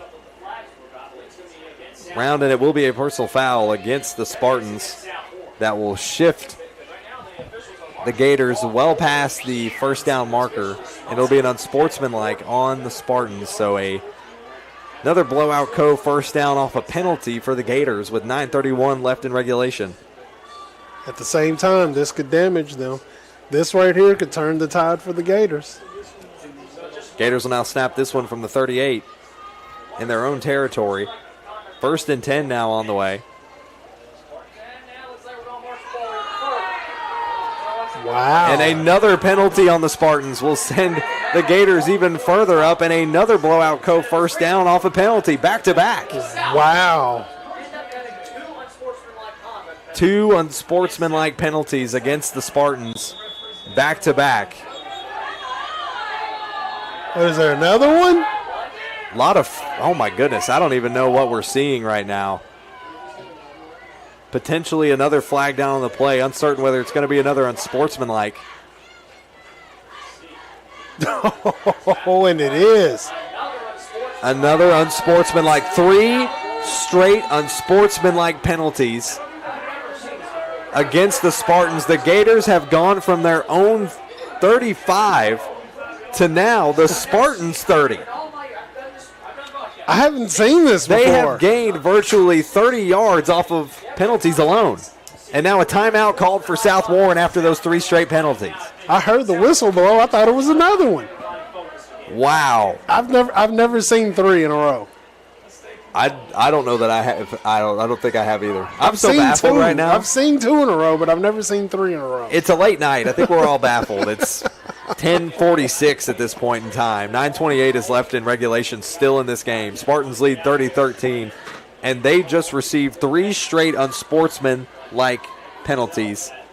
Cannot believe it. We do have some final scores around the region. We are aware that Warren East and Central Hardin was called early, and just down the road at Warren Central, the final score from Warren East and Central Hardin was 40-0. That game was called in the 3rd quarter due to weather. We are still here at Greenwood. And then a final score from Warren Central ACS. Warren Central wins 34-13. If I'm not mistaken, their first win on the year as well for the Dragons. Man, and I love that for them, man. They've caught so much slack for over a decade now. Over a decade. I remember when Central was a team to be feared. And I think that pride is slowly starting to come back, which I love seeing that, man. A school that old with that type of reputation. Coach Harness, too. I mean, he's been such a key proponent of that. Only his second season now, I guess it is, with the program. And you've already seen him make leaps and bounds, and he's talked so often about how all he wanted to do was come back, be closer to home from where he's from. He was a star wideout at Murray State. He holds some records there, I believe, if I'm not mistaken, as a wide receiver. And is already pushing that he wants to just give opportunities to those kids that, maybe they haven't had the last couple of seasons. And so far, it seems like he's doing that. Oh, yeah. And he's done something that hadn't really been done in the past several years since before he took over, which was points are being put on the board. And there's some defensive momentum going into the team as well. So they're getting better, and I love seeing that. Well, currently the momentum here at the Swamp is all on the Gators side as they benefited from 3 straight penalties to the Spartans. Here's Wyatt over the top. He's got a receiver. It's caught inside the 10. Count it. Blowout first down into the red zone. Go the Gators. Cade Webb, that is his first completed reception of the entire year, and it comes here in crunch time. Cade dropped one earlier that could have been a touchdown.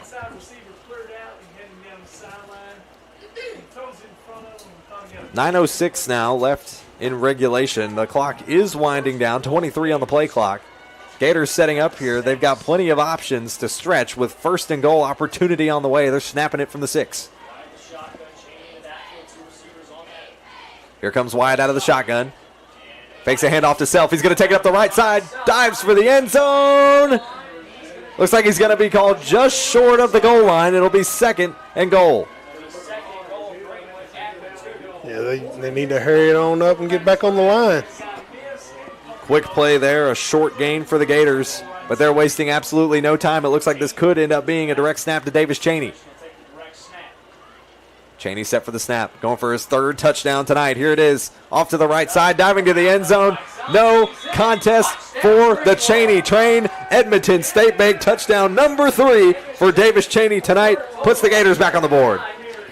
Hey, it's not over. It's not over until it is over. That last whistle has not sounded. The horn has not blown. We take a quick look, courtesy of Toyota Bowling Green, on that play. Davis Cheney, it's his special, 3 yards out. It's almost impossible to stop him in that situation. Extra point attempt is on the way for the Gators coming up here shortly. This would put them back within 10 and effectively make it a 1 and some change score game for the Gators. That one looks like it was tipped and blocked late. So the Spartans defense preventing that extra point has now kept the Gators in a bit of an awkward hole here. 30-19 to score. We'll step aside with 8:15 left in this fourth quarter. It's still Spartans out front, 30-19 after the Gators score to bring it back within 11. We'll take a break here on your Don Franklin Bowling Green Kia Game of the Week on the 7 Mountain Sports Network. Your perfect vehicle is waiting at Don Franklin Kia in Bowling Green. Choose from the rugged Kia Sportage, the spacious Telluride, the electrifying EV6, and more. All with Don Franklin's 10-year unlimited mile powertrain coverage. With a large inventory of new Kia models and a team of caring automotive professionals dedicated to you, Don Franklin Kia in Bowling Green is here to service all of your Kia needs. Hurry in today to Don Franklin Kia, driven by family.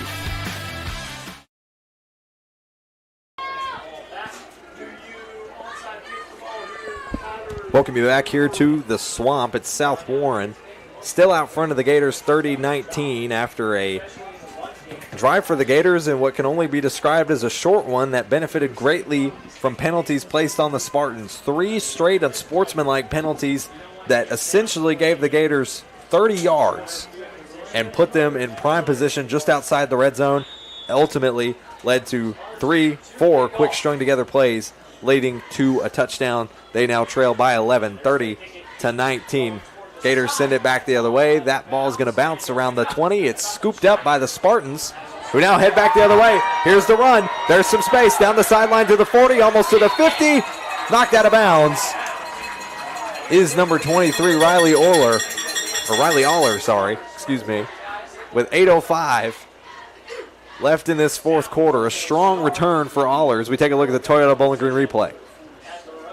Heads up the left side, shakes that one tackle off the shoulder, and is just getting swarmed by Gators by the 45 before he's eventually knocked out of bounds. Will the Spartans try some more of those pass plays here as Chase Bell is still in at quarterback? We have not seen Camden Page since before that weather delay. I imagine it will be Bell who controls the offense for the rest of this one. 1st and 10 on the way for Bell. Here's a snap. Hand off the Boards. Boards tries to dive up the middle, bounces off his own lineman, finds space down the right side. He's got space. Afterburners. No, he's brought down inside the 20 in the red zone, but a great run nonetheless for Boards. It looked like he was going to make it all the way. I thought he was gone for sure on that one. He got caught up right there in the middle and bounced back out to the outside, and away we go. Sophomore Jameer Boards is taking this time with the offense of the Spartans and making its weight in gold. The Spartans, off of one play, have already breached into the red zone. They'll snap this one from the Gators 14.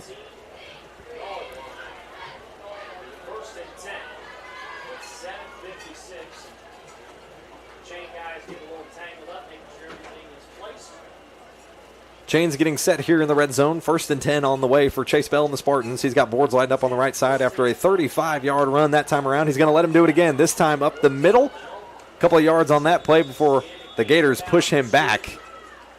Looks like it'll be a gain of 2 on the play.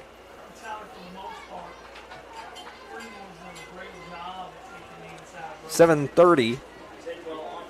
No, that's not the time. That's how much time is still left here in the fourth quarter. While the Spartans lead 30-19, they're taking their time to get their play here. Game clock is at 21 seconds and still counting down. Along with the overall game clock here in this fourth quarter. Chase Bell, Boards in the backfield. Here's the handoff. Not Boards, actually. That one's tripped up. That is going to be number 29, George Kibawa, the sophomore, who is now checked in for the Spartans. No longer Boards. Griffin Reynolds checking out. Gain of 2 on the play. Brings up 3rd down. So Kibawa, the fullback, checks in for the first time tonight and gets a 2-yard gain there. And he will stay in, lined up on the left hip of Chase Bell. Be 3rd and 5 out of the trips. They'll try to draw the offsides, look back for their play call. 13 on the play clock. 30-19 the lead for the Spartans there in the red zone. They'll try to extend this lead once again with 6.5 minutes left in the 4th. Here's a snap to Bell. Takes the handoff. Bell's going to keep it himself. Has some good blocks up the middle. Gets inside the 5 before he's brought down. This will bring up 4th down, so the question being, do the Spartans go for it here deep in Gators territory or settle for a field goal?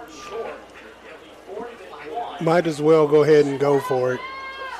Run the time down. Be a 4-yard gain on that play, bring up 4th and 1 for the Spartans after that run from Chase Bell. So 4th and short, they're going to stay on the field. They see if they could draw an offsides. Not going to happen. 15 now on the play clock. Inside 6 minutes to go in regulation. Spartans would love nothing more than to put another 6 on the board. Shifting in motion is Reynolds across to the left side. They're going to hand it off to Boards now, who checks back in. Tries to spin his way into the end zone. It looks like he's going to come up just shy of the goal line. But that will put them at 1st and goal.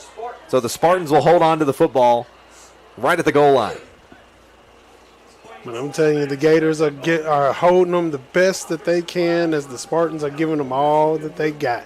A couple of young guys getting some opportunities here. Now Isaiah Bridges and Boards both check out. Looks like Tucker Sears has now checked in for the Spartans again. Jake Carter now back out there as well for the Spartans, and it looks like this could be another direct snap to Carter.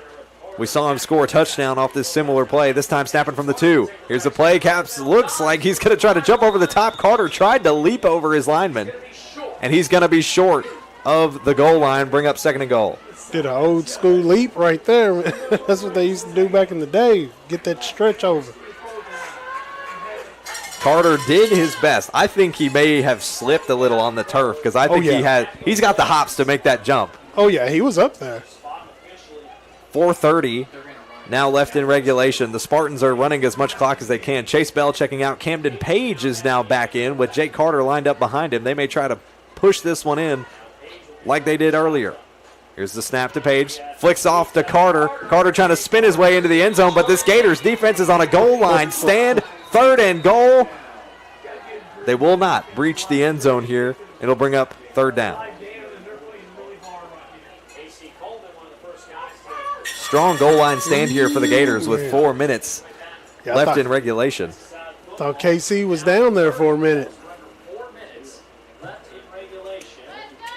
You're seeing a majority of the starters back in for the offense. It's Sears, Carter, Page in at quarterback.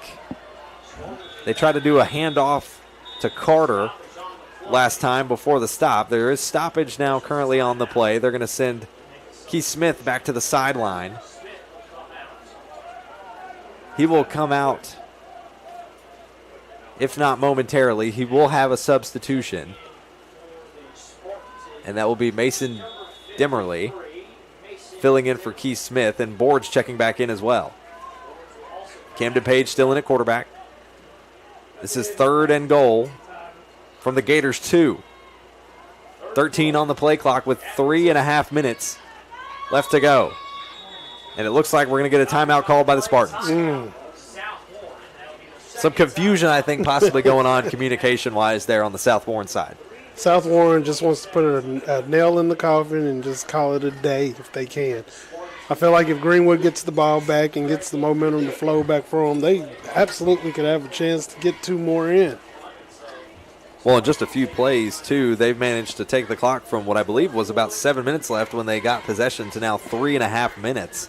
Yeah. So in just a handful of plays, have managed to run it down to very manageable time, and also while being on a goal line stand with essentially 2 downs to still put another touchdown on the board. Yeah, they should just keep pounding away. Spartans still talking things over in their huddle. You can see to the right side of your screen there, courtesy of our own Megan Geisler, bringing you the shots tonight from our game cam. Greenwood defense. If you're them, you got to understand you've probably got 2 goal line stands you need to accomplish here in these closing minutes to give yourselves a chance. Camden Page off the snap, boards off his left hip. In motion is Sears. Spin around the left side. Here's the snap. Page on the QB keeper. He's going to try to leap for the end zone, but they're going to stop him again. The goal line stand success is just too strong for the Gators. As Gandalf said, you shall not pass. I hoped one day you would make a Lord of the Rings reference. One day.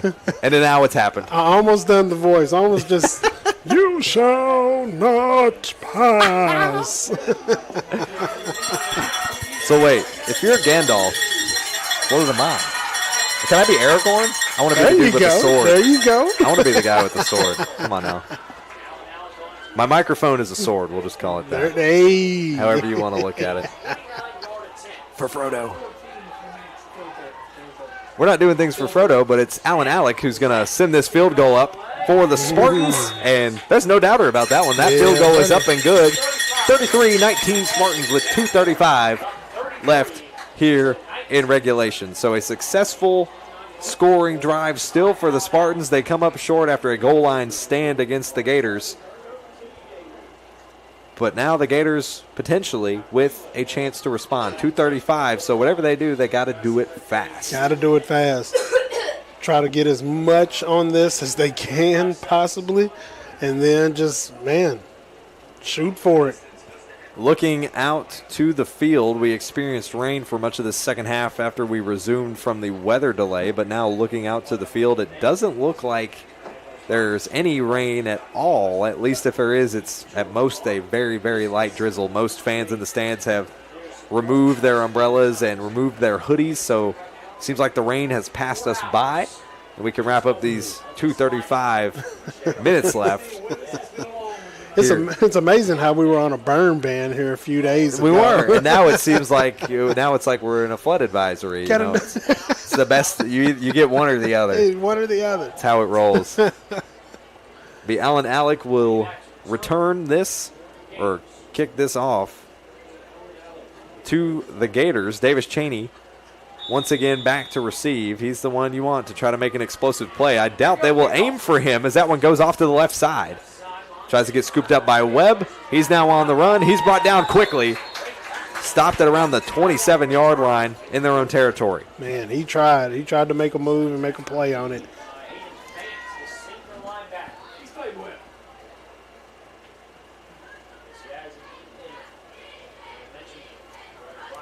So a 13-yard field goal, give or take, for Alan Alec. Put the Spartans up 33-19 with 2:31 left in regulation. Now with under 3 minutes, the Gators will try to mount a comeback. The conditions, the weather has not favored them tonight, but they have never bowed out. Here's Wyatt on the run, sends it over to Webb. Webb with his second reception of the year will try to spin his way back to the first down marker. Won't get there. He'll get a gain of what looks like 5 on the play that time around. Brings up second down.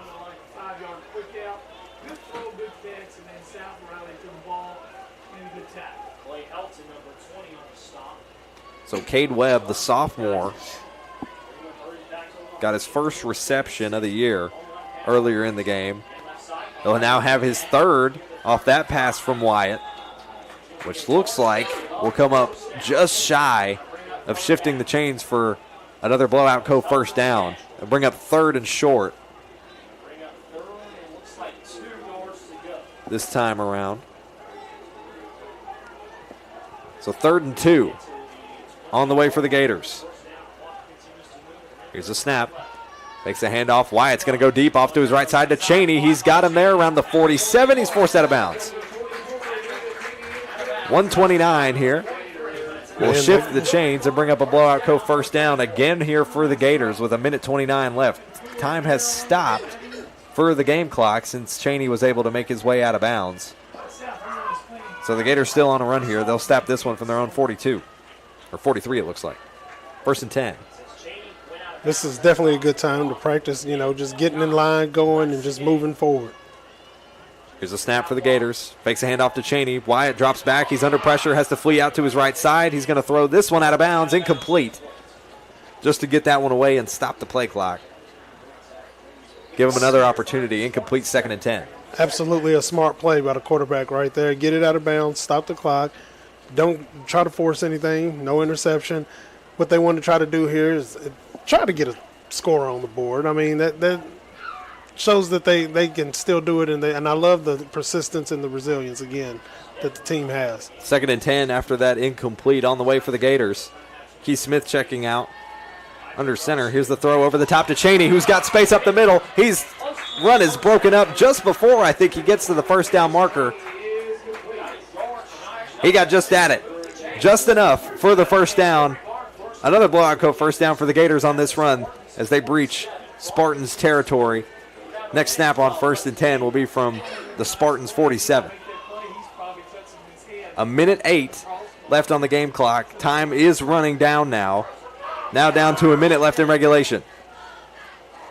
Here's Wyatt on the snap. He's going to drop back, look for a pass deep down the right side. That one just overthrown. It was intended for Crutcher and just overthrown by about a yard. He put it out there deep, too, man.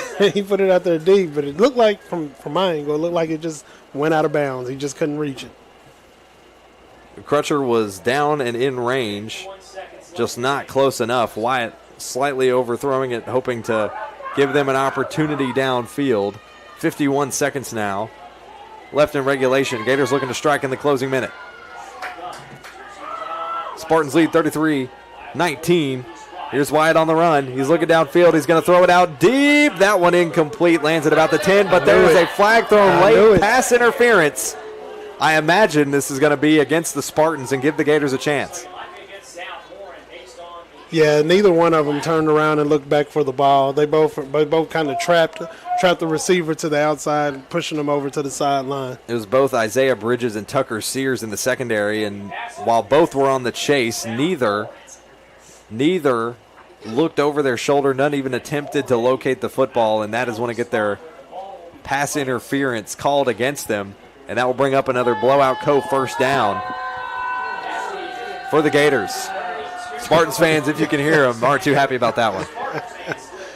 Oh, they're rough. 44 seconds now left in game time. Gators inching ever closer to the red zone, but time is running out. Here's Wyatt ready for the snap. He's got Cheney lined up on his right hip. Two receivers on the strong left side. One out to the right, that's Howard. Dropping back is Wyatt. He's got Howard on the check down to the right side. He's going to throw it up to Webb instead, who's brought down quickly. No gain on that pass. Clock is running down now. 35 seconds. They're going to stop the clock after that play. And a timeout is called by Greenwood that will stop the clock. So Coach Howard and this Gators team, they are not done fighting just yet with 35 seconds left on the clock. Started to see Cade Webb come alive here in this fourth quarter, getting his first receptions of the 2025 season. The sophomore has been in that starting lineup, just hasn't gotten the nods in that receiver slot so far this year. And some adjustments have been made to the clock. 4 seconds added to the overall time. Now exactly 39 seconds will be left off this next snap. 39 seconds left in game time. 2nd and 10 off the incomplete. Gators will snap it from the 32 in Spartans territory. From the left hash, Cheney lined up on the right hip of Wyatt. Wyatt dropping back. He's going to look to the flat. Instead throws it over deep. That one is caught for the first down at the 10. Maxwell Eisenhower, who has kind of burst onto the scene tonight for the Gators with a couple of key catches, and he adds another one that puts him into the red zone. 30 seconds left on the game clock. Gators trying to get a play off quick. Here's Wyatt. He's going to spike the football, and a flag is thrown late. Another flag thrown on the play for a false start against the Gators, so just a little too quick to try to get that football spiked. And I can't imagine that seeing the scoreboard in the background with that time running down helps any with your antsiness in this situation. Oh, no. They were such arrested. Just stop the play so that they can try to get a touchdown. I mean, I understand the anxiousness of it, and that just one person just probably wasn't down all the way. That's all it was. 26 seconds left now as a timeout is called by the Gators. They trail 33-19. Realistically, they need something crazy to happen here over the next couple of plays. Now, if they can make this next snap and score quickly, take that extra point attempt, maybe even go for two, and then potentially hope for a muff punt of some kind. That seems to potentially be their only way to try to mount a comeback here. Onside kick. Onside kick, yes. Then throw about 2 Hail Marys, about all they'll get, and give it it a can chance. happen. I It's mean, still you a never chance. know. You never know. It's still a chance. That's the thing about a Coach Howard-led Gators team is their resiliency never ends. It is no quit attitude if you are a player for Coach Howard as he heads back to the sideline with what could be one of the final plays of the night here. 1st and long inside the red zone for the Gators. 1st and 15. Here's the snap. Wyatt dropping back. He's already under pressure trying to shake the tackle, but he's going to get sacked. And some words being exchanged between a Spartan player and a Gators player. They are not getting along, but they have, in the scuffle, lost time of the play clock. 5 seconds left to go. They're going to have one more play in this ball game. Wyatt's going to throw up a Hail Mary. That one's picked off by Bridges. Bridges going to run back down the sideline with the time running out. Still got space down the sideline. Oh, he's going to take it. He is gone. 20, 10, end zone, touchdown. Isaiah Bridges off the interception as flags are flying all over the field. In the closing minutes, that one may be brought back with the flags on the play as coaches from either team are motioning their team back to the sideline. But either way, regulation has run out as more flags look like they're continuing to fly. Frustration from the officials as well, who are yelling towards the South Warren sideline. So the touchdown, it looks like, is going to be called good. Talk about insult to injury right there. But there is dirty laundry all over this football field. Fingers are getting pointed in all sorts of directions. So Isaiah Bridges returned it all the way for a touchdown. Coach Smith in the middle of the field. Coach Smith is walking out. They're calling it. They are going to call this game. It doesn't look like they will add that touchdown, at least not onto the scoreboard. So it appears the touchdown will not count with the penalties. They will call the game as it is. Your final score from the Swamp, 33-19. The Spartans keep on rolling with a 3-0 start to their season, and the Gators fall to 2-1 on the season. Strong performances from both these teams. The chaos of the weather delay, the chaos of the rain and the lightning throughout the night has come to the forefront here at the conclusion, with the Spartans ultimately coming away with the win. We'll step away and come back for a recap here on our brief post-game show, and when we come back, we'll give you some of the closing stats and storylines to this game and what you can expect from both us and both these teams moving forward here on your Don Franklin Bowling Green Kia Game of the Week on the Seven Mountains Sports Network. At Morgantown Bank and Trust, a home equity line of credit offers you flexible access to the value in your home. With 5.99% introductory interest rate for the first 6 months, all the cash you need is right under your roof. Call today. When you bundle home and auto, life can be easier. You choose coverage that makes sense for you, at a price that's right for you, and a local State Farm agent who's there for you. Call State Farm agent Will Coker in Bowling Green today. This isn't just bubbles, it's balance. Relax sore muscles, refresh your mind, recharge your spirit. Discover the best hot tub brands like CalSpa, Hot Springs, and Free Flow at Aqualand on Campbell Lane. More than bubbles, it's balance. The emails can wait, the dishes can wait. Life feels better when you press pause. Find your escape with the top hot tub brands like Cal Spa, Hot Springs, and Free Flow. Available locally at Aqualand on Campbell Lane. Your backyard getaway awaits. I want to buy this truck, man. This is perfect. It is a beautiful truck. Do you want to see the inside? Is it available? Yeah, sure is. Is it available? I just said it was. Hey, how many miles has it got on it? Just over 30,000 miles. Still practically new. But it's got rain on it. What? Do you want to see the inside? Do you have any questions? No. I have to think about it. Also, it has rain on it.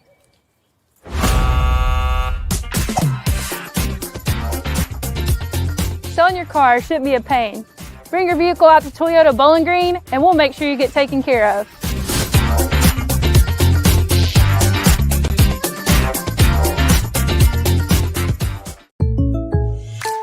With State Farm Home Insurance, you can get the help you need from a local agent if things get complicated, and from our easy-to-use app whenever you need it.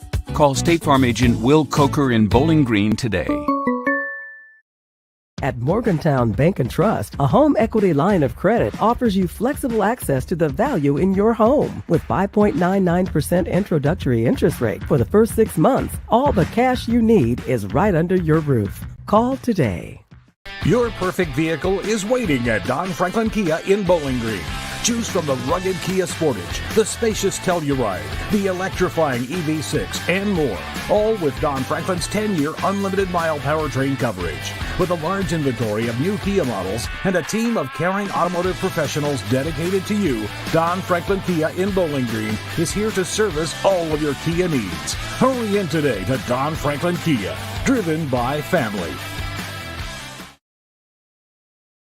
Welcome you back to the Swamp as we wrap things up here on our Don Franklin Bowling Green Kia Game of the Week between the South Warren Spartans and the Greenwood Gators. A final score of 33-19 in the chaos of it all as it comes to a chaotic end, to put it lightly. It's the Spartans who come out on top. They will remain undefeated, 3-0. They will continue on with their season and play their first, or at least they're hopefully going to be playing their first home game next week. Still some construction going on over on the Spartans, new upgrades to their facilities, but they come away with a 3-0 win tonight. That is what is most important to them as we take a look at some of your key stats here this afternoon, particularly with the offense. And as we look down the sheet for Greenwood, 145 the total rushing yards for tonight for the Gators, and only 42 passing yards, a majority of those passing yards coming in that second half. So no surprise there to see the run game numbers from the Gators, but able to get up onto the board. Total yards, 187 for the Gators tonight. The Spartans just able to ring together a little bit more. 198 passing yards, 121 on the ground and in the trenches for the Spartans, and over 300 yards of offense tonight for the Spartans as a whole. But not necessarily a performance that either of these teams, I think, are going to go home completely pleased with. Both, I think, with things they could take to the film room on Monday and know that they can work on going out the rest of their seasons. Oh, yeah. Both teams have things that they definitely need to work on going forward in the season. Also, neither one of them have anything to hang their hats on, especially the Greenwood Gators, man. They came out here and fought a really tough team, and they showed that they had no quit about them. They had no give up, and they went all the way into the end. I hate seeing the way that it ended with a bunch of scrappings and everything. You know, it shouldn't have come down to that right there. But I understand competition. I've played the game before. I am a very competitive person, as well as I know as you are, Ryan. And so, I mean, when it gets competitive, and a lot of John's been going on the whole week and first part of the game and all during the game. So I hate seeing that it came down to the arguing and pushing and shoving and things like that. But it was honestly, it was a good game, man. It was a really good game. And as we look, we, of course, have to note a player who had the biggest impact on this game tonight. It seemed like both teams kind of had some spread outness as well. Davis Cheney had another big night here this afternoon as both teams are spreading out here as we look at some of the numbers, of course, want to give a shout-out to our sponsors, the Don Franklin Bowling Green Kia, Aqualand Pool and Spa, Morgantown Bank and Trust, the Blowout Co. Edmonton State Bank, Toyota Bowling Green, State Farm agent Will Coker, and NCTC, powered by Warren RECC. As now we're joined by Greenwood Gators head coach William Howard. Coach, first off, appreciate you for taking the time out of your week earlier this week to talk to us and for jumping up here. What's your assessment of this game, coming away with this one, first loss of the year? Well, it's what I told the kids. I said, if we can catch a few footballs, I think it's a different outcome. We dropped an interception that they caught right before half, and, we had some wide open passes that we just seemed to drop. And, I thought we did what we had to do offensively and control the time on possession. And, I'm proud of my kids the way they fought. Now, I think coming into that rain delay, more specifically that one towards the end of the third quarter, do you think that was something you guys needed, maybe a break to regain yourselves, to maybe power through for the rest of that second half? Did that help you guys at all, or would you have preferred maybe to not have to deal with that lightning delay? Well, you'd rather not be here to midnight. I applaud you guys for sticking it out and staying here. But, I think it was welcomed for us because they had a little momentum, and it kind of killed it a little bit. We were on the next play. I think Cheney almost busted it, but got caught back from the backside. So, it is what it is as far as the weather goes, and you've got to take all that stuff and just learn to adapt to it. Now, obviously, next week, y'all's first away game, you're heading off to Logan County. How do you assess tonight's performance as you head on your first road trip of the season? Well, I haven't really watched Logan County very much. I know they're a lot like us as far as, being a physical football team, and, they run the ball extremely well. I think they're throwing a little bit more this year than what they normally do. But it's always a battle. It's always a great game. We've squeaked a few out here lately against them, and, it's always fun to go play Logan County, and it's kind of a good rivalry for us since we started the G League. A lot of our kids, as youths have been playing against Logan County, and that's kind of unique, I guess, as far as for Greenwood, because that's kind of new since we started our own little youth program. But, it's a good rivalry game, and, it's a good one for us. Well, Coach, I appreciate you for taking your time after the loss tonight. Appreciate you for coming up with us. Wish you luck the rest of your season. I'm sure we'll see you later on down the road, but appreciate your time for us. All right, I hope so. We'll go ahead and step aside, and we'll come back. We'll wrap up our Don Franklin Bowling Green Kia Game of the Week here on the Seven Mountains Sports Network. Just heard from head coach William Howard of the Greenwood Gators, but it's the Spartans who take the win here this afternoon. Gators will move on to face Logan County next week. Don't stand by here. We'll be back in just a moment as we wrap up our post-game show here on the Seven Mountains Sports Network. Your perfect vehicle is waiting at Don Franklin Kia in Bowling Green. Choose from the rugged Kia Sportage, the spacious Telluride, the electrifying EV6, and more. All with Don Franklin's 10-year unlimited mile powertrain coverage. With a large inventory of new Kia models and a team of caring automotive professionals dedicated to you, Don Franklin Kia in Bowling Green is here to service all of your Kia needs. Hurry in today to Don Franklin Kia, driven by family. We bring you back in to wrap up our post-game coverage here from Greenwood High School. Final score 33-19 with South Warren moving on to 3-0 on the season over the Greenwood Gators. And we'd be hard-pressed not to end tonight's coverage without giving our player of the game. Tonight's player of the game brought to you by Warren RECC and NCTC is Jake Carter with another big game tonight. Based on our notes, 9 touches, 167 total offensive yards, and 2 touchdowns for his night this afternoon.